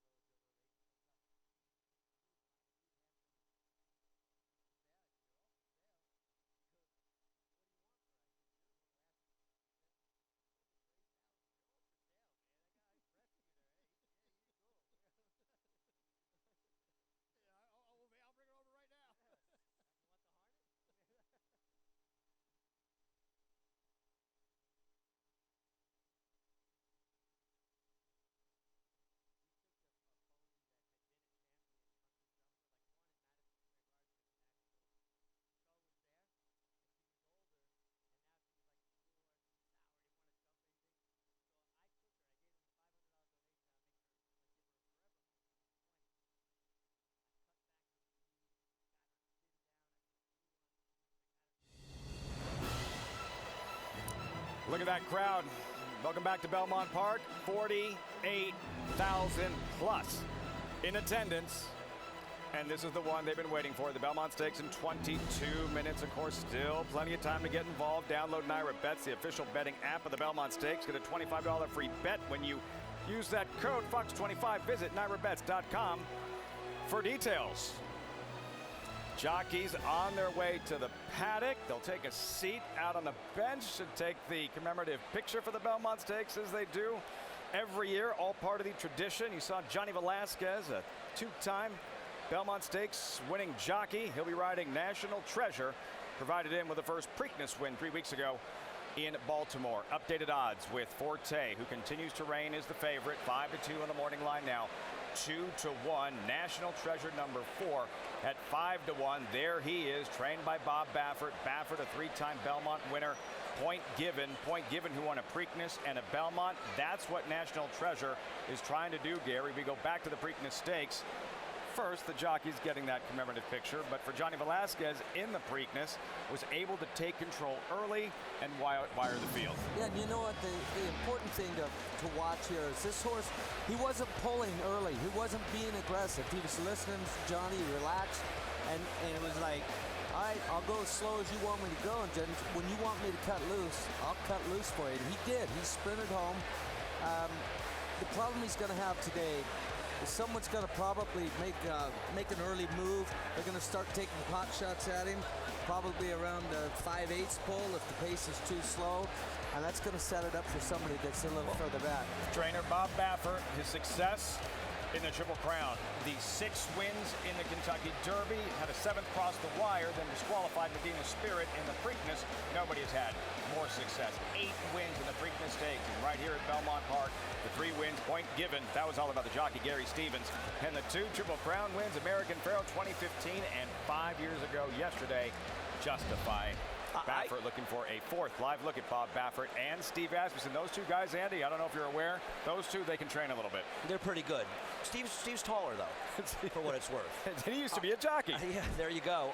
With the presence of Tappet shoes in this race, I don't think National Treasure is going to be in front. I have to believe that Tappet Shoes is in here partly to provide pace in here because Angel of Empire, is a deep closer, and Hit Show, he's a little bit more neutral. He can be closer, but I don't think that National Treasure is going to be in a position to be in control of the race the way he was in the Preakness and be necessarily in his comfort zone.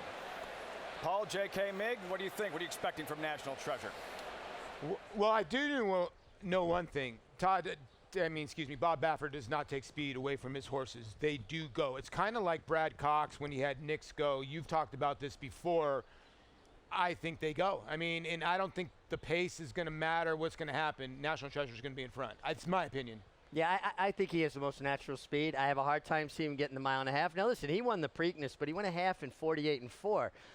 I think you could put me on Bob Baffert's lead pony and go 48 and 4. I'm going to be tough to get by, right? I just don't see him getting the 1.5 miles, and I do agree with Andy. I do think there's going to be a little bit maybe more pace signed on.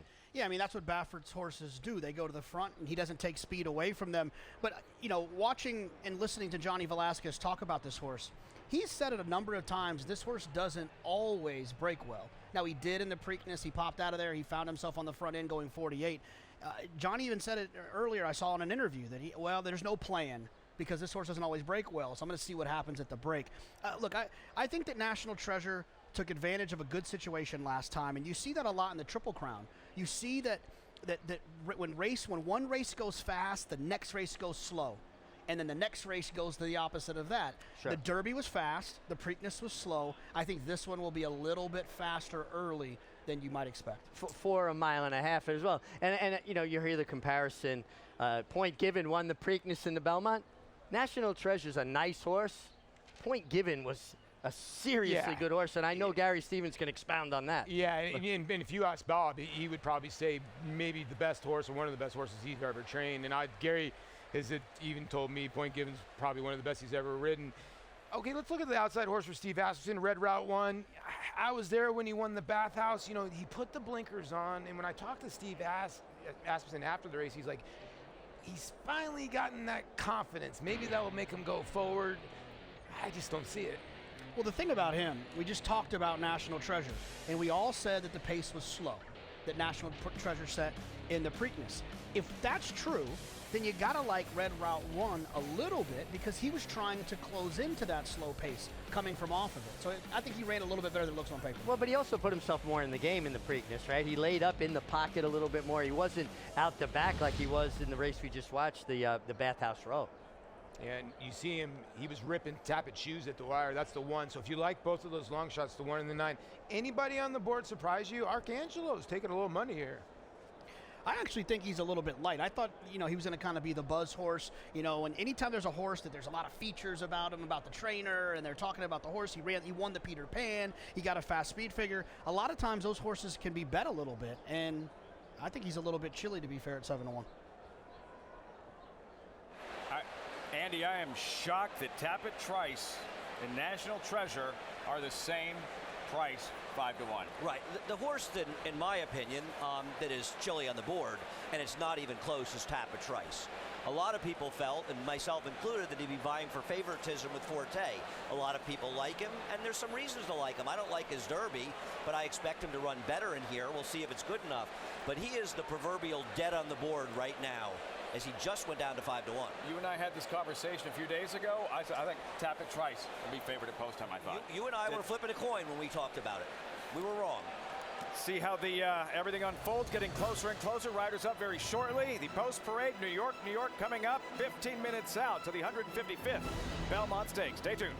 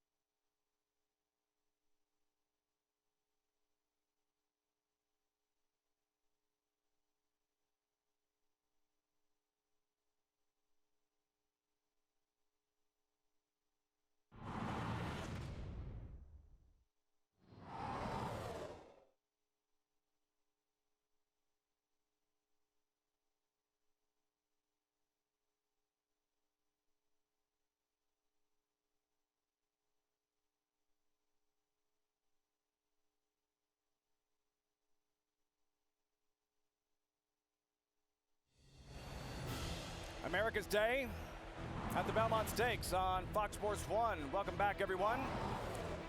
Getting closer to sunset here on Long Island, Elmont, New York, and this crowd of 48,000 strong awaiting the Belmont Stakes as these 3-year-olds will make their way front side. The field and updated odds, 2-1 Forte. Andy, you can poke holes in just about any horse in any race. Live look at Forte. If you were to do so with the Belmont favorite, what concerns you? The distance. I think the distance is a question for all these horses. And Forte is a violence, not exactly a sire that has the kind of stamina that Tappet does, and that concerns me a bit. Now join the Fox Broadcasting Kurt Menefee. Of Virginia's own Secretariat and the 50th anniversary of his immortal Triple Crown run on the 155th running of the Belmont Stakes. Riders up!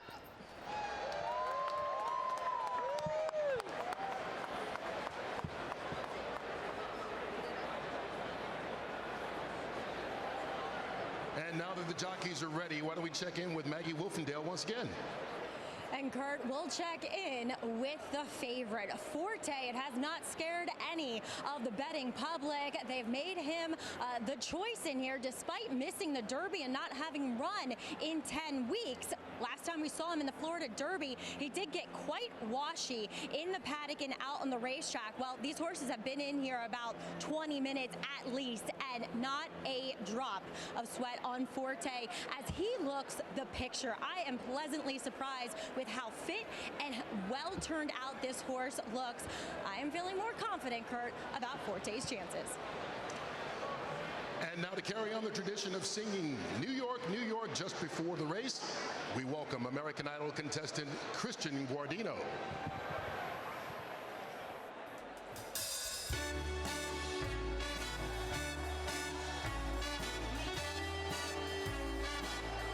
Start spreading the news.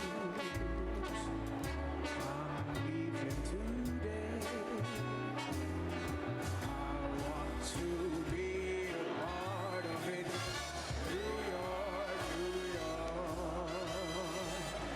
If I can make it there, I'll make it. Anywhere, it's up to you. New York, New York. New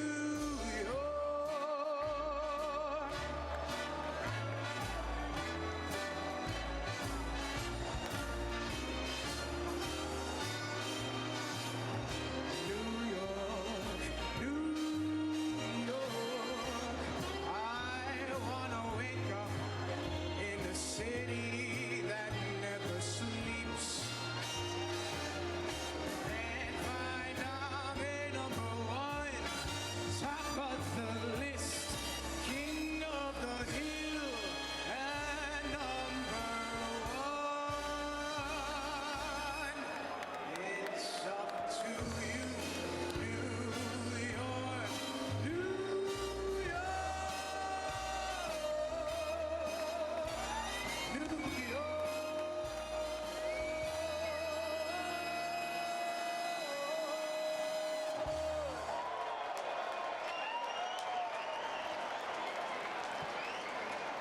Nice job by Christian Guardino.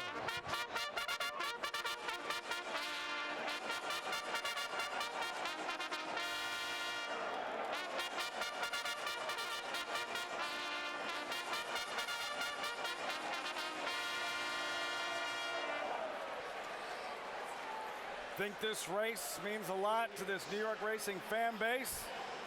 48,000 plus. And now with a call to post as these 3-year-olds exit the paddock, they'll go through that tunnel, emerge front side, and the post parade shortly for this third and final jewel of the Triple Crown, the Belmont Stakes. Andy, 45, 46 Belmonts for you. I imagine that never gets old.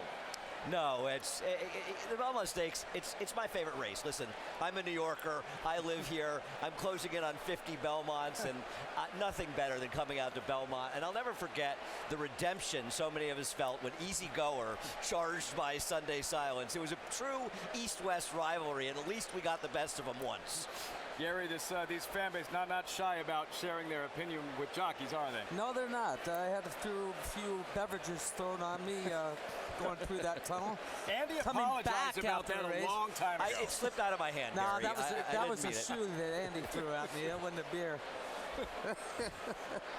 You described the motion, Gary, of the jockeys in the saddle getting ready to ride in this American Classic. Right now, going through this tunnel, it's unbelievably loud. So you're just trying to keep your horse's temper down, keep their temperament at an even keel till you get out there on the racetrack next to your lead pony. You got to go through the post parade, but as soon as you can canter off and get your horse moving, that's when your nerves as a jockey settle. If that horse is settled, I'm settled. And if they're acting a little bit nervous, then I want to move them away from the grandstand, get it somewhere where it's halfway quiet. As Acacia and Maggie mentioned, all eyes on Forte and keeping the lid on for the most part. And in front of this big crowd, there he is. Forte, the Kentucky Derby favorite, who never had a chance to race in the Derby. He'll have his chance in the Belmont. We'll see him in the post parade. We start with Tappet Shoes, first of 3, trained by Brad Cox. He took a tough beat in his last race, the Bathhouse Road. This race is obviously a lot tougher, but if nothing else, he figures to provide some pace in the race. Tappet, Trice, cold on the board, currently 5-1 for the Bluegrass winner. The son of Tappet, we know how these Tappet offspring run in this race. Todd Pletcher knows how to win the Belmont Stakes. Arcangelo, trainer Jenna Antonucci. Will she become the first female trainer to win the Belmont? Yeah, horse comes off a win in the Peter Pan and might be peaking at the right time. Preakness winner, National Treasure, 26th Belmont ride for John Velasquez. Can't take the Preakness away from him as Bob Baffert, but this is a significantly tougher field, and the pace figures to be a lot more honest in today's race. Longest shot on the board, number 5, Il Miracolo, be a big surprise. Yeah, I mean, really well-named horse. I think if this horse wins the Belmont Stakes, it would be a miracle. 23-1 currently, Il Miracolo. Then the favorite, Forte, 2-1, 5 minutes to post for the reigning 2-year-old champion. Yeah, glowing remarks from everybody here in the paddock, and the 2-year-old champion looks the part. We'll find out here in a little bit if he can get around this racetrack in under 2 minutes. 4th Grade 1 win, Forte. Number 7, Hit Show for trainer Brad Cox. Hit Show 5th in the Kentucky Derby. I liked his race in the Kentucky Derby. I think he's an improving horse, and he's a sleeper in here. He is my top selection. Angel of Empire, number 8, the actual post-time favorite in the Kentucky Derby, in a bang-up 3rd place finish. Yeah, Lafayette took a lot of money in the Kentucky Derby, and he ran well. My biggest question is, did he get a setup that day with a fast pace to close into? How will the race shape unfold for Angel of Empire? Flavien Prat in the saddle for trainer Brad Cox. We'll hear from Cox in a moment. Red, Route 1 on the far outside. Joel Rosario, 2-time Belmont winning jockey. Yeah, and a horse that a gun runner, Steve Aspenson's best horse that he ever trained, and this horse will be coming from way, way out of it. Look for him late in the race. That's the field, 9 of them, 3-year-olds, mile and a half, 4 minutes until the 155th Belmont Stakes. We check in with Acacia. Of your 3, how do you expect them to be positioned early on, tactically speaking? I told them all to break and go forward. You know, it's one of those things where you got to get position, right? And you can't be hesitating. You have to break, go forward to hopefully get your position. And, you know, they're going to find their stride. They've got a long way to, it's a mile and a half. They got to figure out going to the first turn into the first turn where they're comfortable. You won the Belmont in 2021 with Essential Quality. What does this race mean to a horseman? I mean, it's a classic. It's and there's not many of those, so it means a lot. I've always said Essential Quality, I think today was one of my most prestigious victories, and you know, means a lot, and hopefully we can get another one. To be nice. Best of luck, Brad. Thank you. Lafitte. Talent and volume. Brad Cox with a trio. Tappet Shoes. Is he going to set the table? Hit Show. There he is, Manny Franco. And whose withers will that garland be donned over following the 155th Belmont Stakes, getting closer to post time, 3 minutes out to the 3rd and final jewel of the 2023 Triple Crown.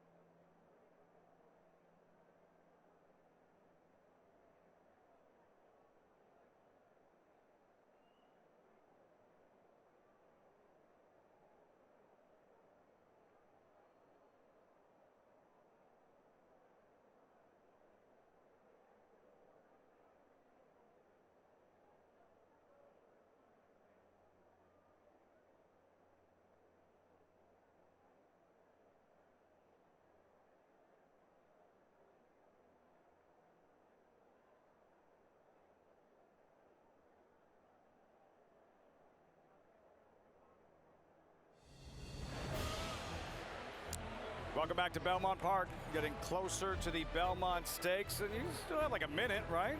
Download the Naira Bets, the official betting app of the Belmont Stakes. Get a $25 free bet when you use that code FOX25. Visit NairaBets.com for details.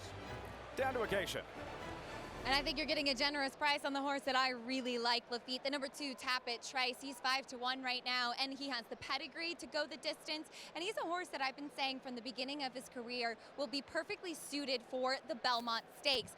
My notes from him a couple races back at Tampa Bay Downs before the Tampa Bay Derby were that he was totally revved up. He's a horse that doesn't handle kickback. He's incredibly focused and calm today. I was getting a little nervous that Forte, the 6, was too quiet back in the paddock, but Irad Ortiz took him away from the pony. He got the blood flowing, got a big warm up there out on the track, and he got a little bit more energetic, which is normal for him. You want what's in character for a horse. So as your favorite, I still question the distance a little bit, but physically, I love what I see as we head over to the paddock set.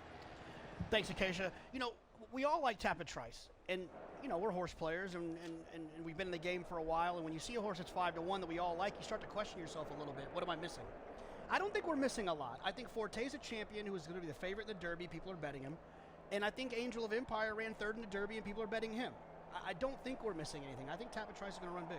Well, I think we've all put a lot of pressure or a lot of weight on Tappet Trice because we're all on board. But I watched him train, and I can't get past how well he trained up to this race. Well, you make a great point, JK, because Angel of Empire ran the best race in the Derby. Hit Show is kind of the sneaky horse. Forte's your 2-year-old champion. So Tappet Trice is kind of getting forgotten here, and you're getting a good price, Lafitte, at 5-1. Big number. Crowd reacting as the horses get closer to the gate. Looking at Forte strategy. Gary, what are we looking for early on with Irad Ortiz aboard, the favorite? I think he's going to get away from it. If he gets away from there clean, he's not going to be far away. And I think you're going to see a patient Irad Ortiz down the backside, but have him in a position where when he wants to make his move, he's allowed to have that big wind-up and not that quick acceleration. In a perfect world, Forte, how far off the lead? About 3 or 4 lengths, according to what the pace is. I can't tell you what the pace is going to be. I don't think it's going to be that fast a pace. I wouldn't want to see him too awful far away, Forte. Along those lines, Andy, the pace, what are you looking for early? Who's in front when the field hits the first turn? Well, I think we'll know very quickly what the intentions are with Tappet Shoes and how aggressive they are, and if they intend to take on National Treasure, that'll set the tone. I'm with Gary. I don't think it's going to be a particularly fast pace. It's not like the old days when you were out in California when you guys were really flying on the racetrack. And I agree with Gary. I think Forte stretching out will be a bit closer in this race. We'll see how taxing the pace is, and we'll find out a lot more about these horses. Who wants the 1.5 miles the most? The 1.5 miles, it's grueling, it's testing, it's the test of the champion. The 3rd and final jewel of the Triple Crown. Angel of Empire, Arkansas Derby winner Flavien Prat. We're all set. Tom Durkin with the call. Post time for the 155th Belmont Stakes. Will break from the outside post in this field of 9. Forte is your favorite. The start of the Belmont.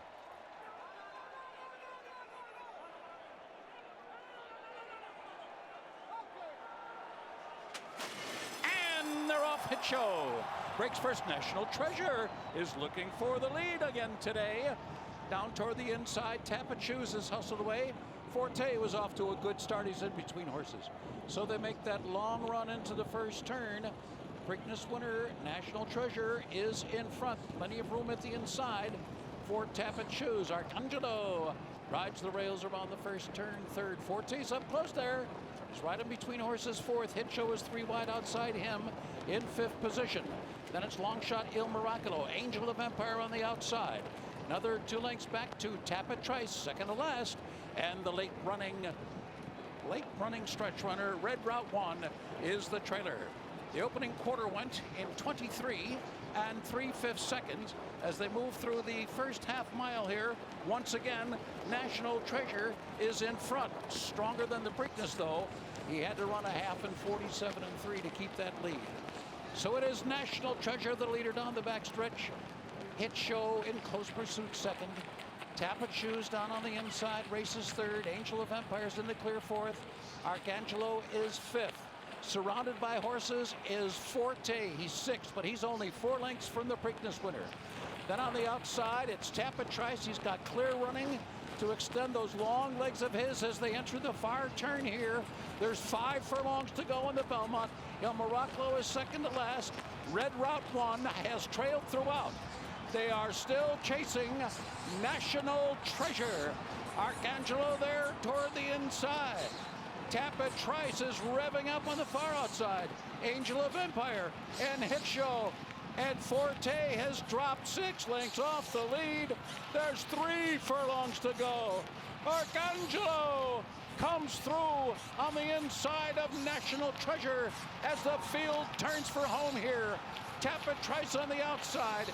Angel of Empire is fully extended. Hickshow comes off the inside. National Treasure is determined on the outside. Arcangelo is fiercely determined. Arcangelo coming to the 8th pole, trying to pull it off. He's in front by 3. He has jettisoned National Treasure. Then it's Hickshow. Forte's coming right. Oh, he's got a chance. Forte coming on the outside, trying to catch Arcangelo. He couldn't do it. Arcangelo has won. Forte in a photo with Tapit Trice. And it is Arcangelo and a jubilant Javier Castellano who have won the 155th Belmont Stakes. History made in the Belmont Stakes. Arcangelo, Jenna Antonucci, the first ever female trainer to win the Belmont Stakes, the jubilation, the celebration, and for jockey Javier Castellano, who 5 weeks ago won his first Kentucky Derby, finally his first win in a Belmont Stakes. Javier rode a terrific race. You could see him about the 5/8 pole, half mile, 4.5 pole. He was moving up on the inside, saving all the ground the same way that he did in the previous race. Yeah. Going short on my mind here. In the Jim Dandy. Excuse me, not the Jim Dandy, it's the Peter Pan. And the Peter Pan, he was down on the fence, saved all the ground, and this horse just grinds. He was full of horse coming into the stretch. There are so many great stories out of this race. First of all, Jenna Antonucci, the first woman to train a winner of the Belmont Stakes. Let's celebrate that. Absolutely. Javier Castellano, it took his 15th try, I believe, to win the Kentucky Derby. It was his 15th try in the Belmont Stakes to win that race. So many great stories, and this horse is getting better. He is a terrific racehorse. What a thrilling Belmont Stakes. Desperate finish, Arcangelo, and for Forte, Gary, the champion, calling on his champion heart in a bold late run, coming up just short in the end. Yeah, he was bottled up, surrounded by horses, but let's hear what they have to say. We hear from Javier Castellano shortly. Kentucky Derby winning jockey Javier Castellano, and now Belmont winning jockey Javier Castellano. Arcangelo giving this field the slip, building that cushion, saving the ground on the inside, creating that separation, and able to hold on to this Belmont Stake down to Maggie with Javier Castellano. Over stats up for you to inspire you to win these Triple Crown races. Talk a little bit about the trip you pull with Arcangelo straight up the inside, turning for home. Thank you, Maggie. You know, first of all, I always say, thank Lord Jesus Christ for giving me the opportunity to win another second Triple Crown. The third Triple Crown this year, second Triple Crown for myself. I give you all the credit to the horse. He's a wonderful horse, the way he did it today. I don't think the distance is the limit. The way he galloping out, the way he did in the race, he pulled every single step away, have a beautiful trip inside in the rail. Let him develop the horse. I really like the way he did it. All the credit to Gina and Tinush, all the team, the connection, they did it, make it happen for this. Javi, this is your first Triple Crown or Belmont Stakes, but it's also Jenna Antonucci teaming up with her. She's a small stable. What does it mean to the whole team? I'm really happy for her. You know, she's a really good woman. She's a good horseman, and she did a lot for this game. Put a lot into effort and money, time to develop the horse like the way he did Arcangelo. I'm happy for her for the first Triple Crown and Triple Crown myself as well. Javi, massive congratulations. Go get your picture taken. Thank you, Maggie. Tom, your win. Javier Castellano, finally that first win in the Belmont Stakes. Forte Andy, why do you think it took Forte so long to find his best stride the way he was closing and gobbling up ground late? I don't really have an answer to that. Maybe he was the one that wasn't making a move while the others were making a move on the turn, and he sat patiently behind. I think he ran fine in this race. He was simply no better than second best. I mean, around the final turn, he was bottled up with some other horses, and I talked about he doesn't have that quick acceleration. He winds up, and he had to wait while everybody else was moving for room. He got him to the outside, and that's when that slow grind started. Back to the paddock sec. Guys, Arcangelo, how'd he do it? How'd he pull off the minor upset here at 7-1? Well, I guess when you're seeing the ball like Javier Castellano is seeing the ball right now, it's just, he's in the zone. And the thing about him, Mig, here's a guy that was a 4-time Eclipse champion jockey in a row, had some setbacks, and he talks about never giving up. He wins with Mage, and he gets a golden trip here with Arcangelo. And congratulations, like Andy said, to Jenna Antonucci, the first woman ever to win a Belmont. Congratulations. Yeah, fantastic storyline there. Listen, Javier went through some things physically, wasn't 100% healthy, and that affects you mentally. And it just looked like he wasn't riding quite as well. Confidence level wasn't high. And then here he comes and just breaks out of it in a big way. PJ Campo, his agent, has a big a part of this equation, too, getting him live mounts, getting him back in the fight. And, it was a tale of two trips. Think about Arcangelo saving ground, carrying Javier Castellano on the bridle, while a horse like Tapit Trice is off the bridle, having to be ridden wide every step of the way from the 5/8 pole, the entire turn at Belmont. Trips make a difference, but this horse helped Javier get the right trip. Yeah, I don't want to take anything away from the horse. He did get a great trip in the main competition outside of National Treasure. He got a great trip too. You know, Tapit Trice, Forte, neither of them got perfect trips. But I don't know if they were beating this horse anyways today. He ran extremely well, and a lot of times when we talk about good trips, good horses, tactical horses, fit horses get good trips because they can get in and out of spots when they need to. Horses that might be lacking a little bit of turn of foot or might not be as talented, sometimes they struggle to get out of those spots. Tapit Trice is an extremely talented horse, but he's one-paced. He can't get out of trouble like a horse like Arcangelo. He ran extremely well, and congratulations to the connections. Well, Lafitte, a Tapit horse did win. It was just the grandma. The damn sire, Tapit, Arcangelo. And Andy, what do you think Javier Castellano would have said, I don't know, 4.5 weeks ago if somebody told him, you're going to celebrate a first Belmont Stakes win in a few weeks? What do you think his response would have been? I'll be winning the Triple Crown as well. And it's amazing how this game works, right? Javier had to be dreaming of coming back to New York where he lives and winning the Triple Crown in front of the home fans. And then Mage doesn't win the Preakness. And of course, you're deflated. Gary, you've certainly been there many times. But there's always a chance in this game for some retribution. And Javier bounces back and does it in a big way. Arcangelo, Javier Castellano, the first jockey to win multiple Triple Crown races the same year on different horses since Calvin Burrell, 2009. Mind that bird and Rachel Alexandra. Look, a lot of people don't realize that as a jockey at the highest level, you're always prepared. People would ask me, how many times did you get on that horse? How often did you work him out? So on and so forth.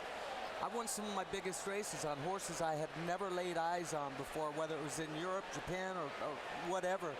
You do your homework, and obviously he was able to ride him in the Peter Pan, got to know him a little bit in there, knew what he was capable of doing. But these guys now, with the modern times and our phones and iPads and everything, we can pull up anything at any time and find out information on our horses that we're going to ride.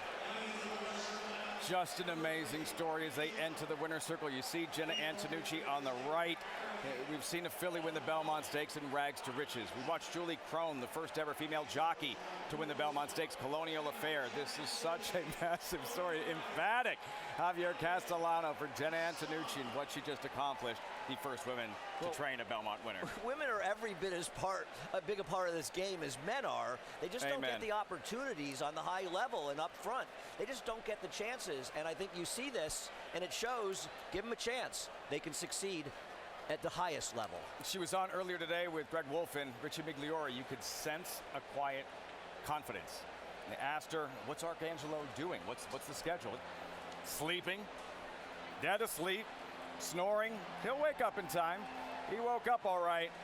And now, in the winner's circle, following the 155th Belmont Stakes, Javier Castellano up first. Jenna Antonucci making history. Arcangelo rapidly improving. Takes down the Peter Pan, holds on in the Belmont, defeating the reigning 2-year-old champ and favorite, Forte. The salute to the 48,000 plus here at Belmont Park. Javier Castellano, you, my friend, are now a Belmont Stakes winning jockey.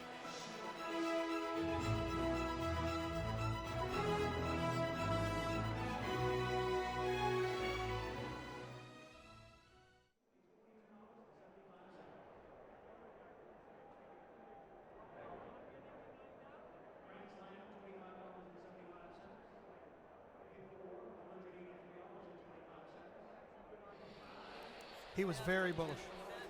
Okay, well, I got to hang out, right? Because I'm on. Okay, cool.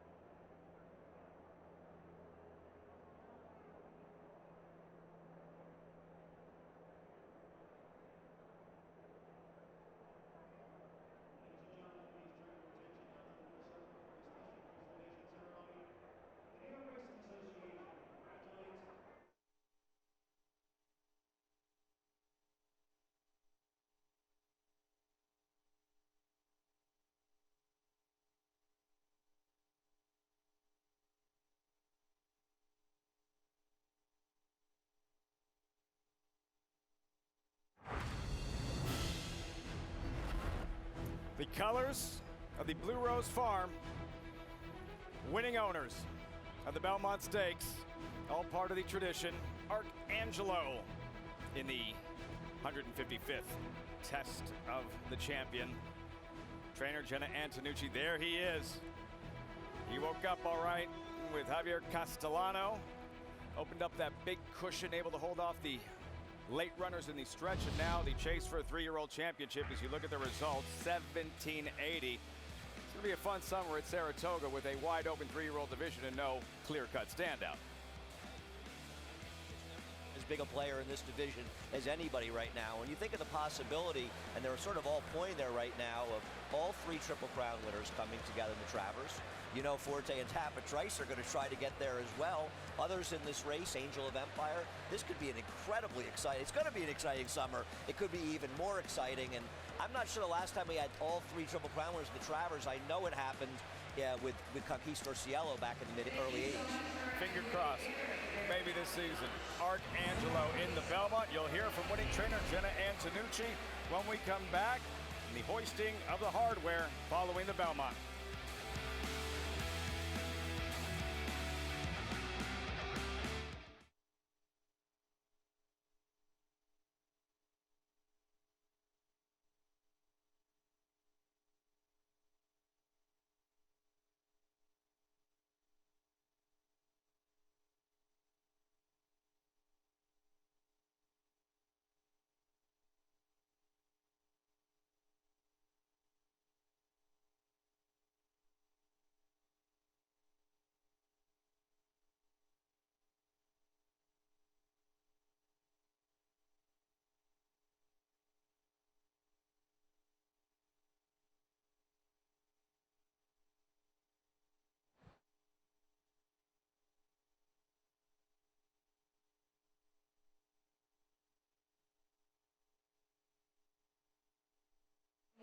the team is great. It's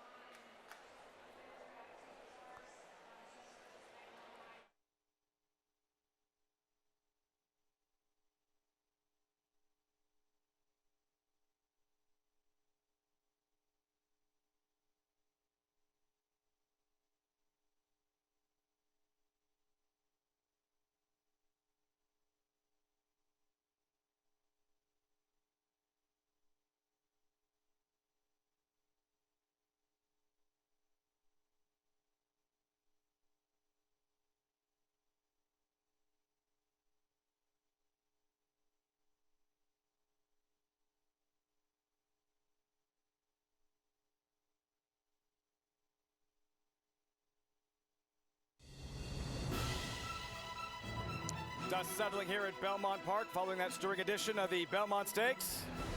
Jenna Antonucci, Javier Castellano, there they are holding the August Belmont Trophy. History made in Belmont Stakes 155. Gary, at this point in the crowd erupting, field turning for home. Arcangelo has found his best stride in saving ground on the inside with Castellano. Yeah, and Javier really hadn't asked him for his best until right there. Now he really starts to ride hard, but this horse came into the stretch surprisingly with a lot of energy left in, and he was right just off at the pace the entire way, saved all that ground, and just exploded coming home. They're getting to him late, but he's wandering around a little bit. He has a right to be a little tired after the trip he just had. A lot of credit to the champ, Andy, for not throwing in the towel.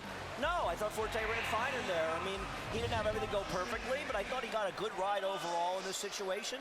But at the end of the day, the best horse won, and that's what you want to see in the biggest races. I thought that the acceleration, the athleticism of Arcangelo, while the others were kind of grinding away, he was able to accelerate from the field, build that cushion, and hold on. Arcangelo in front of 48,000 here at Belmont Park. Thrilling afternoon of thoroughbred racing. The Belmont Stakes, the test of the champion, the jockeys taking that picture. They all sure get along for a few moments there pre-race, but then it's game time. And a mile and a half later, Javier Castellano, who 5 weeks ago finally captured that first Kentucky Derby, finally garners that first win in the Belmont Stakes. Pumped up Javier Castellano, trainer Jenna Antonucci, first female to win the Belmont Stakes, Arcangelo in the third and final jewel of the Triple Crown.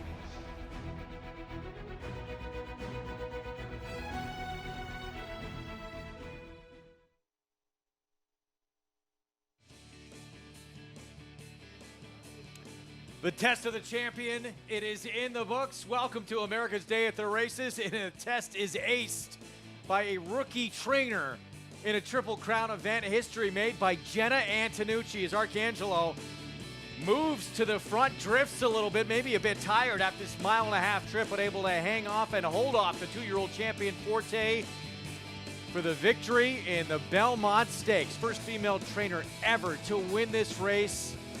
What a performance. And that man right there, Javier Castellano, taking 2/3 of this year's Triple Crown after that Kentucky Derby win on Mage. Now on Arcangelo, and a horse pulling off his Peter Pan Belmont Stakes double. Greg Wolf alongside champion jockey Richard Migliore. I'll bring in Mig here in just a moment. Our program brought to you by America's Best Racing. For the love of the race, visit americasbestracing.net. Today, a statue of the great Secretariat, 50th anniversary, and what a race we saw in the 50th anniversary of his incredible accomplishment. Arcangelo is a serious racehorse. Lightly raced coming in, and now back-to-back wins in graded stakes company. Yeah, just an incredible accomplishment by him, and as well as Jenna Antonucci becoming the first female trainer to win the Belmont Stakes.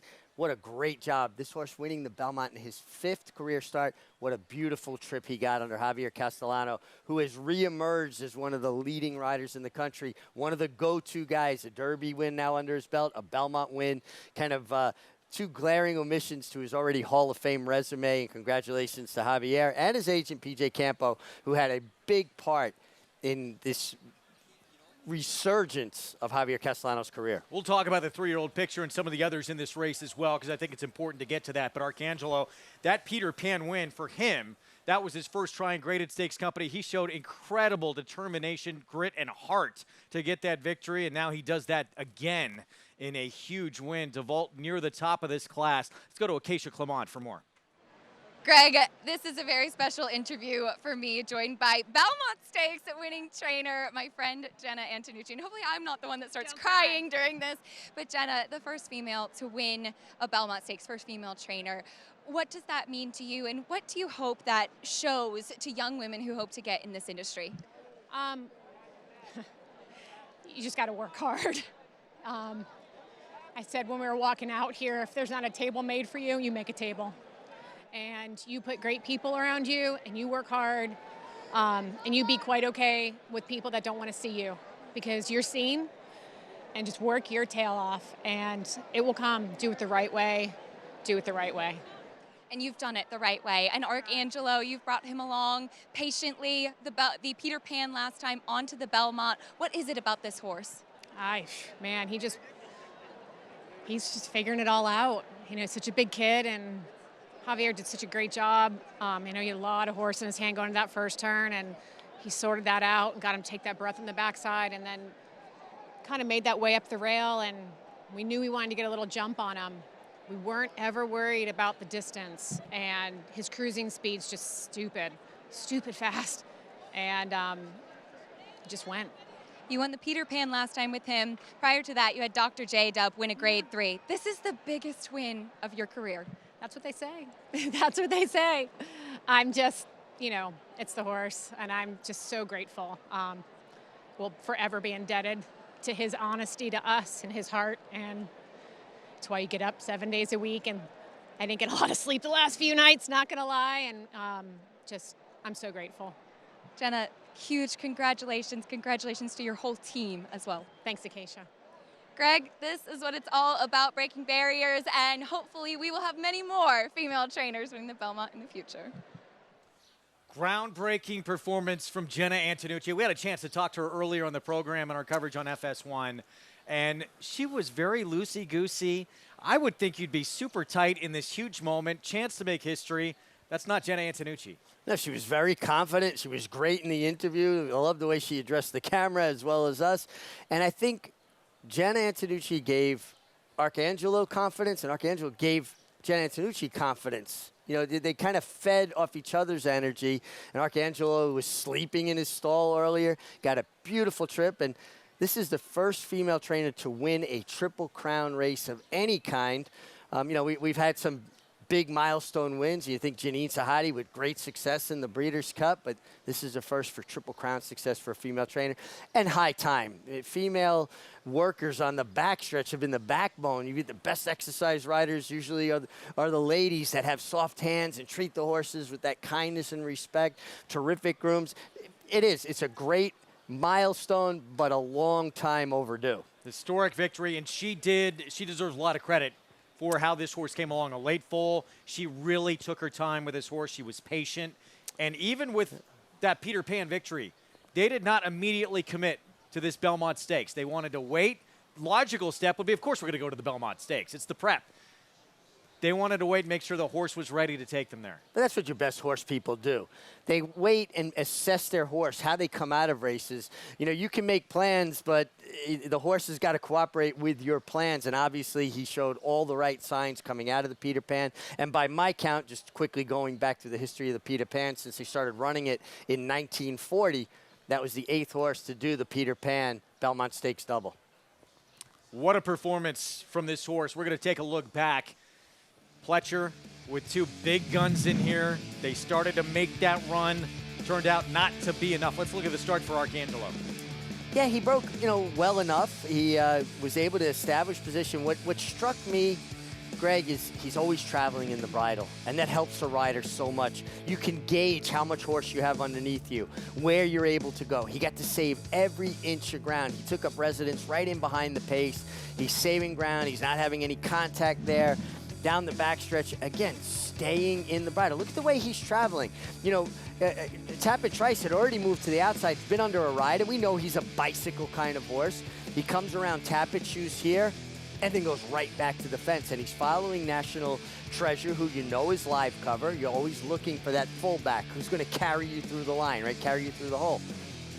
The difference was that Arcangelo created his own trip by being tactical, by being pliable, not fighting with his rider, but letting him know, I'm right there for you anytime you need me.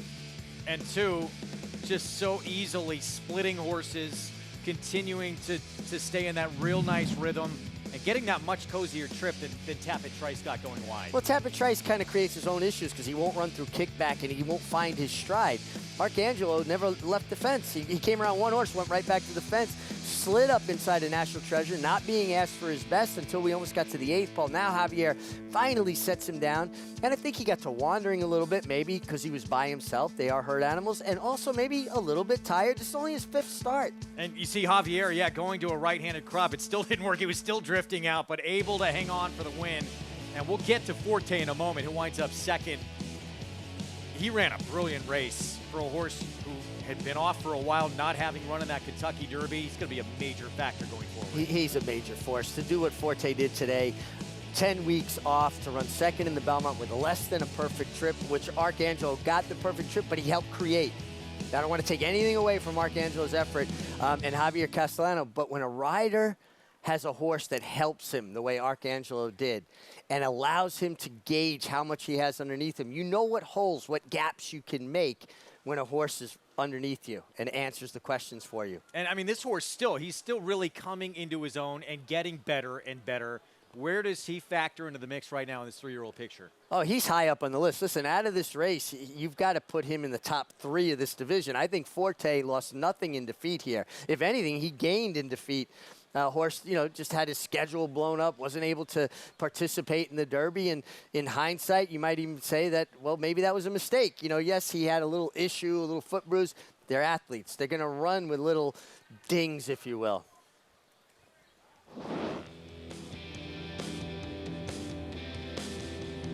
Another look at Arcangelo rolling by National Treasure, who again was on the front end as we all expected. Here comes that run from the 2-year-old champ and his stablemate, Tapit Trice. Drifting wide, though, Arcangelo under Javier Castellano pulls off this Peter Pan Belmont double. Drifting, but always well clear at that point. Forte actually might have been inhibited a little bit by Tapit Trice, who went to the outside, got a little bit of first run on him, and he had to kind of extricate himself from behind horses and get outside of Tapit Trice to make his run. But listen, take nothing away. Arcangelo's for real. A horse to win the Belmont Stakes in his 5th start. Fantastic training job by Jenna Antonucci. Terrific ride by Javier Castellano, but they had the horse to do it. And the renaissance of Javier Castellano continues. We started talking about his comeback really last summer, Saratoga. It's just been a brilliant return. Not really return, but back to who he was. Well, I think it's a return to his form. All riders go through things. He got back to his best form. Nightcap on this card, mile to 16th on the turf, New York bred, entry-level allowance, Spirited St. Louis getting on turf for the first time for Chad Brown. But a horse with a pedigree, Concord Kid, the dam, thrown some very good horses. She was a nice turf horse herself. Let's go Big Blue's been in some stakes races on the grass for George Weaver, a lot of changes. Takes the blinkers off, adds Lasix for the first time. Jose Lascano riding well. Christophe Clement trains the 3 Clear Conscience, who went by with Manny Franco, and here's Stop the Spread. Stop the Spread, I think, adds speed to this affair, comes off a layoff, and always shows speed, should be sharp early. 6-1 on Sell Something. I thought a major player here with Joel Rosario. Major player here, Joel Rosario, the kind of rider that produces horses with that run, and this horse is 3rd off the layoff for Gary Siaka. Tom Morley Barn, Mighty Atlas getting on turf for the first time. Yeah, getting to the turf for the first time, big price, but we've seen Tom do well with this angle before. Open till midnight, 35-1 with Junior Alvarado. And listen, his start 2 back at Aqueduct was a nice run on the turf. Last time, I don't know what happened. He really didn't show up, but it's interesting that Junior Alvarado stays put. It's a crazy price on a horse who has run some big figures. Barrel of Quest, Dylan Davis at 50-1. Yeah, and a horse that's also kind of rounding into racing shape for a trainer that races his horses into condition in Dave Donk. Curly, Larry, and Mo, Raylu Gutierrez aboard. I think that's what they were calling you, me, and Paul earlier today on the desk. We get that a lot. Spilkus, Guadalupe Preciado trains. Jose Ortiz aboard. Yeah, got a big figure last time to get up to win by a nose at Parks. It is only, or I should say, his second turf start. Both his turf races are good. Second try against winners for Mike Maker's King of Comedy. Yeah, another horse that showed high speed last time. You got to think he's going to be involved early and add to the pace presence. And 16-1 outside with a major player here. Excursioniste Flavian Pratt rides. Major player with a horrible post position. The inner turf, the configuration of the inner turf, they break on the outside rail of the main turf course, and outside posts really take the worst of it. 4 minutes to post in the finale on this Belmont Stakes Day card at Belmont Park. When we return, we'll talk maybe the best dirt horse in the game right now. Cody's Wish doing his thing again in the Hillendale Met Mile.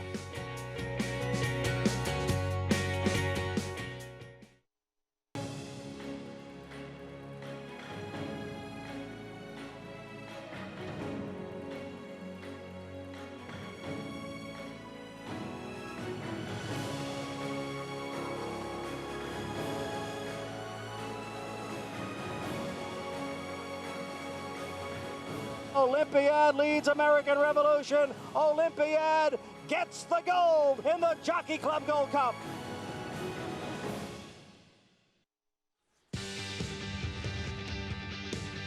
We're back on America's Day of the Races, brought to you in part by Hillendale at Alapa. Just a minute to post coming up in the Nightcap.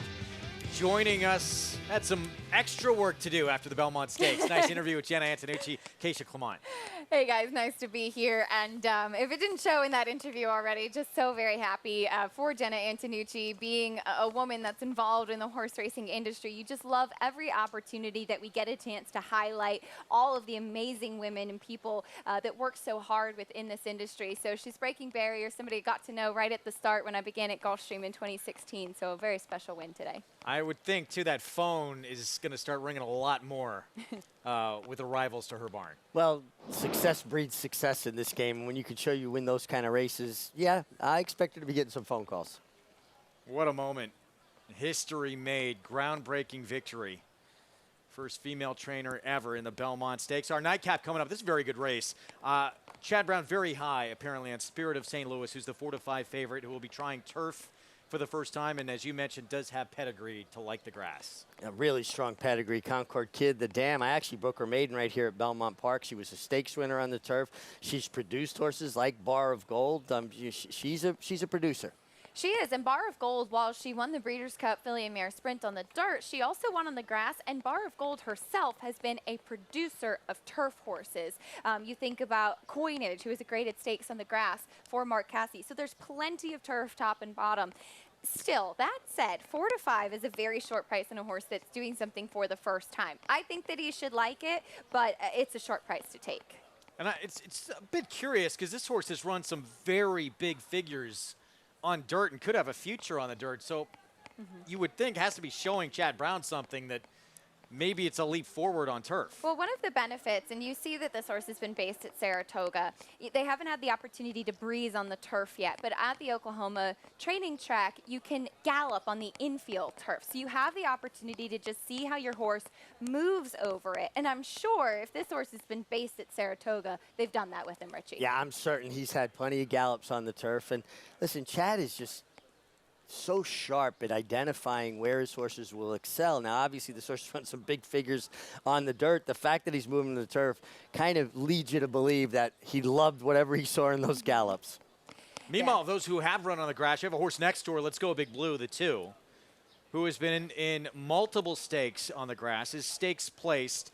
But George Weaver's making a lot of changes with this horse today. Yeah, I mean, he's changing riders. He goes to Jose Lascano.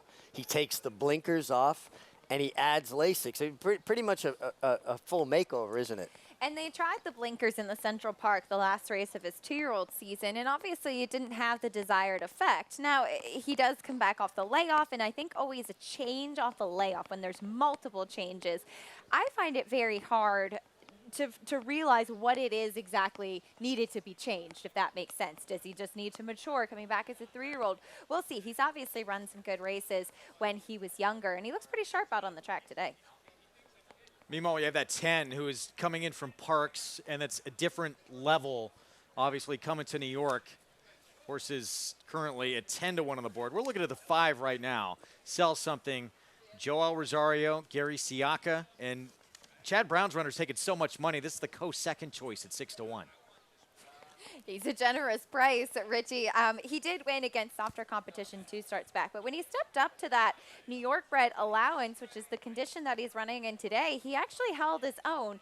He's 2 for 14. He's not necessarily a winning type, and you wonder, is he maybe a horse that's just starting to get a little bit better? I had from last time that he got really hot before his races, and you see how sharp he is here. Hopefully he can keep it under wraps. Yeah, you know, especially like a day like this, right? It was a nice day, but it wasn't overly warm. And, you know, again, talking about what's in character, out of character for horses. And you are so good at keeping all those notes and keeping it straight. Much better than me, a lot more organized. I try to log all of them. Sometimes I get a little bit behind, and then you know it's really a problem when a horse runs and you haven't logged the notes from their most recent race. You talked about, and they're loading up right now. They basically start right on this turn, Mig, on this inner turf course, and that really puts you at a disadvantage from an outside post, especially if you come from off the pace. Yeah, it's just difficult. You know, try to find that way towards the inside. Saving ground so important in turf races. Look at the angle of the gate and where they're starting. And I just always favor inside draws in the mile and the 16th inner turf race. Nightcap and what has been a tremendous day of racing on Belmont Stakes Day. Let's go upstairs for the finale to John Imbrial.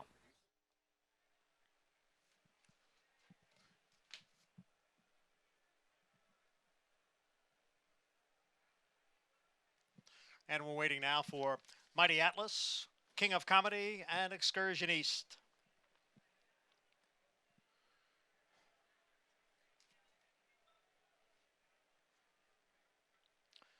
And they're in the gate. And they're off.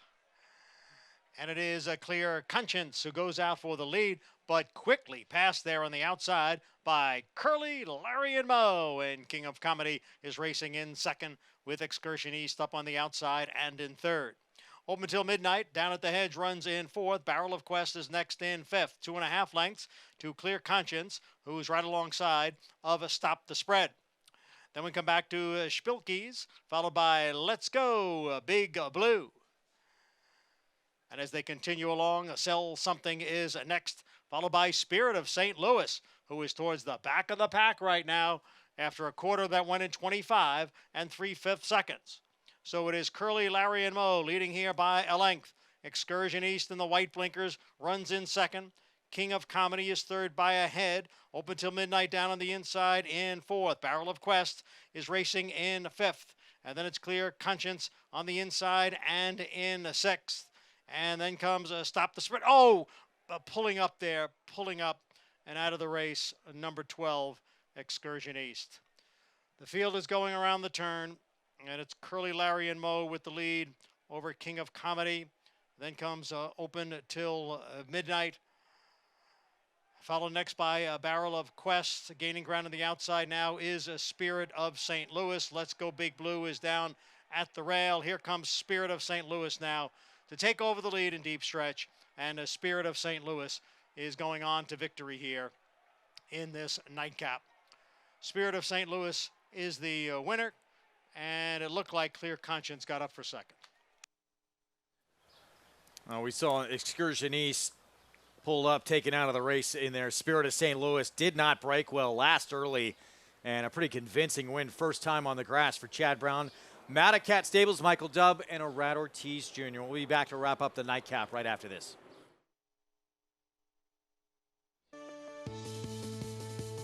Back on America's Day of the Races on Belmont Stakes Day finale in the books. And Spirit of St. Louis, impressive. We'll get to his prices in the finale in a moment. Let's go back to the Met Mile. Keep your eyes on the inside post. Cody's Wish, odds-on favorite, throwing his head around in the gate and does not break very sharp. Yeah, he was acting up. You can see the assistant started trying to steady him. He broke a little awkward, a little bit off balance. Just didn't get away very cleanly. It's what he did afterwards, Acacia, that really impressed me. He made this huge middle move, extremely wide around the entire field. At a point of a race, it's hard to go around a field that wide. Yeah, you see how wide he is right here on the turn, and he just circled this field, and he was beating some very talented horses in here too, Richie. The way that he kicked on and ran away from the rest of this group is incredible. That's now 6 wins in a row, 4 consecutive Grade 1 victories, and he was much the best in this spot. Not to mention, beyond the fact that he's a superbly talented racehorse, the story behind it, I had a chance to interview Cody Dorman's father, Kelly Dorman, after the race too, and just feeling the emotion from him and what this has done for his family, the excitement that they've experienced because of it. You can't put a price on that. You can't. What an incredible story. And what's the saying, Winston Churchill? There's something about the outside of a horse that's good for the inside of a man. Well, he's been terrific tonic for that family, and Cody's Wish, decidedly best. Incredible journey with that horse, and I don't even know if there's an argument. Best dirt horse in the country right now, certainly. In the Manhattan, what a performance from a horse who has now won 4 races on the turf at 4 different distances, steadily and steadily, each time out going a little bit longer. This horse has just been so impressive. I mean, up to the mark where he was up to the task. And to put daylight on a strong field of horses, Soldier Rising, he's an ATM. He just keeps getting checks, right? I mean, he fought hard with Ottoman Fleet. And Ottoman Fleet, actually, when he turned for home, appeared to me to lose his footing a little bit. Almost like the ground broke away from him. Make no mistake about the winner, though. Got a good trip and a good ride from Irad Ortiz, and was impressive. 1.25 miles and 159.1. He's very impressive, and he's a horse that I haven't seen him since really the beginning of his career, and I noticed today he had filled out so much, really filled into his frame, and the way that he's progressed, and he's become like a different horse on the turf and has just really flourished. It was a big performance from him this afternoon. And we should talk again, too, because we brought it up briefly earlier, and it was before Cody's Wish had run, but Belmont, who owns the most famous streak in the history of this sport with Cigar, he's got 2 runners right now on incredible streaks of their own. 7 in a row for Elite Power, 6 in a row for Cody's Wish. And they also share another thing in common. It took them till their 4th start to break their maiden, so they kind of built into their careers before they went on these mad tears. Trainer Belmont, an old school approach, a lot of patience. He really takes his time with those horses, and you can see that on the racetrack. He's been having a tremendous year as well, and it's very cool to see horses that stay in training too, and maybe are a little bit later developing because they get fan bases. Look at how the crowd reacted when Cody's Wish won today. Yeah, we brought it up earlier on the program too. I believe it was back in 2011 when he had that murderer's row of just incredible runners. Yeah, this might be the best group stable he's ever had at one time. He has bench strength, doesn't he? And I agree with you, with 5-year-olds. Now, horses don't fully mature till 5. Most of the time, we don't get to see them compete at 5 because they pack them off for careers either as a stallion or as a broodmare. I like this trend. We're seeing horses until, their later years because it does build a fan base. Look at Clairiere, too, sticking Yes. around. Steve Asmussen said today, thank you, Barbara Benke from Stone Street, for allowing her to stay in training, and we get a chance to see some spectacular performances. Real quick, we have a dead heat in this nightcap. It is not yet official. Spirit of St. Louis, first time on the turf with the win. It was 1-3, 2, and 11 dead heating there.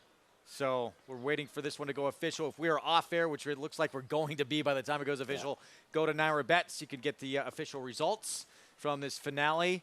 What a tremendous day of racing. Very few days like this on the calendar year. And great job by everyone. You worked probably harder than anyone in case you were all over the place. What I a got job. my steps in today. Yeah, been on your feet all day. It was a lot of fun.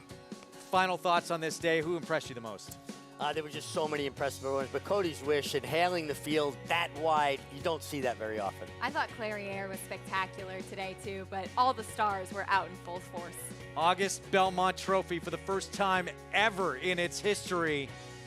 Going to a female trainer, Jenna Antonucci, Arcangelo, and Javier Castellano, taking 2/3 of this year's Triple Crown. We'll see you tomorrow at 1 Eastern on FS2.